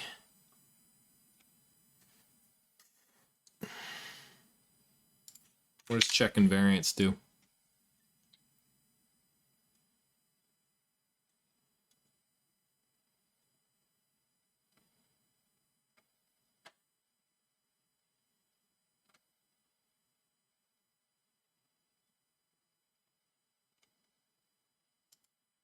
It might do what we want it to do. I don't know. I don't know what it defines as slack. Maybe it'll look and see that it's that something is wrong. I don't know. That it has more space than the actual real memory that's allocated. Or array element size. I don't know. Let's find out.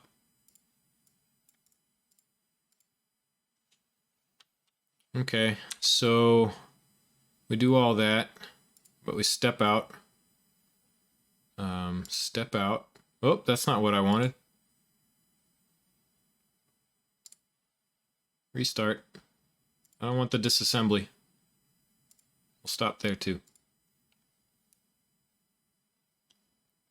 I'm not using Visual Studio. This is Rider for Unreal from JetBrains. I'm using the similar, like the Firacode font and colors, but Rider has a much better full integration with the Unreal Engine.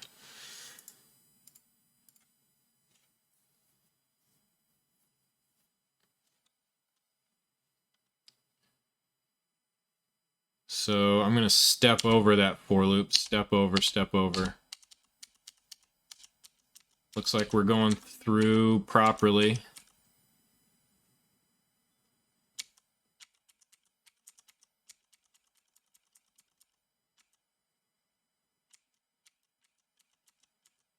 So we're getting access violations. So shrink is not what we want.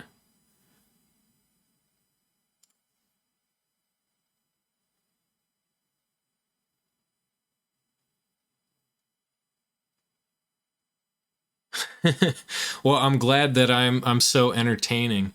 Okay. We don't want shrink here. I have an idea. So this allow shrinking.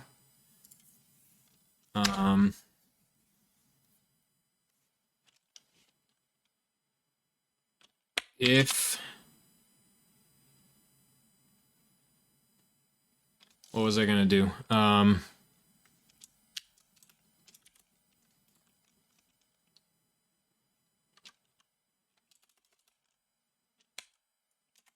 I is the indices to remove dot last.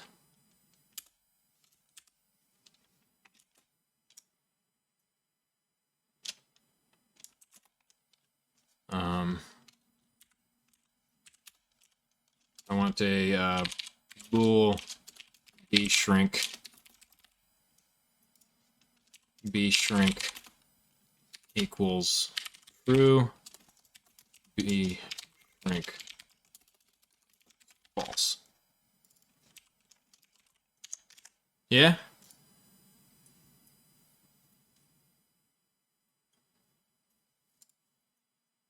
Let's see if that works.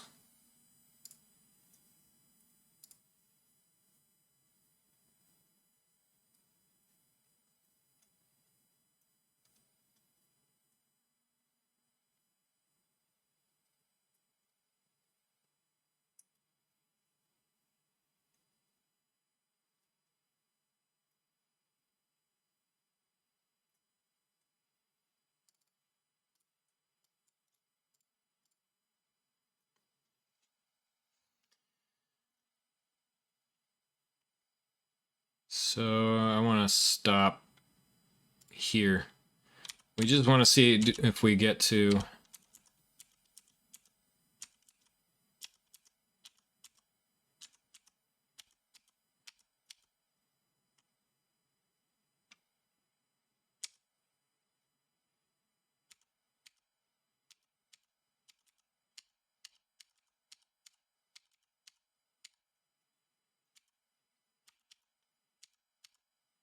Oh, nope, we hit another access violation.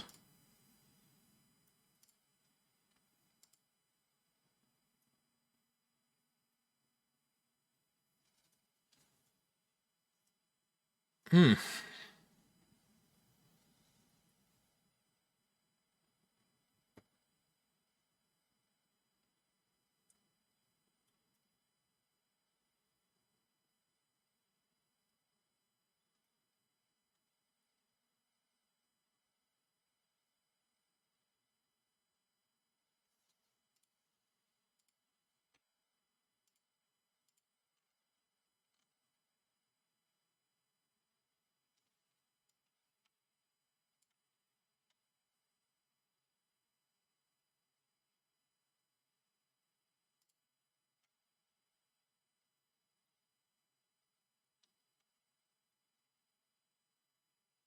Do we have to make a new array?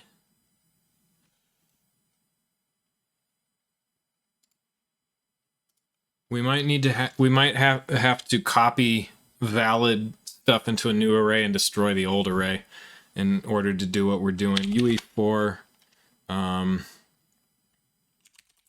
shrink array or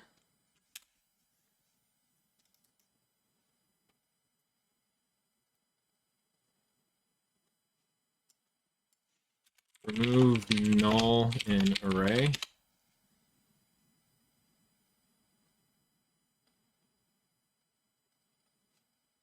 There we go. What's the easiest way to remove null values from an array? Well, this is JavaScript. What are they doing?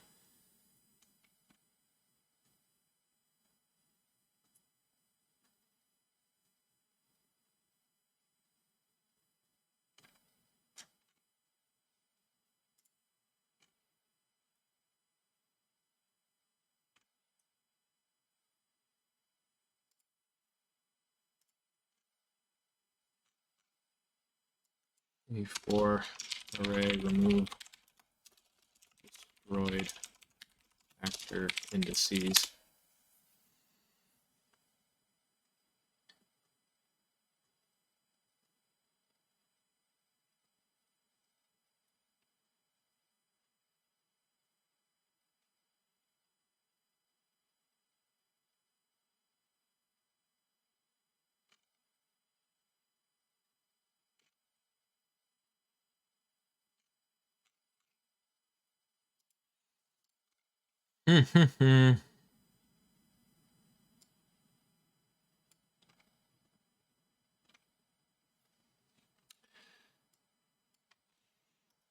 Reverse for loop.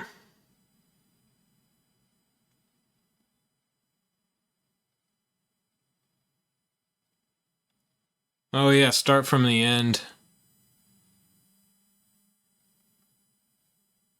Okay.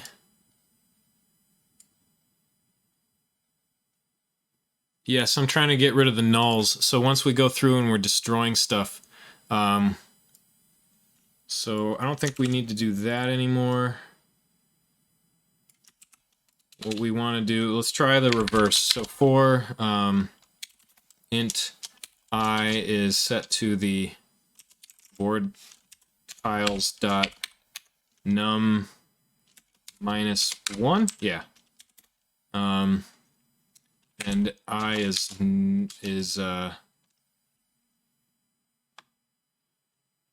greater than or equal to 0 minus I. Does that make sense? So start at the last, and then if board tiles at I is pending kill,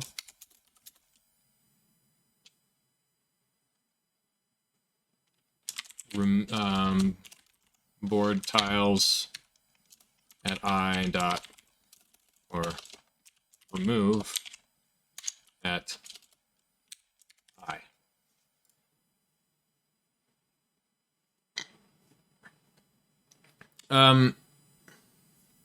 This is modern C++ initialization syntax.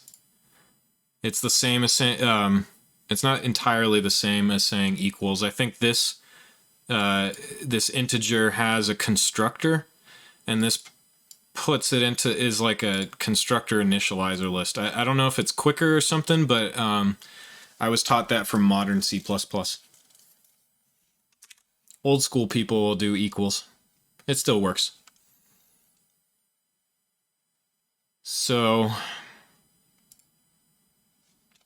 yeah, and we'll do a modern C++ is C++ 11, but we're up to 20 now. So C++ 11, then 13. Was there a 13? No, 14 and 17?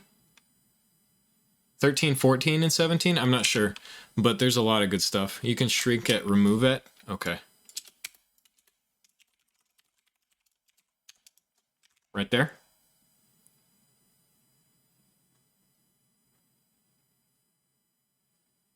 Or in it. Remove it by default. Oh, there's two. Oh, shrinking is default. Allow shrinking is by default, so we don't have to specify. Okay.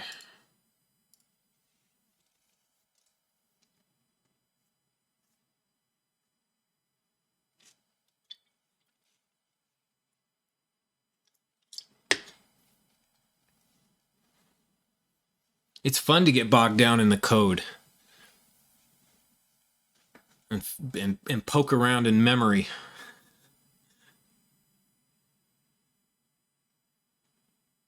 Well, in C, I haven't been doing straight up C++ in a bit. Oh, actually, yes. You do a stud string, my string. Yeah, you can initialize anything, I believe, with the curlies.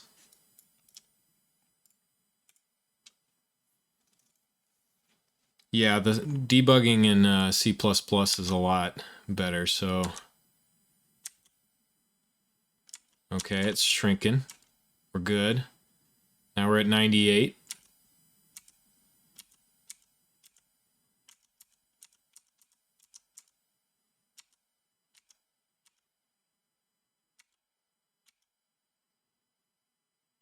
Are we just... Is it killing all? Oh, okay, cool. I think it worked. So let's hit, where's continue? Is there a continue around here? I think it worked.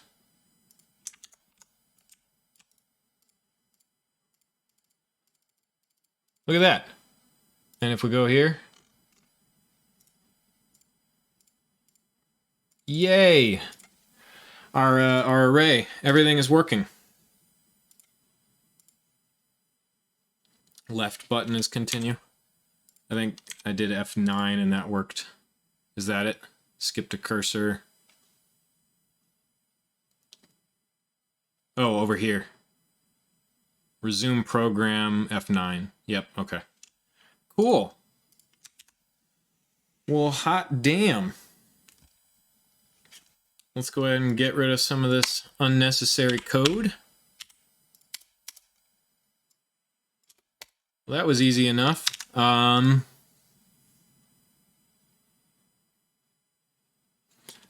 We can optimize this, however. Let's do an int tiles to remove count, which starts at 0. And we're going to plus plus tiles to remove count, and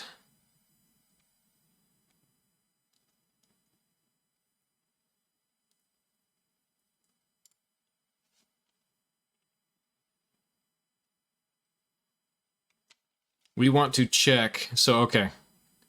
If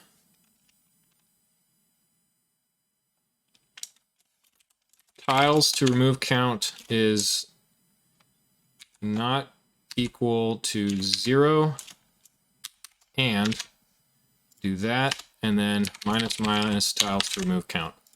So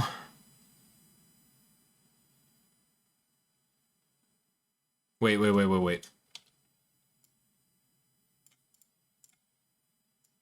I want to do a premature break out of this for loop if we've already removed everything we need to remove.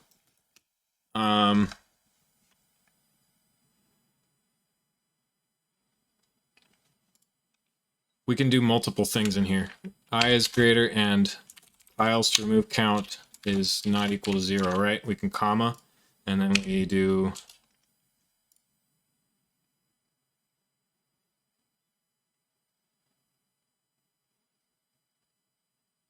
how is that expression result unused?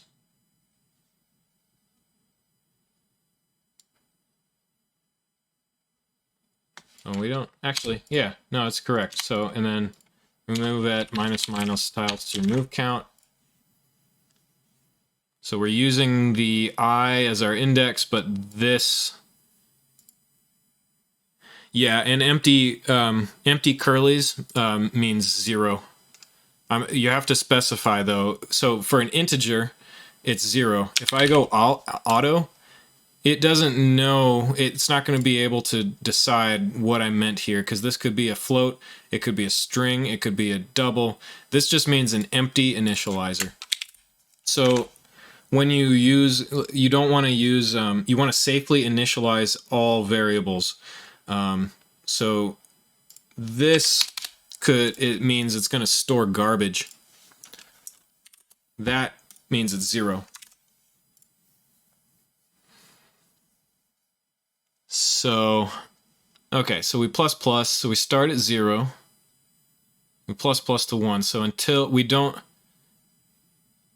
so when we run out of tiles to remove, we're going to break the for loop. Otherwise, we'll keep decrementing our index. So this should allow us to jump out of that once we're done removing, rather than continue through the entire damn array.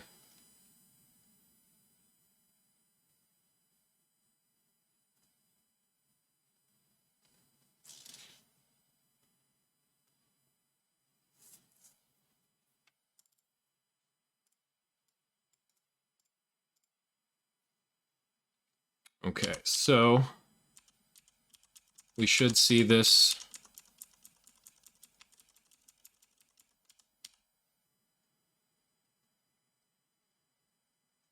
Yeah, I'll just keep stepping over.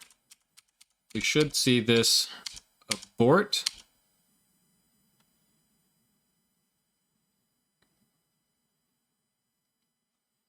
Why didn't our tiles to remove count go down?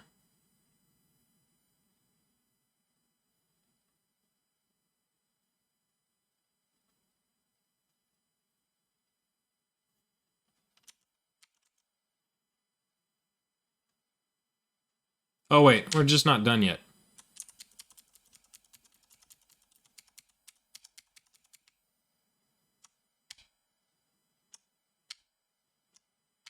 Five,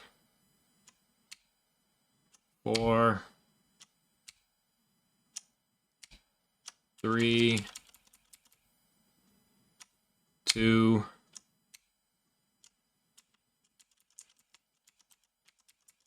1,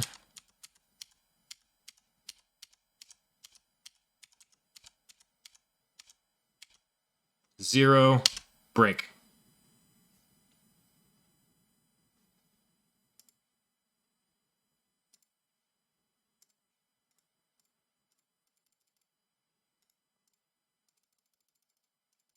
Okay, there we go.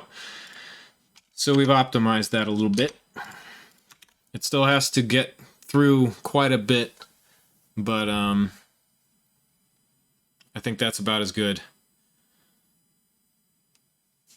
How to tame a dragon, exactly. All right. After tiles have been marked to kill, clean out the board tiles array with a reverse for loop so as to not encounter shrinking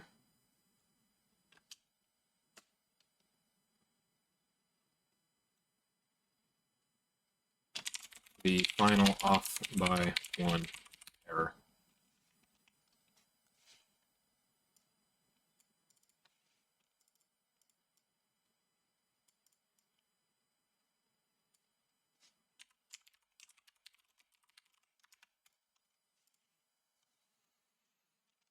Okay.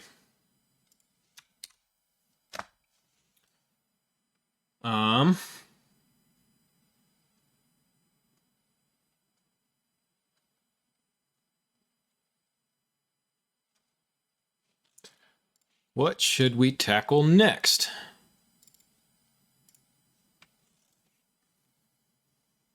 Movement? The shifting, maybe the shifting of game map. So let's say we've made another board and we shrink it down. What if we wanted this board to be like over here, you know? So yeah, I think we need to be able to maybe click and drag this guy, and be able to move it.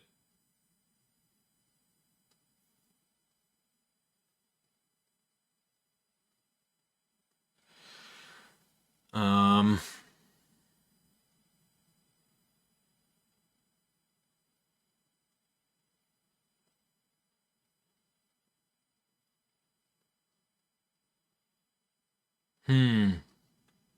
I don't know how to solve that one, because there's no inherent grid that we can snap to in the game world.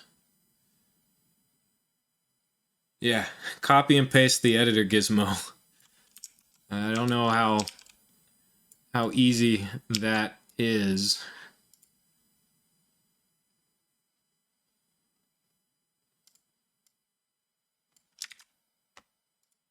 Because we want to go by 100, right?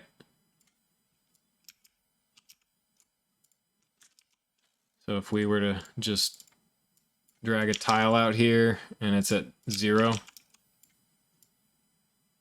we would want, yeah.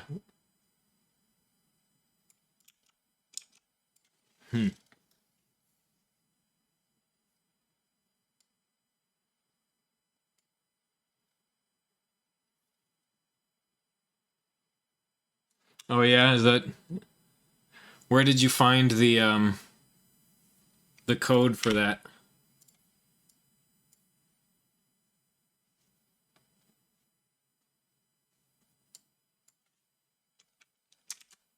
Because if that's easy, actually, I didn't know that you could just grab the gizmo and toss it and do it in the game. Tried to win, yeah. Where would I look for something like that?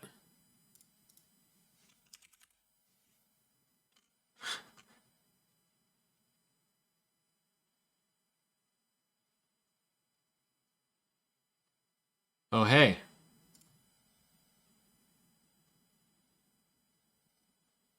Oh, yeah, I used the division with remainder. They also have a snapped to grid, apparently. This is new to me. Grid size. What are we doing? We're doing 105, right? Because we have a little gap between things. So, how do we want to test this? Where do we want to throw this?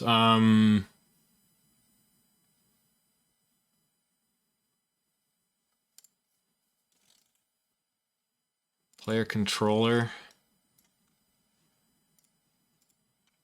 So this is, we're snapping to the tiles, but man, if this works, we could just, well, we still want tokens to snap to the tile, but let's see.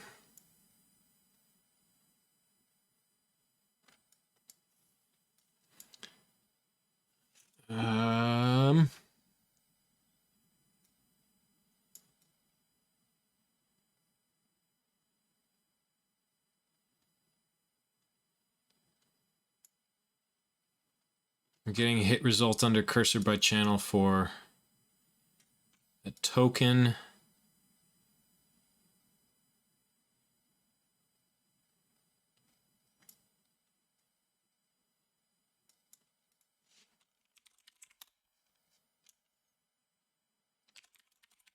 I don't know. I'm going to just try and clean something up here. So if false, we'll get the hit actor. So we want an actor. Hit actor. Just an actor.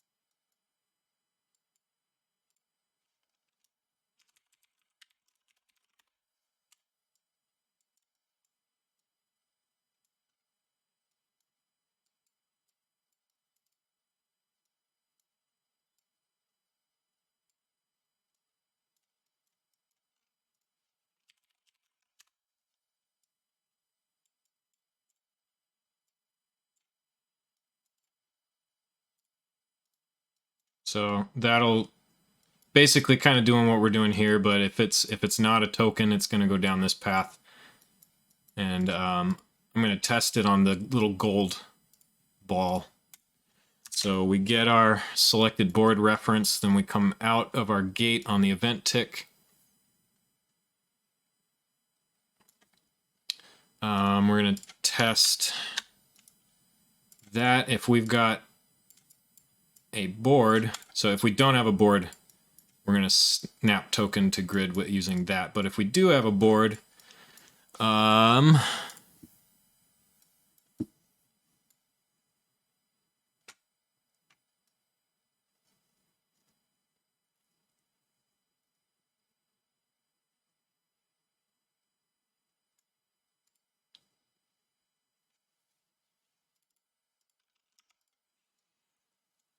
we don't have...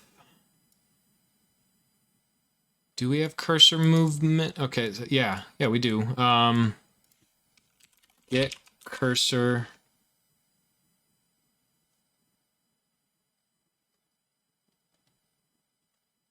delta.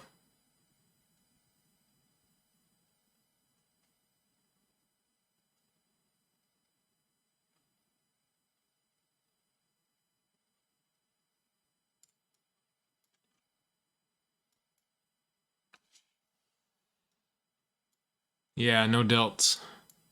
Well, we've got it right here. We are in the event tick.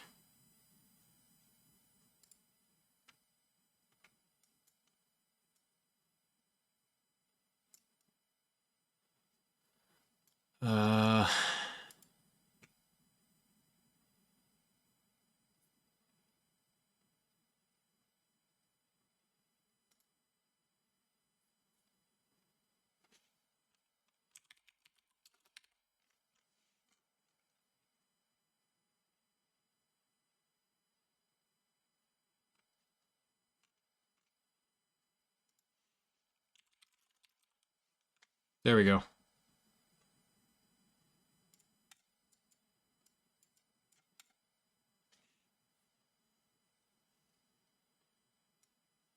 And we want to,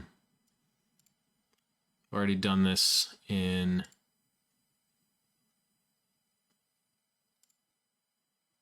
here. Or we do it here. Yeah.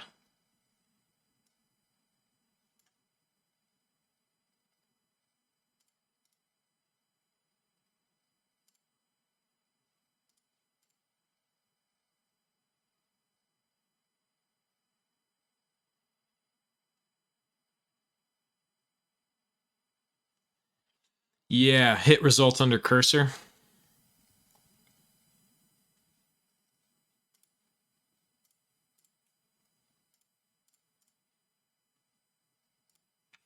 So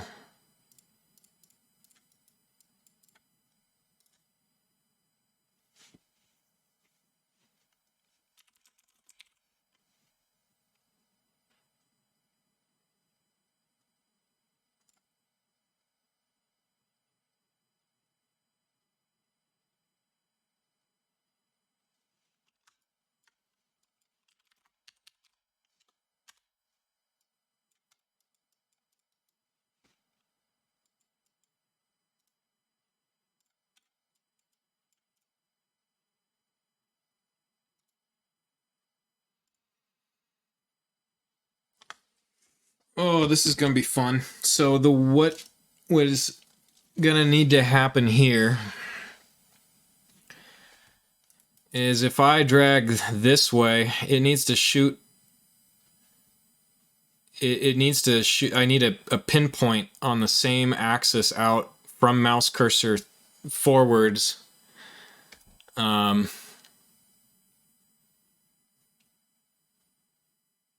the plane of X and Y.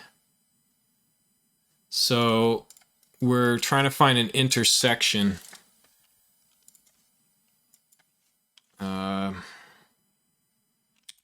For point of intersection, line and plane. Here we go. They actually have this in the math.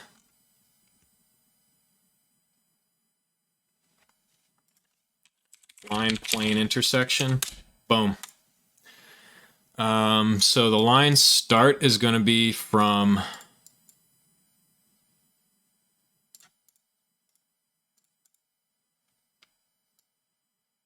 this actually deproject. There we go.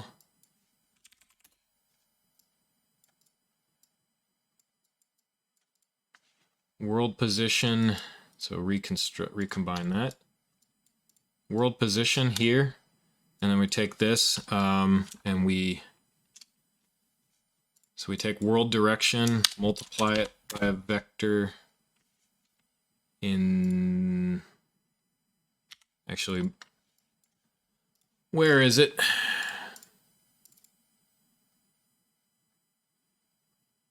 think it's in here. This world position plus the world direction times by a float. Times by a float out 2000 plus. So that shoots out a line. Whoa. And then the plane, the origin is, recombine, is this guy. And the plane's normal.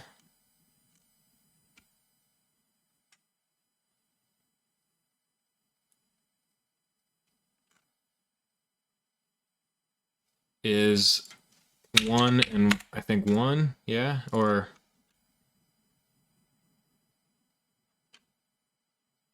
actually, let's go with 1,000 and 1,000, but none in the 0. So that, I think that draws the plane out from here, and then we need the intersection. We're going to we hit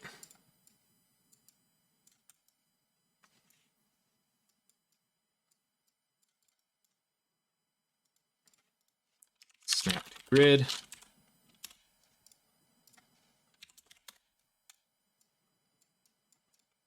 And we will set actor location to that.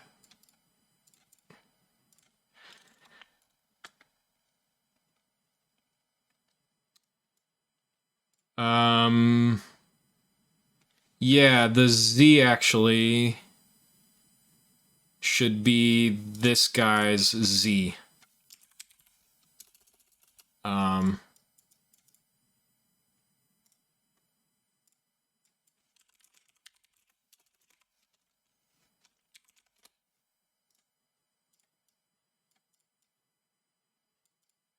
Crap.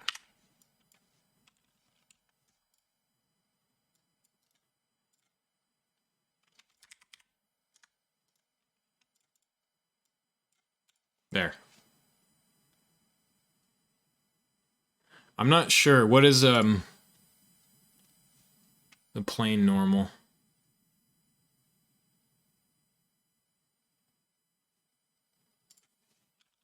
Line intersection by line.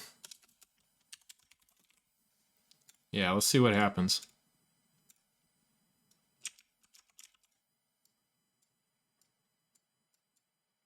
Well, nothing yet.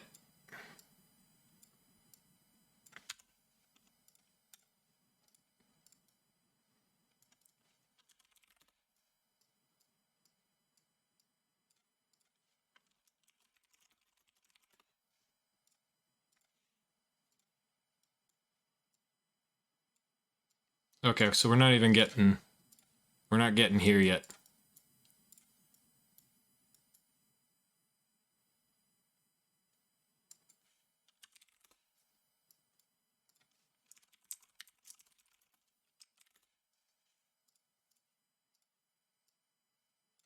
So we're not getting there. Oh, because we're looking for the token trace channel. Let's just switch to visibility for the moment. Right. No, that's not what we want.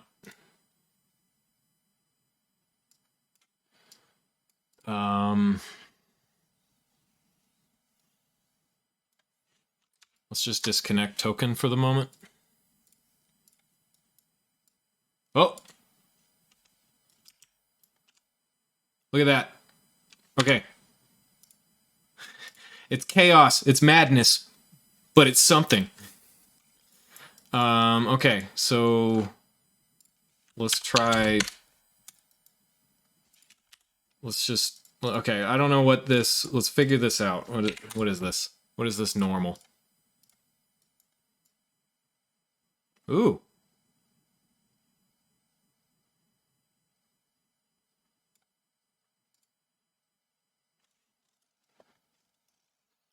We have massive, outstanding success. It's just, slightly off, right?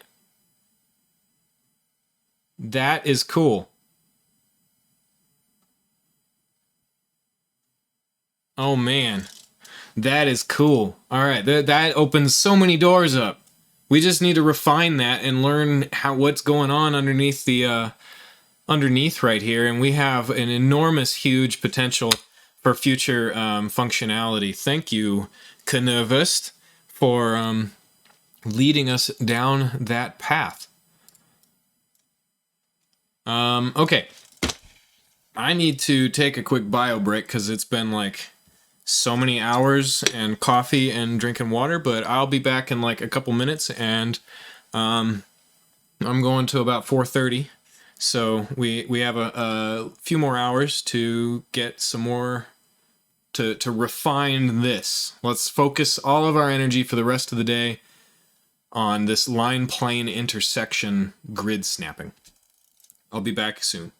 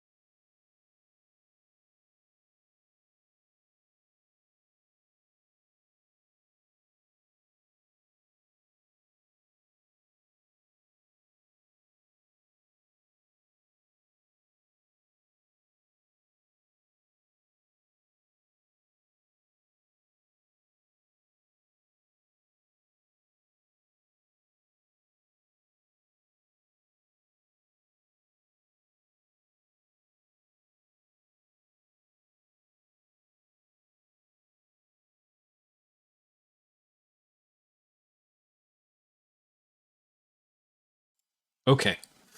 Now that you've gotten a fill of the cutest be right back screen ever, I gotta do some more doodles. I'll make some more.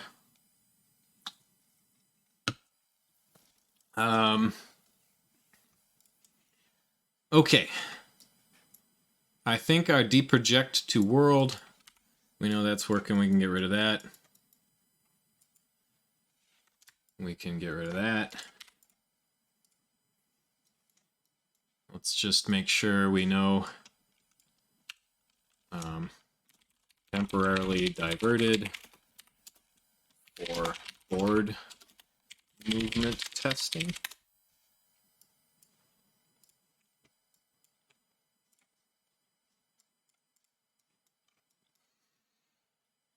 Okay. I think this is slightly off, or maybe get mouse position on viewport. Ah, yes, we need to multiply it by the viewport scale.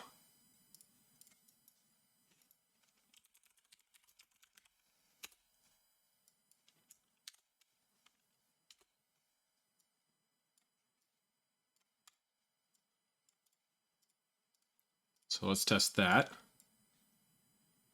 There we go. Okay, and if you notice, the normal, it's coming down, right? I think. It's hard to tell. Maybe we should print out the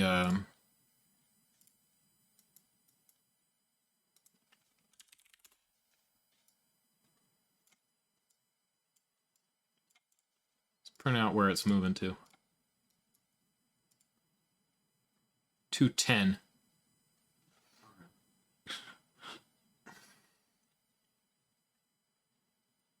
So we're snapping correctly, but our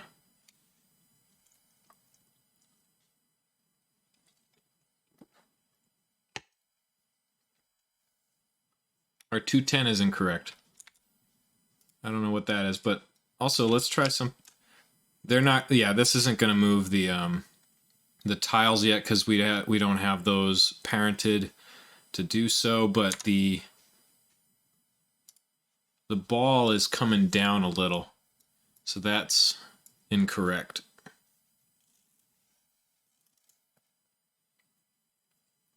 Let me look up this plane normal so we understand a little bit better.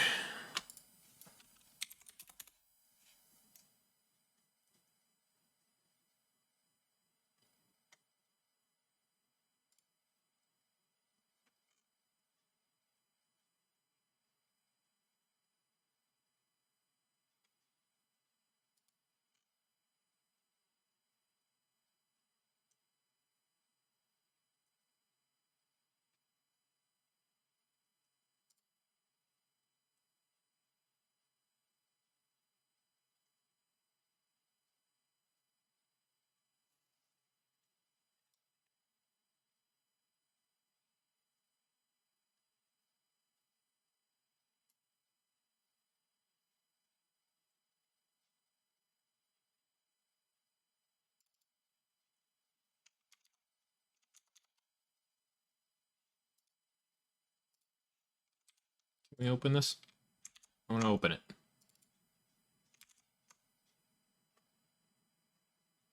Sometimes things don't open when I double click them.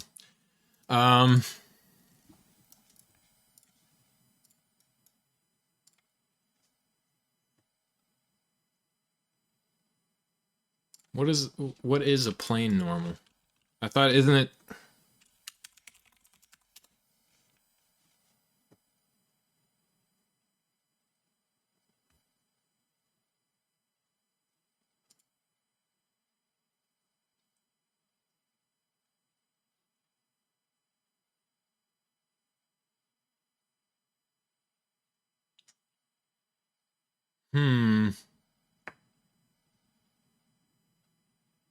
What happens if we put this as 1 and that's 0?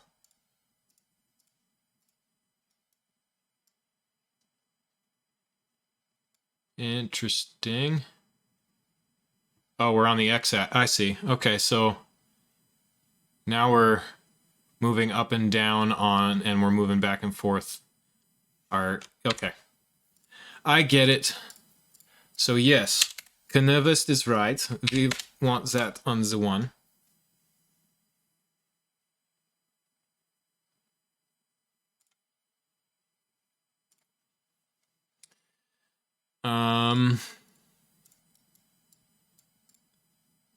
Why is it dropping down to 210? We have it set at 250.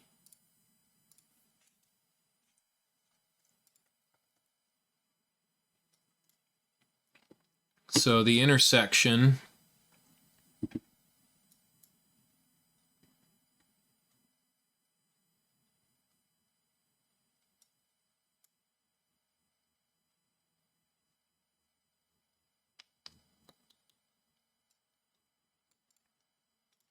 let's see.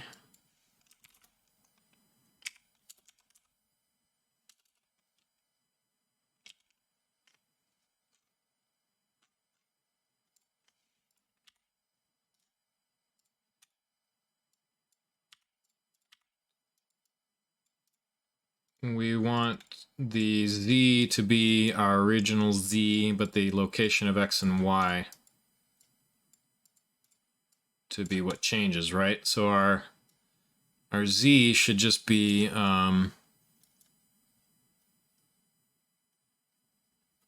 this guy's z. So can we split this? Can we get...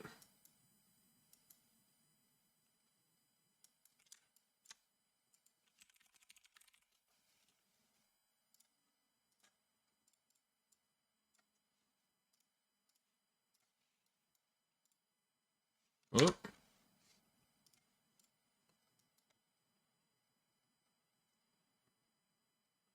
Oh, I forgot. I got rid of the grid.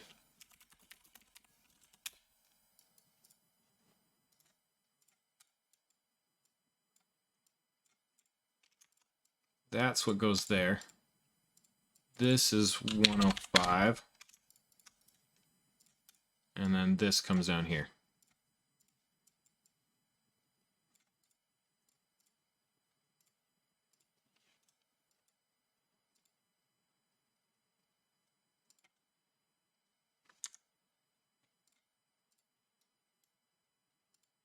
It drops down to 210 again.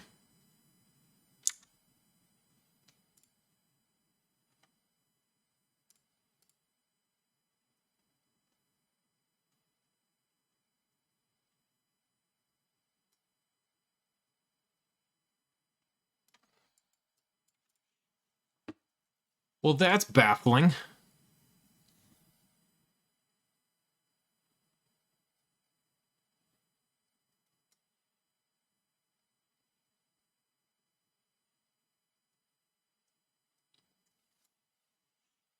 Why is the it's 250, right? Why is the Z changing? Why is our location changing?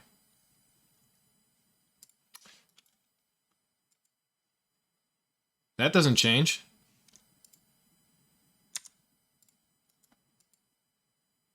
That doesn't change. What's going on here? Oh, it does change. It went up to 525. Oh, our snap to grid.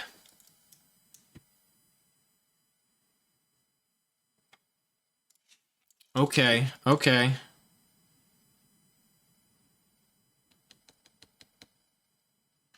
We need to, okay. We have to do this after we snap to grid. This 105 might be wrong also based on, well, that's the spawning of the grid itself. I don't know. We'll see. We'll see. So we want to do split the X and the Y come in, but the Z is our original Z. There we go.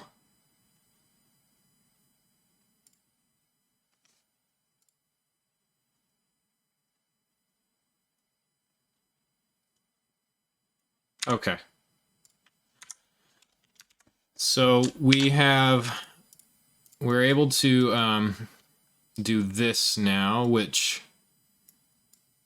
I think this has to be moved over server side. This will not work networking wise, but this is moves board spawner by grid.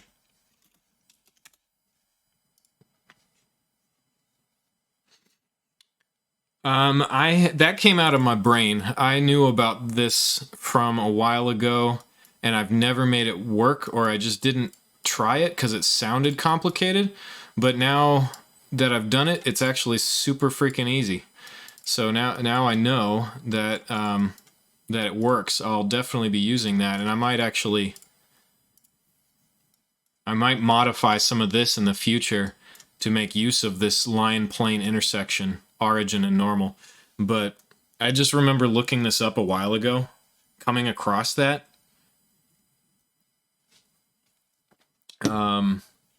But I didn't end up using it, so this is the first time I've actually put it to work. So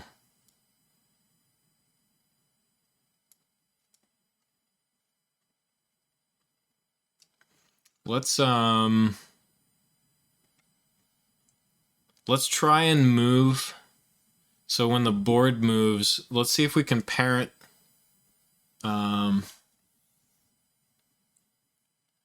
Let's see if we can parent the tile. We want the tiles, all tiles that the board is referencing, to move with it. So Do we have on move?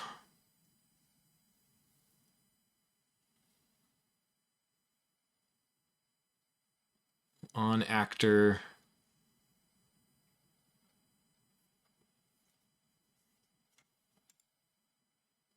We might in C++. So if we go to the board,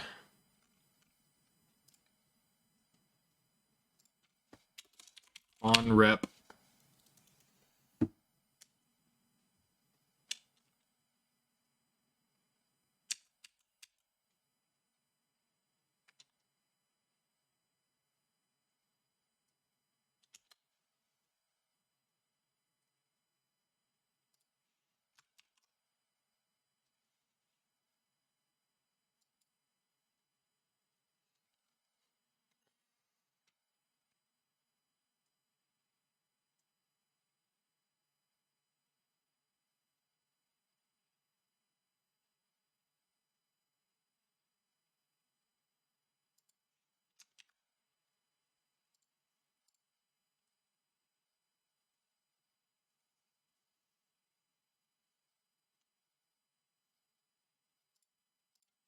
let's see if we can parent.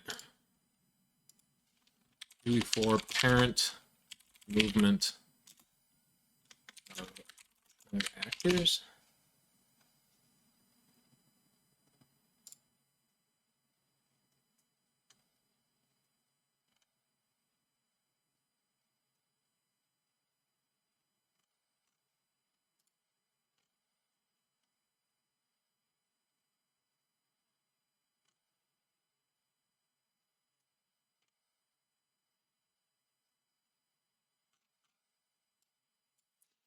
Move actors if other actor moves.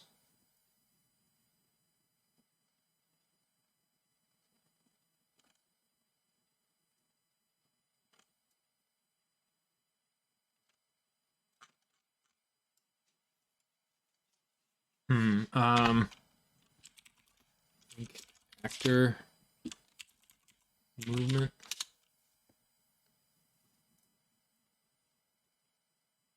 Moving actors with others. Here we go.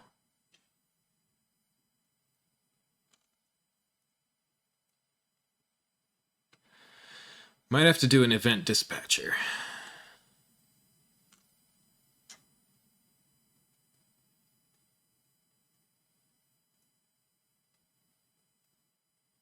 Or, wait.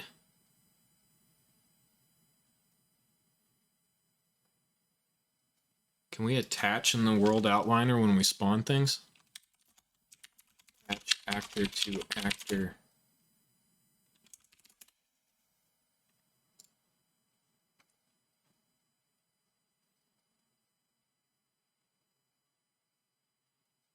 Ooh, we can. Usually at a socket, optionally at a named socket. Okay, so what we want to try is not that, but when we spawn tiles, so where's our build board implementation here? Okay.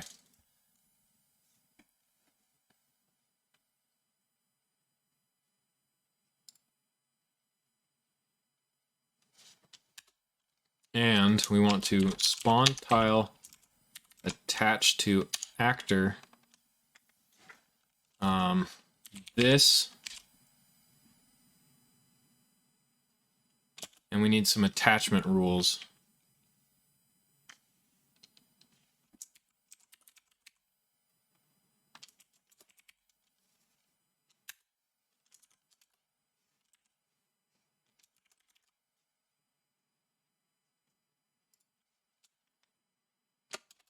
Hold on. We need to make some attachment rules. F, attachment transform rules.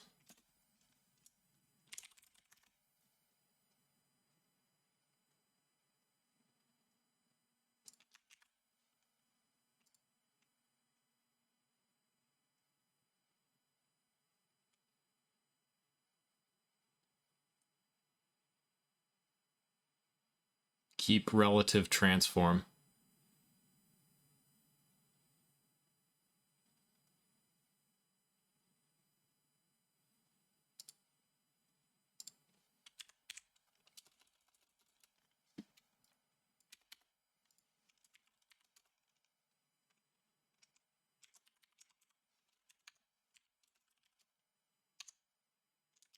Is that it? Will that work? Let's find out. Save and close.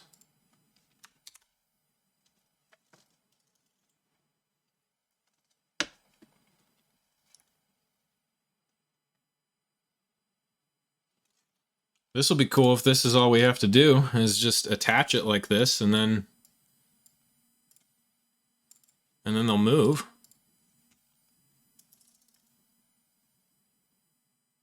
I don't know if sometimes I get confused on relative or world transform, so I'm gonna have to play with that, but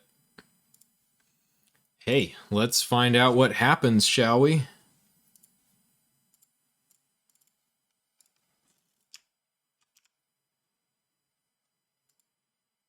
Oh my god.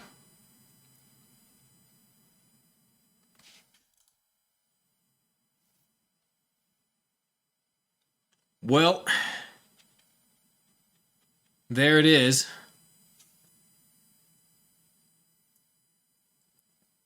We can move a board around.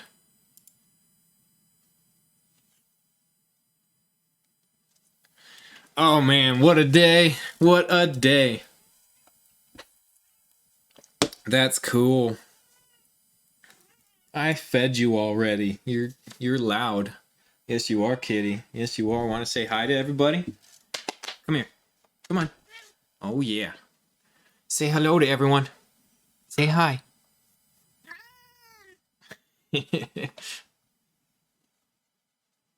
All right. I got work. You know, watch out for the rolly chair. Watch out. Mm-hmm. Yes, she is a loud cat. Okay. We've got about an hour and a half left, so how about we put down the board? We pick it up, but it's stuck. Okay, you gotta relax if you're gonna be in my lap. We need to be able to put it down. Relax. Calm down. Okay.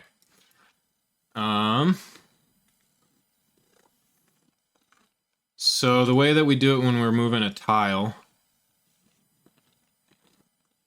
is... Nope, stop nudging my arm. We do a move token to tile thing here. And then if we release the key, we come down and we're checking if we have a valid stuff, and we do a final move, and I have this Boolean here, which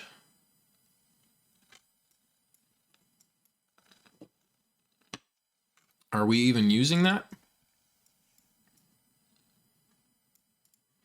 What am I calling holding? What is holding? Oh.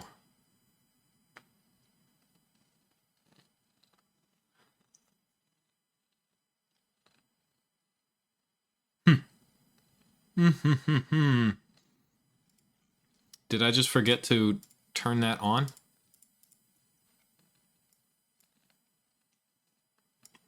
I feel like there's a reason why I turned that off. I can't remember. Anyway, so we need to have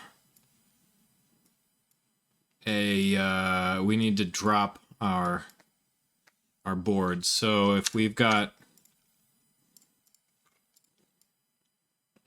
Okay, so if selected token's not valid, we're going to check if selected board is valid. If it is valid,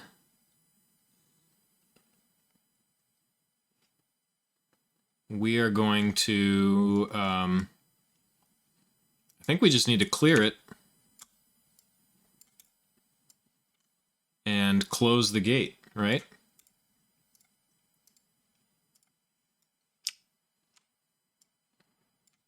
Yep. And obviously that doesn't work, and we can make our cube fall to its death. Okay. Let's clean this. Let's clean our growing confusion here up and start to separate things out, because this is now this is going to become bigger. Our left click, our select, is going to get a little bit more complex now that we have this this thing working. So first things first, this needs to happen network. Otherwise, this is only happening on our client side. So gameplay mode, our game mode. Let's make a token event graph and move some of this stuff. So a move token to tile is token. That's all token. Token, token. That's tile. Okay. So that is going to move to token event graph. Over here, that's also a token. Spawn token on tile. Goes in here as well. Okay. So there's our token stuff. Here's our spawn new board. This is a begin play. That should just go into our event graph over here. This destroys a tile. A tile, let's go into the, put it in the board. This hides the tile. So we'll put tile stuff over here, board here. This is our fresh spawn a new board. And there's our shrink and our grow. And in here, we're just left with that. Okay. Network. That's for network specific stuff for our logouts. And this new player stuff. Okay. What were we doing? We're going to drop. So even here in here we also have this stuff. So that's spawns a new board, shrinks it, grows it, moves it. We need a custom move board event that, like the token, if we look into our token, this is our standard event graph. I don't like using that, but here's our network. So let's get a whoop. We already have, get rid of that. We have a token movement graph. Let's call this our selection event graph. Make a new graph called token event graph. In our network graph, spawn a token, move a token. This is our token physics, token locking, reset token rotation, token permissions, destroy a token. Okay. All of that will go into our token event graph here also. Woo, hold on.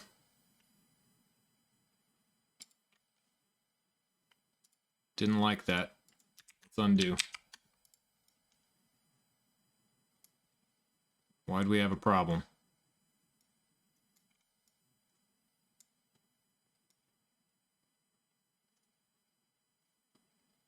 Interesting. We won't do that for now. We'll stay in the network graph. This sets up the UI. This is the spawn, so this is player stuff. This is all token. This is a tile event.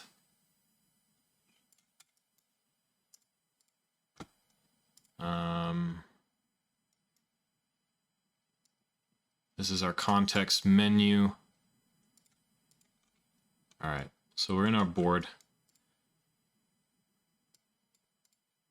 So similarly, when we move tokens, we do it client side first, and then we do it server side as to help prevent glitchiness. So we're going to do this move board, and we're going to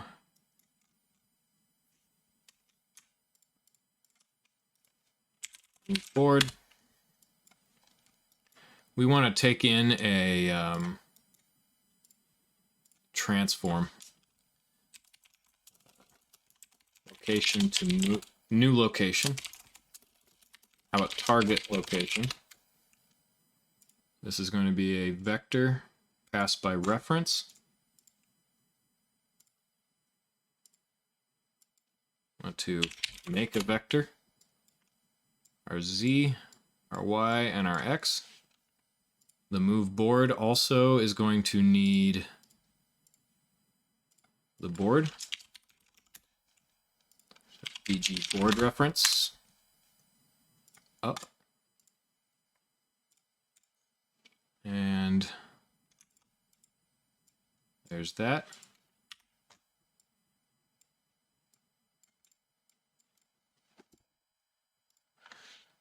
All right, so here this comes in, move to location,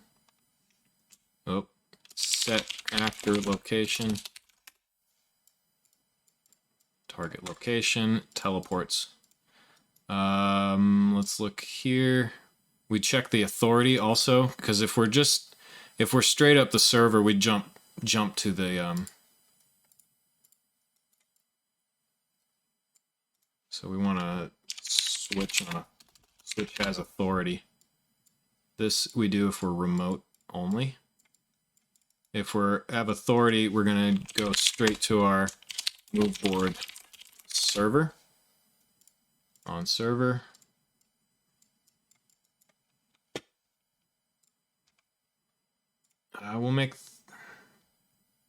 We'll turn off reliable on this.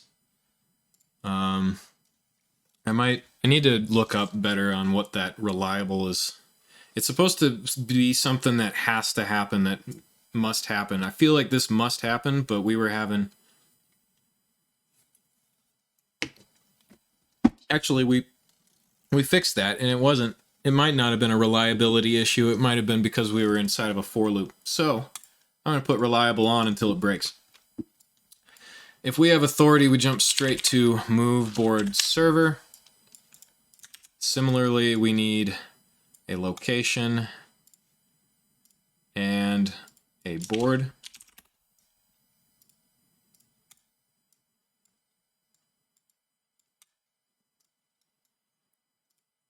The board and the location. For some reason, turn off pass by reference, turn it back on, and it works.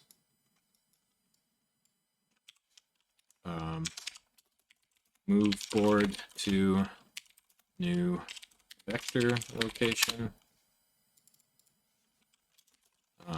If server, do it on my own server. I think that matches. Yep.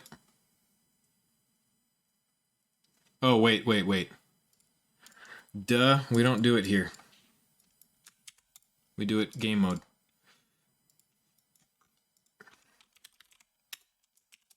Move board. We need the board. And we need the location. New location.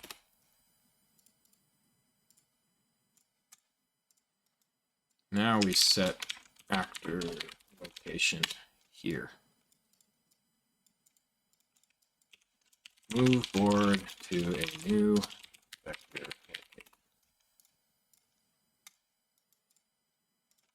Get game mode. Cast to BP gameplay game mode. Move board. Board location. And print string if we fail. BP gameplay player controller. We are in the move board server function.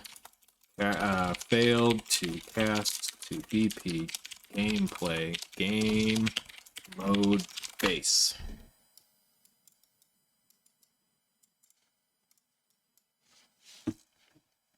I had kind of a funny idea. So I'm an audio engineer also. I love sound stuff.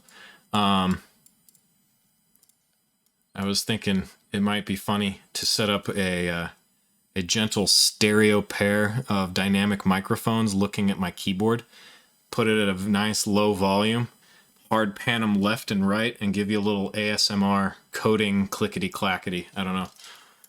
It might be funny. It made me giggle. Okay, if we go back to our... Okay, so we're calling this now, so it should still do... Yep, okay. We're still working.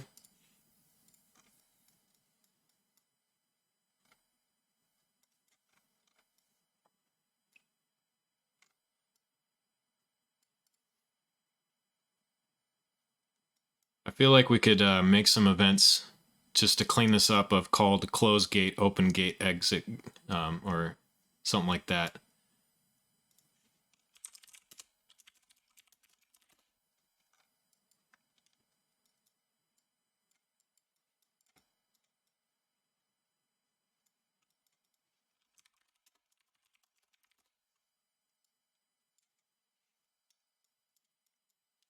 Hey, thanks for dropping by, Knurvust. Is it pronounced kind of German? Knurvust? I don't know. I'll be around for another hour, but I'll be back tomorrow at 9:30 Mountain Standard Time. Awesome. Auf Wiedersehen, Knurvust. It's been gut.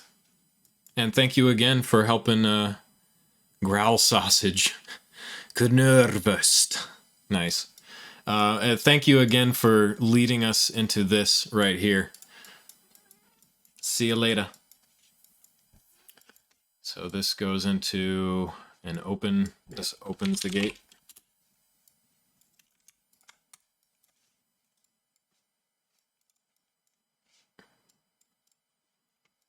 And this close gate.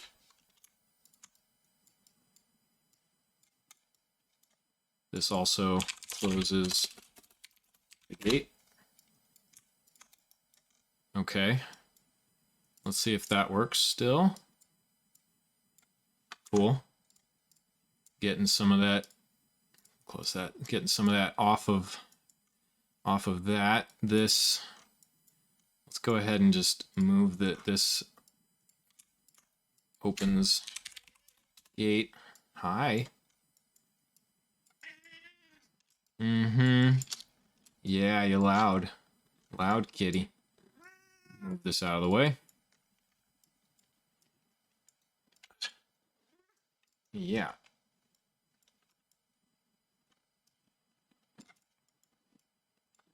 Okay.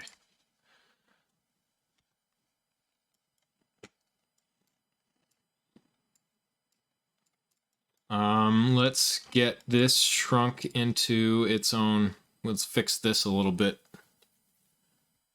So when we input action select, we check if we have a game master HUD, and we check if a context menu is open. If so, we close it before proceeding. Next.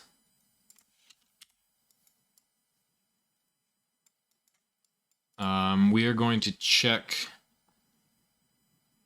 under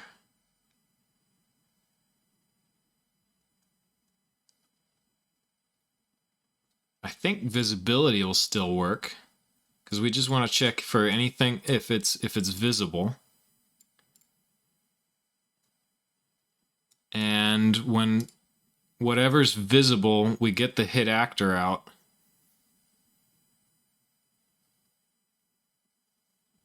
And we need to get what it is. So maybe we can make a macro here called get selected or get hit actor class, and it's going to have a couple outputs. It could be of token, a hit token, which is BG token. It could be a hit or a hit board currently. So BG board is what we want between the two things that we can move at the moment for the left click. So input is just an execute and an actor. Hit actor, right? So if we go back out here, yeah. Okay. So our hit actor goes in. If we hit something, we're going into this, get hit actor class. The hit actor we're going to try first to cast to BP or BG token. If that succeeded, we go out, we do that. Or hold on.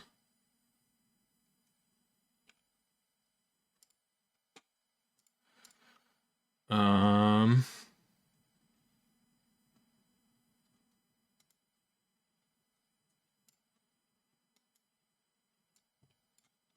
guess is valid, right? I guess maybe we need an execute and out.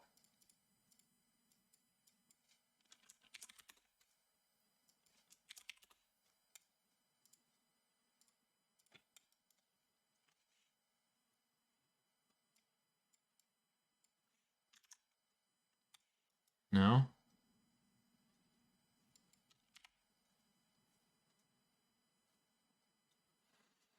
How do I want to do this? I just want a nice fancy output that we can just call.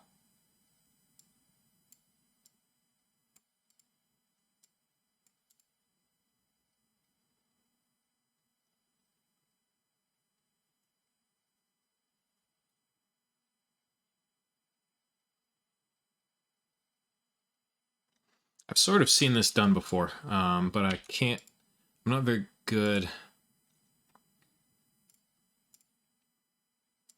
Aha. So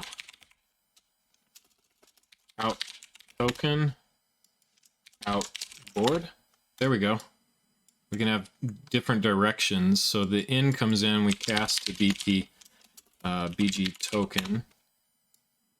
If successful, it's out token and we send that there.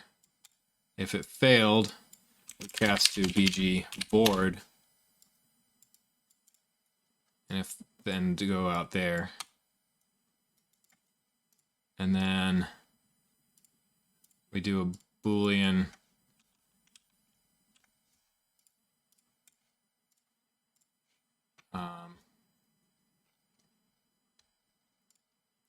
another out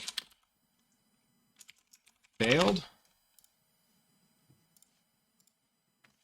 or just a BP failed. So if it's this, cast failed,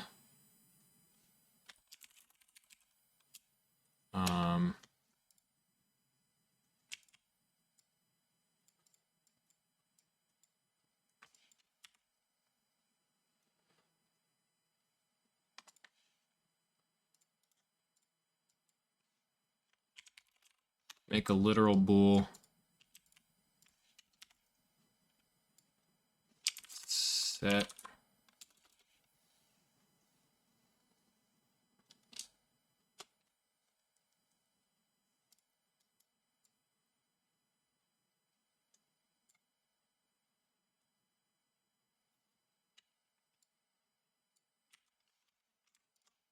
actually we don't need to do that. it's just not going to have an out failed.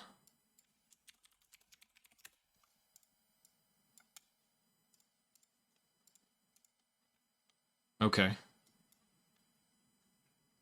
There we go. All right, so if we outboard, we go here with the hit board.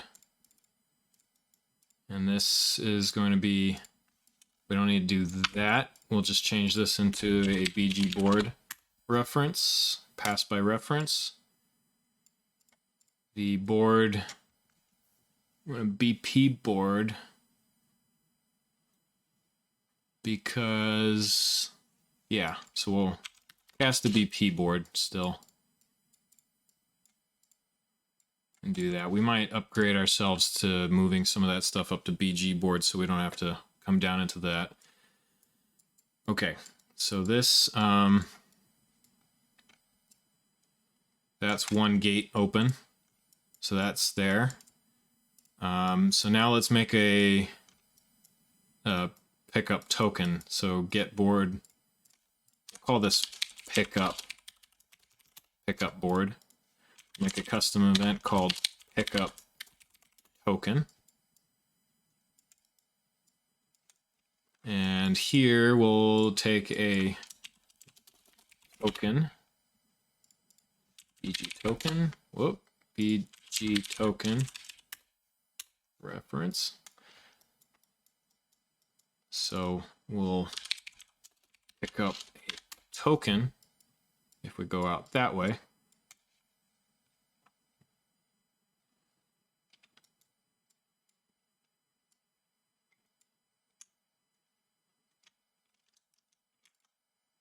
So first we'll check if it's valid, and if so, then we'll come in. Just to do a nice, just make sure things are neat. So token needs to do this stuff. So we want that, and we want that, and all of this, and this, and this to be down here. So we do that, we pass the token in there.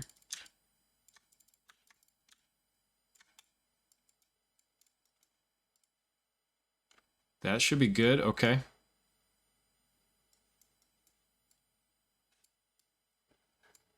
Cool, that's cleaning up. And we can, for debug purposes, put this in between here so we continue to print the name of what we're clicking on.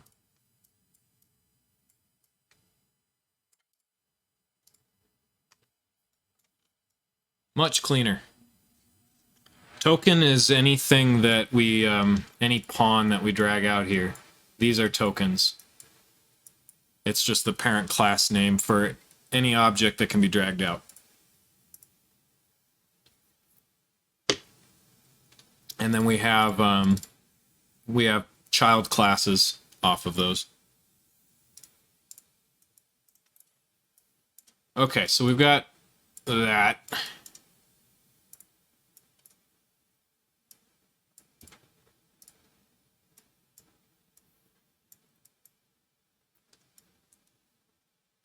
Now let's handle the dropping.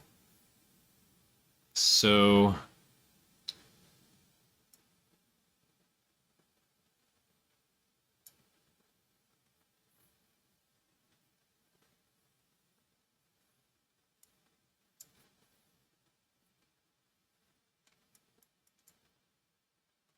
are we doing this holding, this lift thing?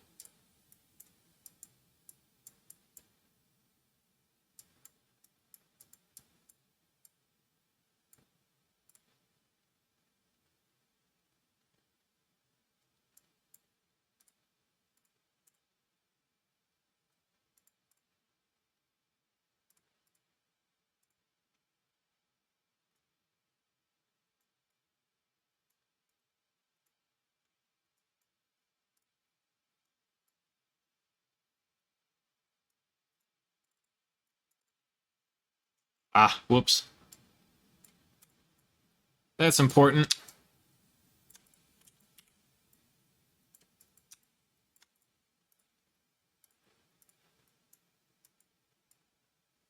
Perfect. Still working.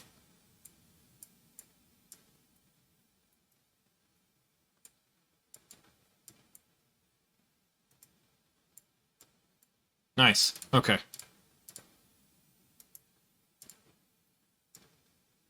So, make a custom drop token.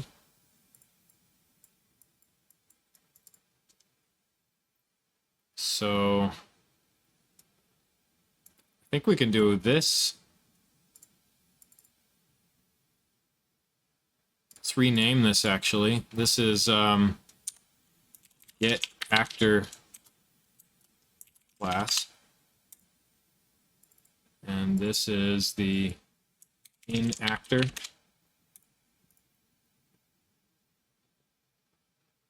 And these are the token board.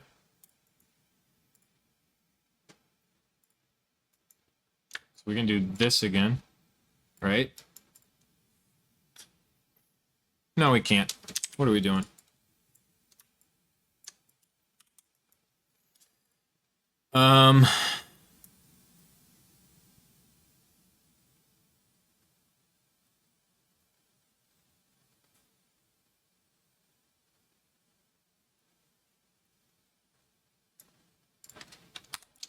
Just drop.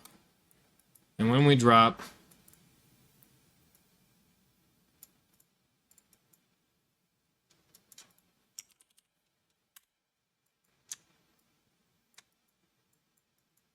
just calling drop.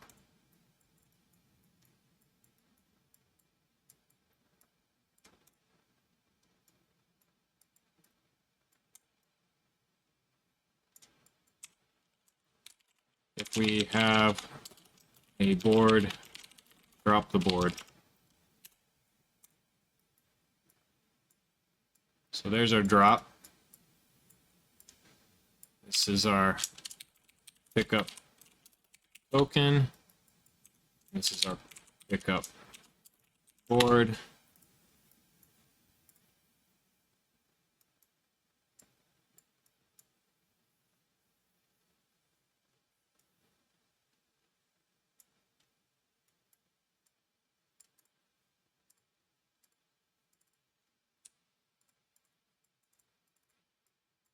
Select, do a trace result, and pick up a valid object under the mouse cursor.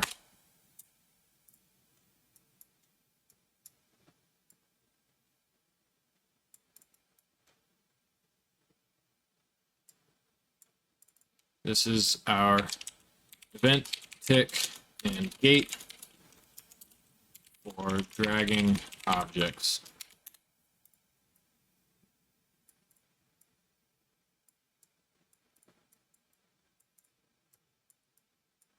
So on exit, we've got these two monsters here. Can we simplify these?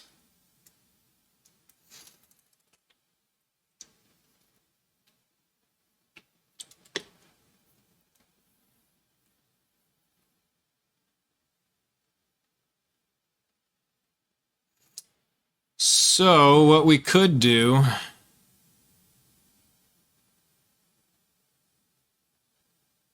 rather than having, are we using this? Yeah. Okay, so our target actor. Rather than having a selected board and a selected token, we could just have our grabbed object. And each time, and that's what we use on here. So if we go to our BP controller, so let's close all tabs.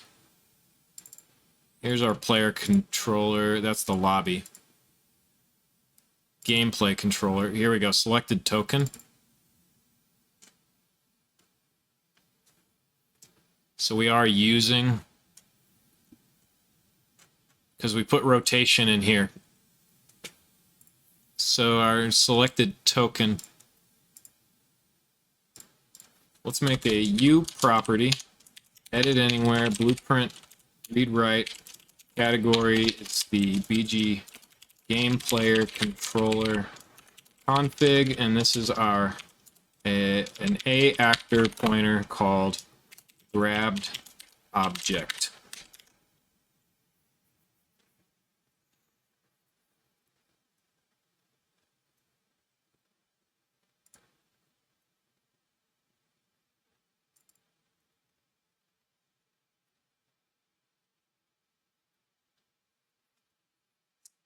If grabbed, if cast to BG ABG token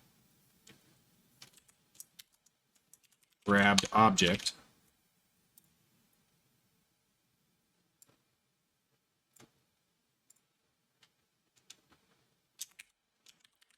if auto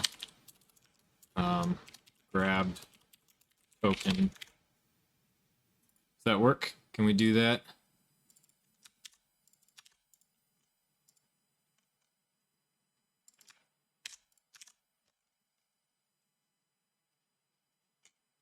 Cool. Okay. I think we can do that in there.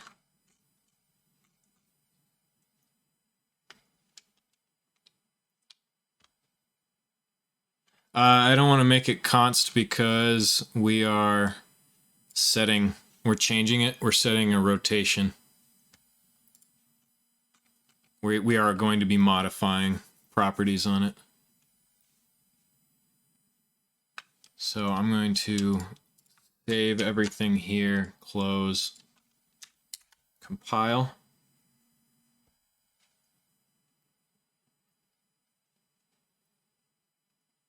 Yay, it's happy. We can cast, do this all, and declare it in the if statement. That's nice. Let's go back to our BattleGrids, open up, and convert further away from, and basically we're kind of making this into a template-y type of thing where we don't care what we picked up. We'll test it with this and then do what we want. So input selection is, so here,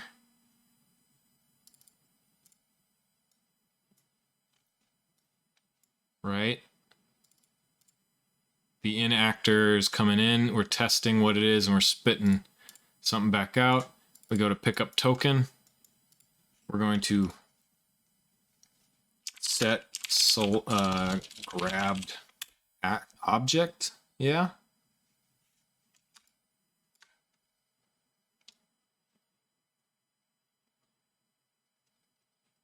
Is that where we want to do that? No, hold on. We're going to set grabbed object here.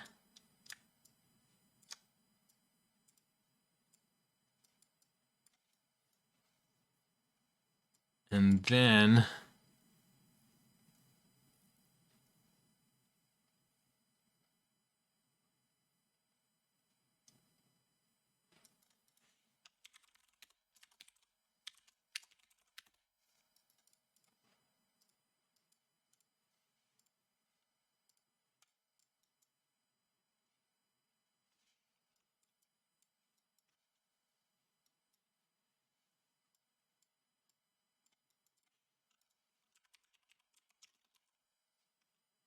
live coding will save you a lot of time. I have live coding. It crashes. Oh, how did that get?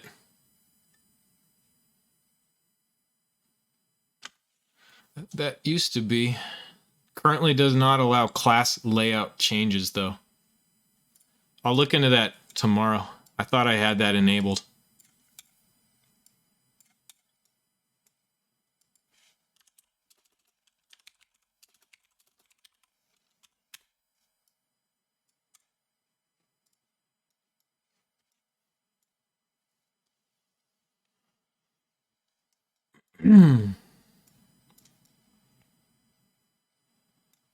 So I think we can get rid of that, get rid of that, and go here.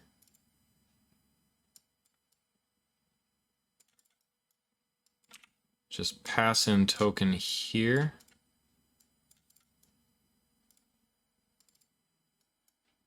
Okay.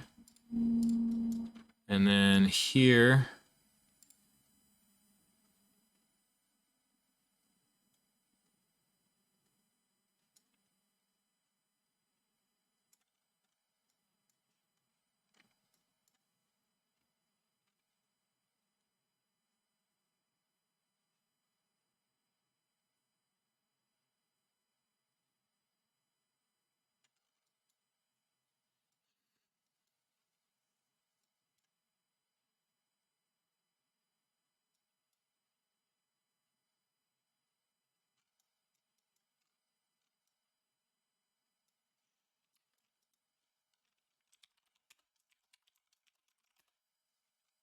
we already have, let's see, drag board, or we want to, yeah, we'll call it drag board, and it wants the BG, let's see, the board.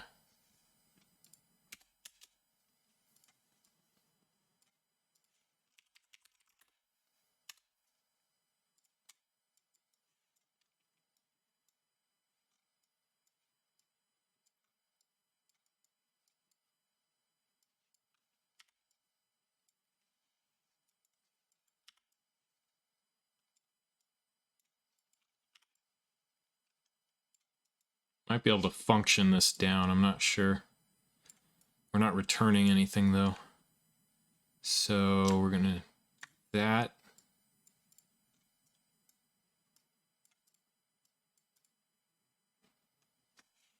And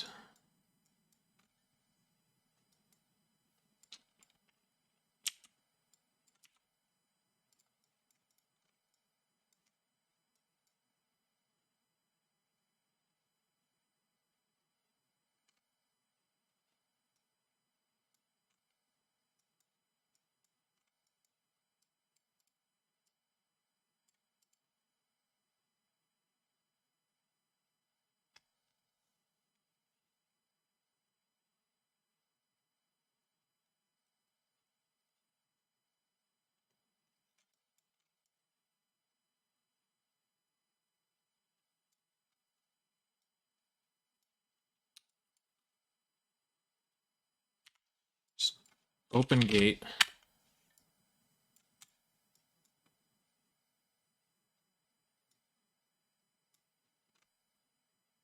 If the gate is open,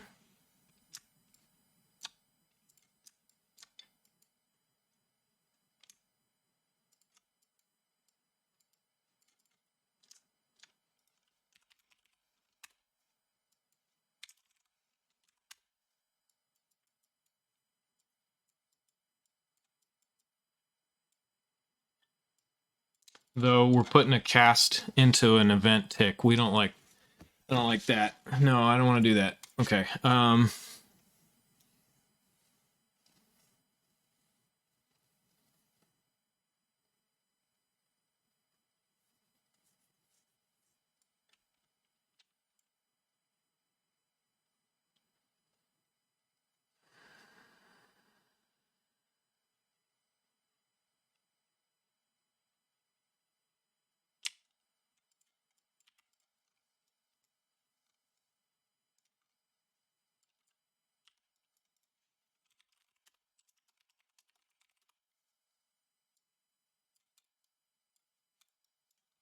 So I need a way to flow. So we pick, if it's valid, we set our grabbed object.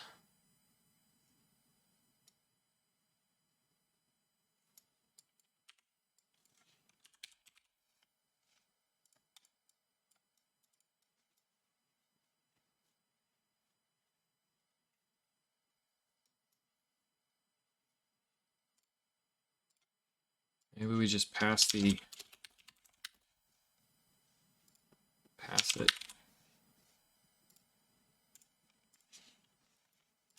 And we don't set it yet. We just pass it through, pick it up, pass it through, goes through.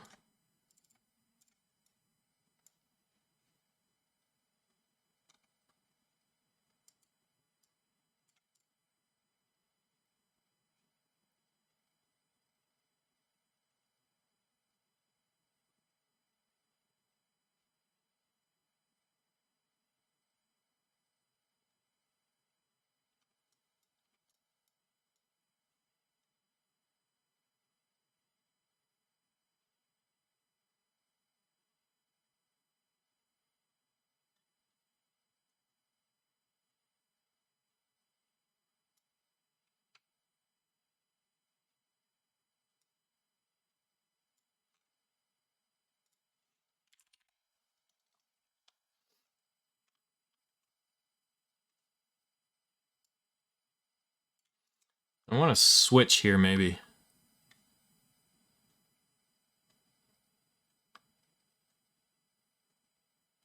Maybe we can create it. Let's see, hold on.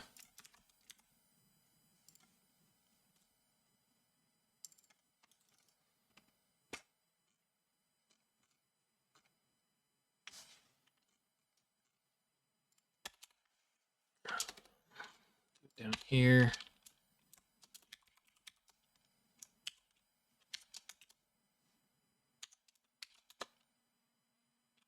How do you, I've done this before. Can't remember the syntax.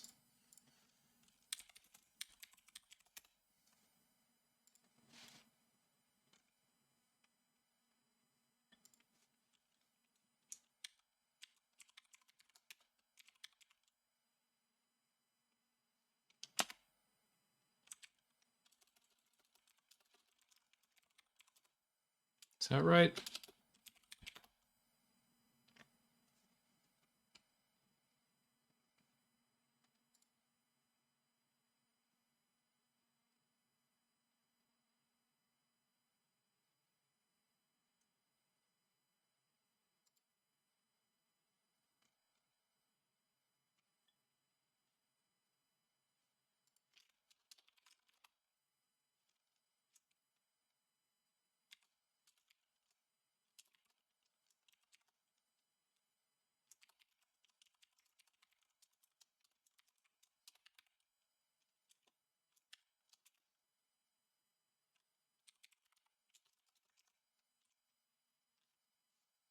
That looks like it's correct. Okay.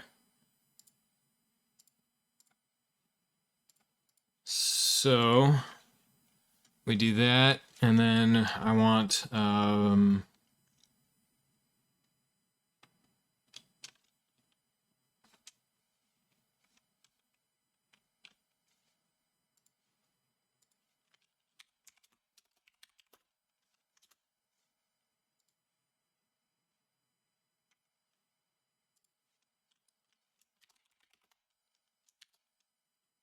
token.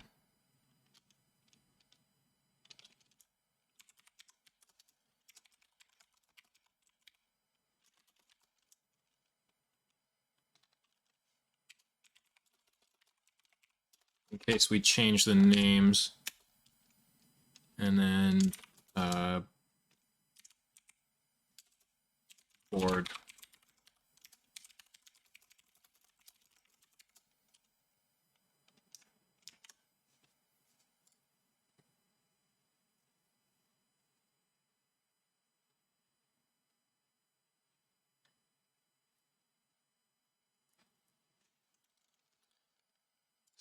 Save and close.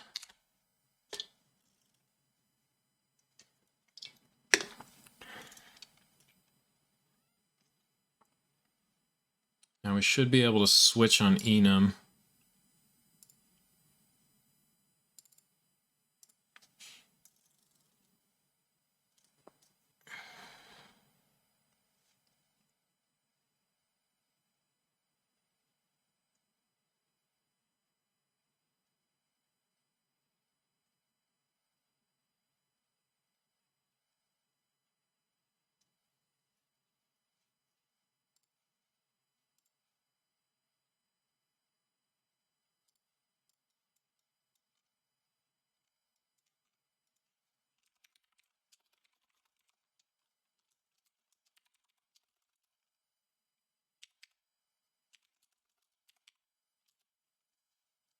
what did I call it?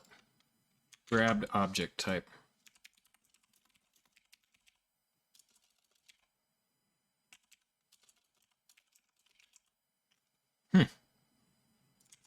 Did I forget? I did. Blueprint.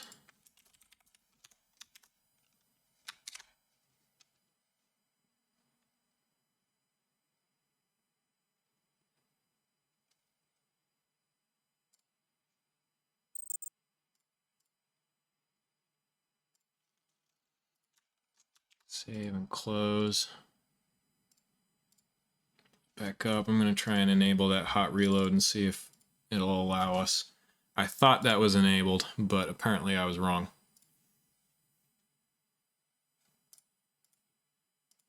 Okay. That's now loading, so maybe we can do stuff without it crashing now. Switch on grabbable object type.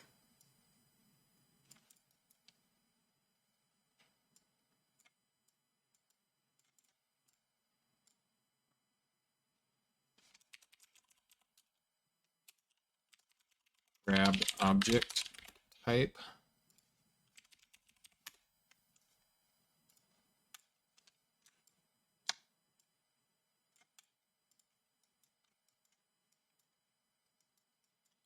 There we go. Okay, so when we have that, we'll set a token here, set board.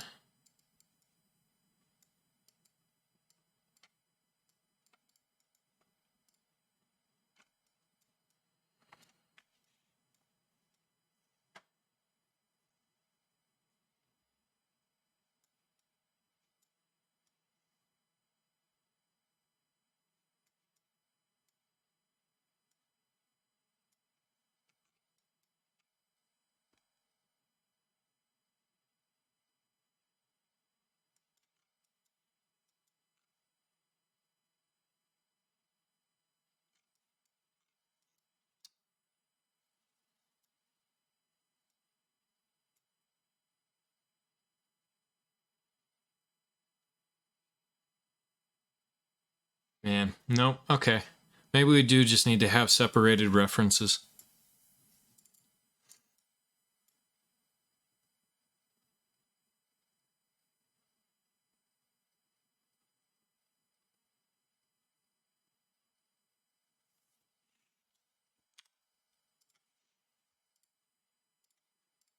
So let's make this the class ABG board. Here's our grabbed board. I'm going to refactor this to be named as grabbed token. Go over here. Change this to if grabbed token.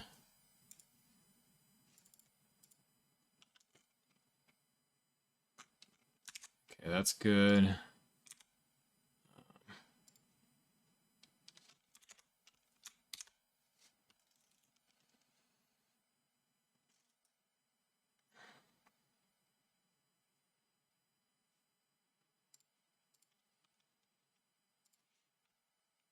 Selected board, find all the references first.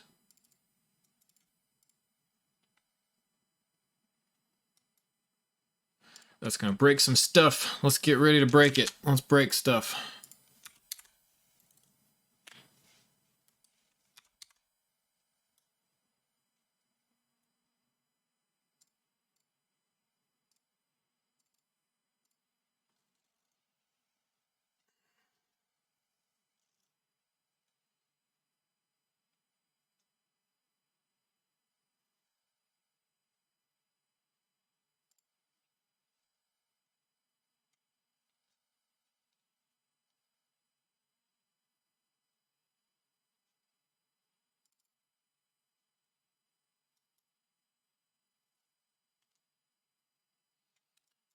Okay.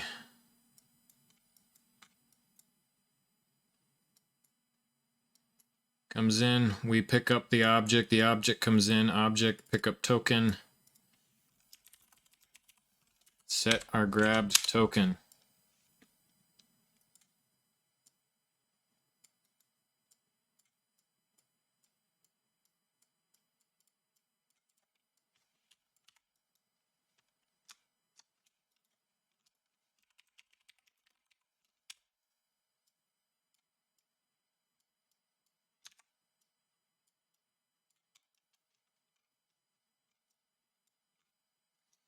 Pick up a board, we're gonna set our grabbed board. Maybe we can still use the enum though in order to flow control on the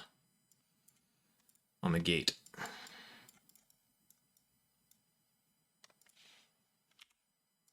Let's move that up. Setting these things.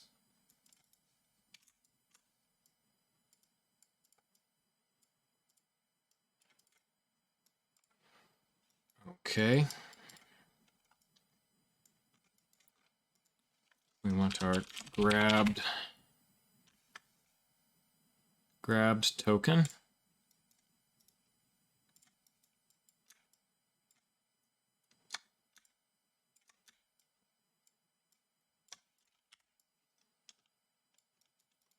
We want our grabbed board. I think this can be better. We want to clear our grabbed board here. And we want to set our grabbed token here.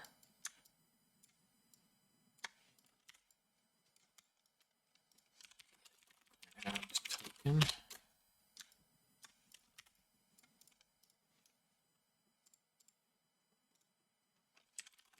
Grabbed token.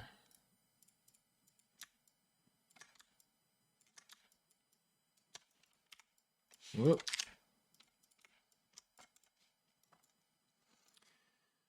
All right, where else? We can get rid of that. Might be some other stuff. Okay, so we come out and we do this. We'll either drag the board, which we can get our get dragged board. It's grabbed. Get grabbed board. Starting to hit the end of the day here. So there.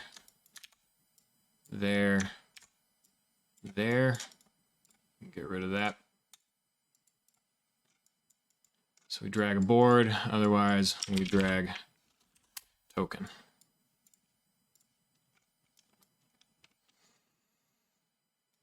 Okay, so this is that.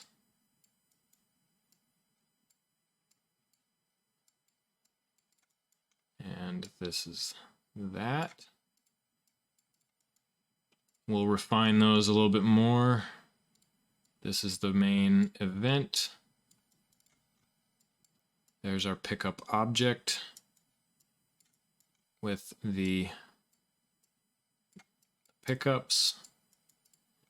This is the drop.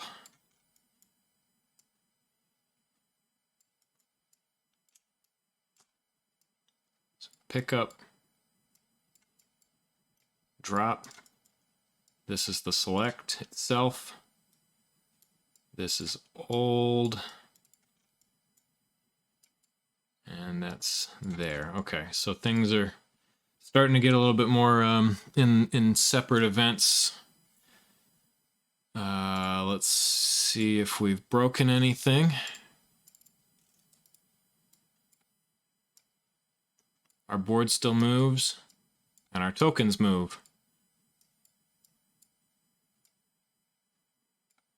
Looks to me like everything is still functioning correctly. Okay, what should we do? Should we test this? We need to test to make sure this stuff is working over the what do you call it, over the network. So let's do a build. Since it's the end of the day, let's make sure our stuff works.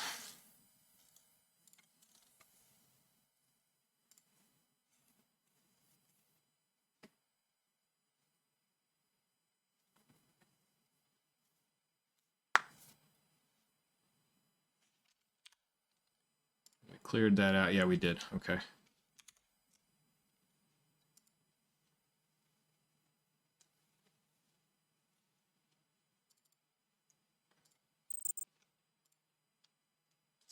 Package complete.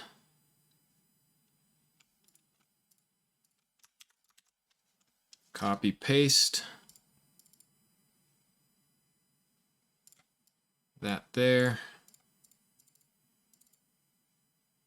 Game 2. Got Cisco again and DAX. BS9.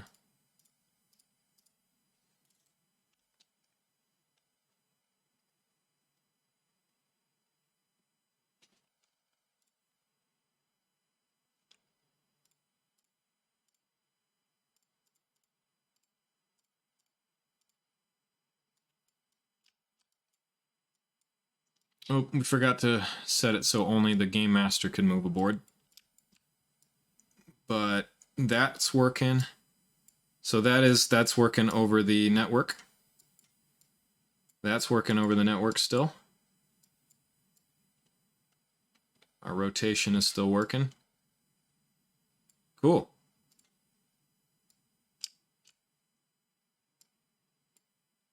The board spawn seems to be slightly off, but it does work still. Let's take a look at why the board spawn is messed up.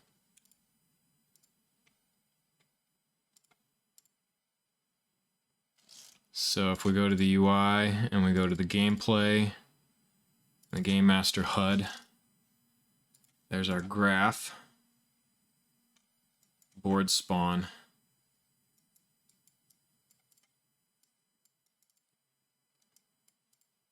It sends in the literal hard encoded. We go to spawn new board.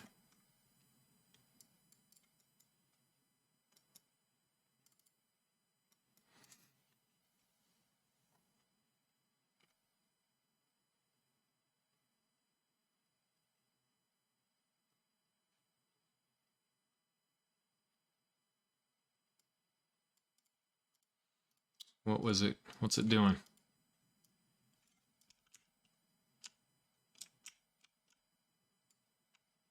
Why is it up there?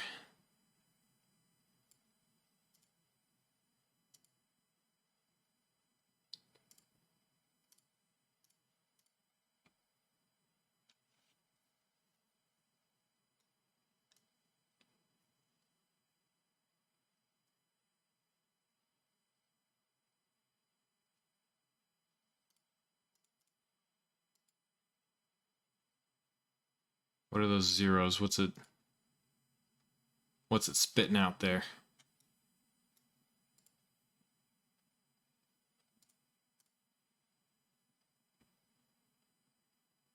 Oh, the length. Right, so we don't need to do that. Spit out the Z level. Okay.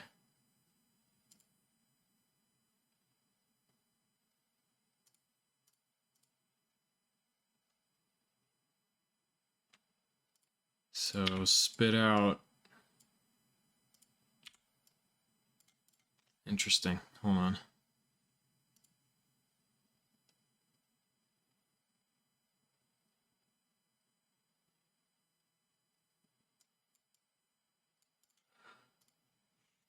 Ugh.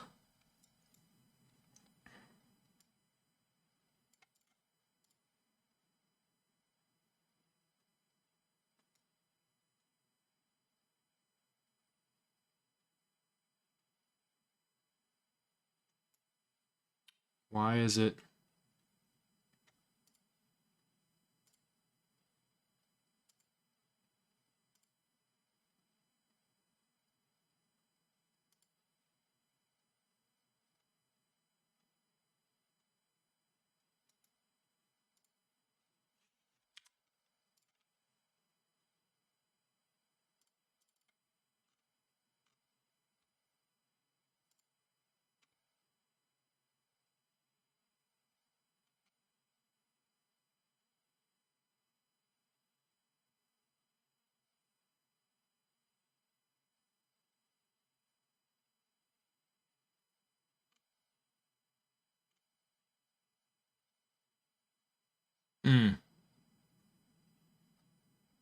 This is why.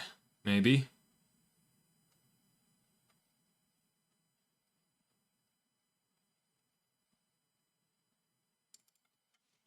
Keep world transform.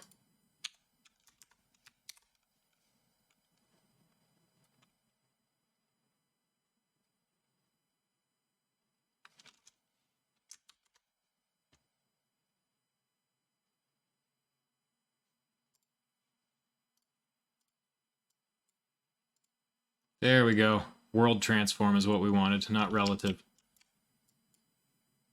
Perfect. Awesome. Okay. So that's fixed. Let's fix in our selection event graph real fast.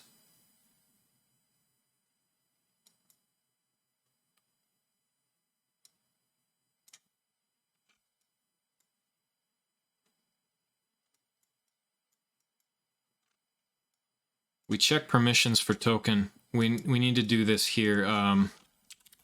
Get player state, cast to the BP player state. Get player info, break.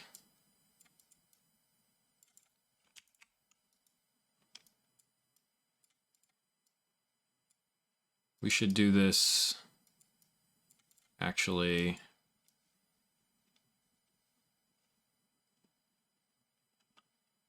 right here. Or no, we're checking permissions. We'll do it here.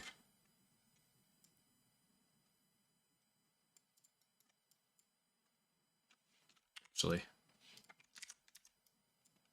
we'll make a function called check player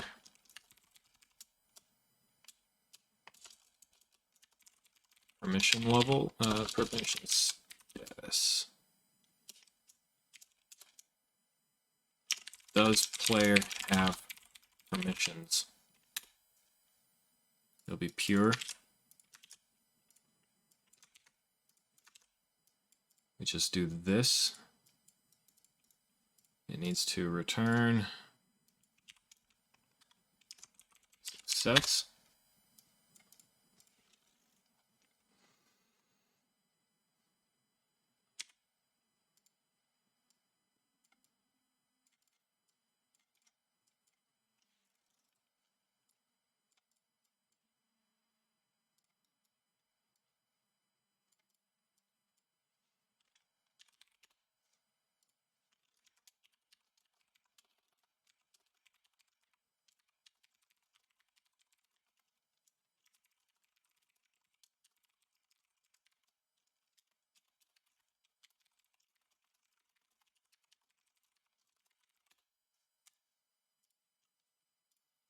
We'll expand on that because I might throw in this player tokens also. So we're gonna just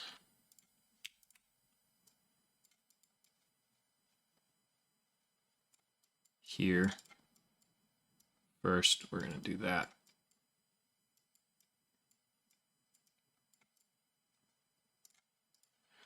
Okay, so now if we package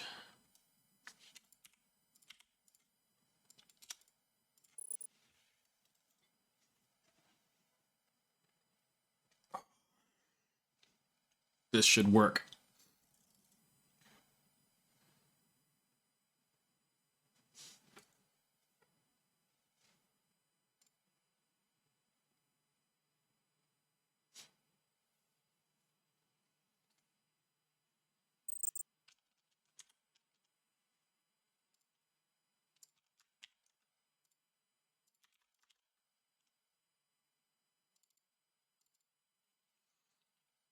Launch 1.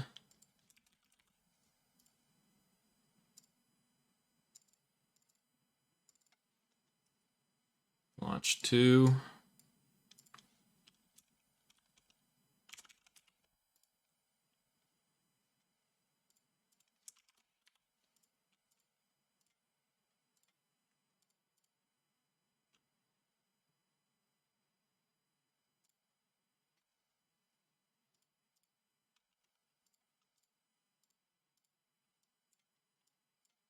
Cool.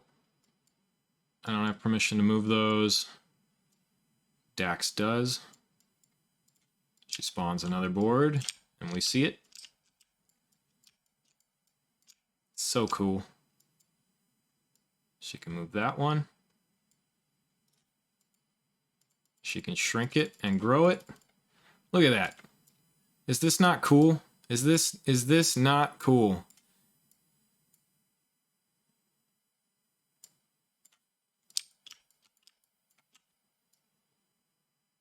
Ooh, okay.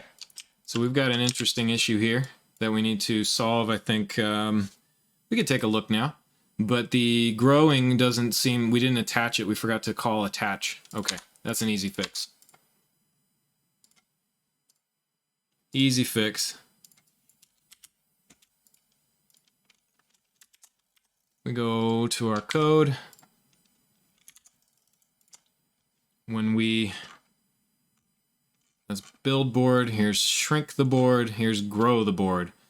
Same thing. We need to do this. Copy that line.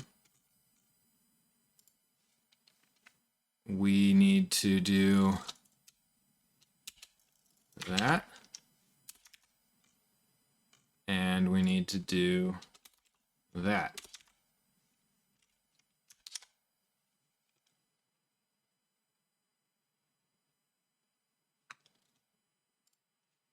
So if we build a new board and we grow it, we now move the newly spawned tiles. All right. And we can shrink it. Cool. I think that's where I'm going to call it for today. We've done some pretty outstanding work today. Thank you so much for Knervust and Delta X especially, you two, for hanging out with me for so long today. We have such an awesome product that's coming together here. This is going to be fun to eventually test in an actual game setting. And look at that. We can easily move around, and that's just so cool. This is going to be a really cool piece of software for Dungeons and Dragons and tabletop and stuff when we're done with it. So yeah, I'm going to end it there.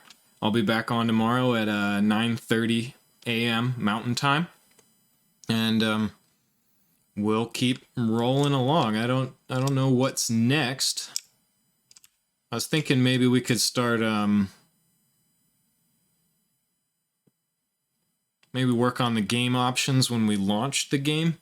Oh, I know. Maybe we'll work on this.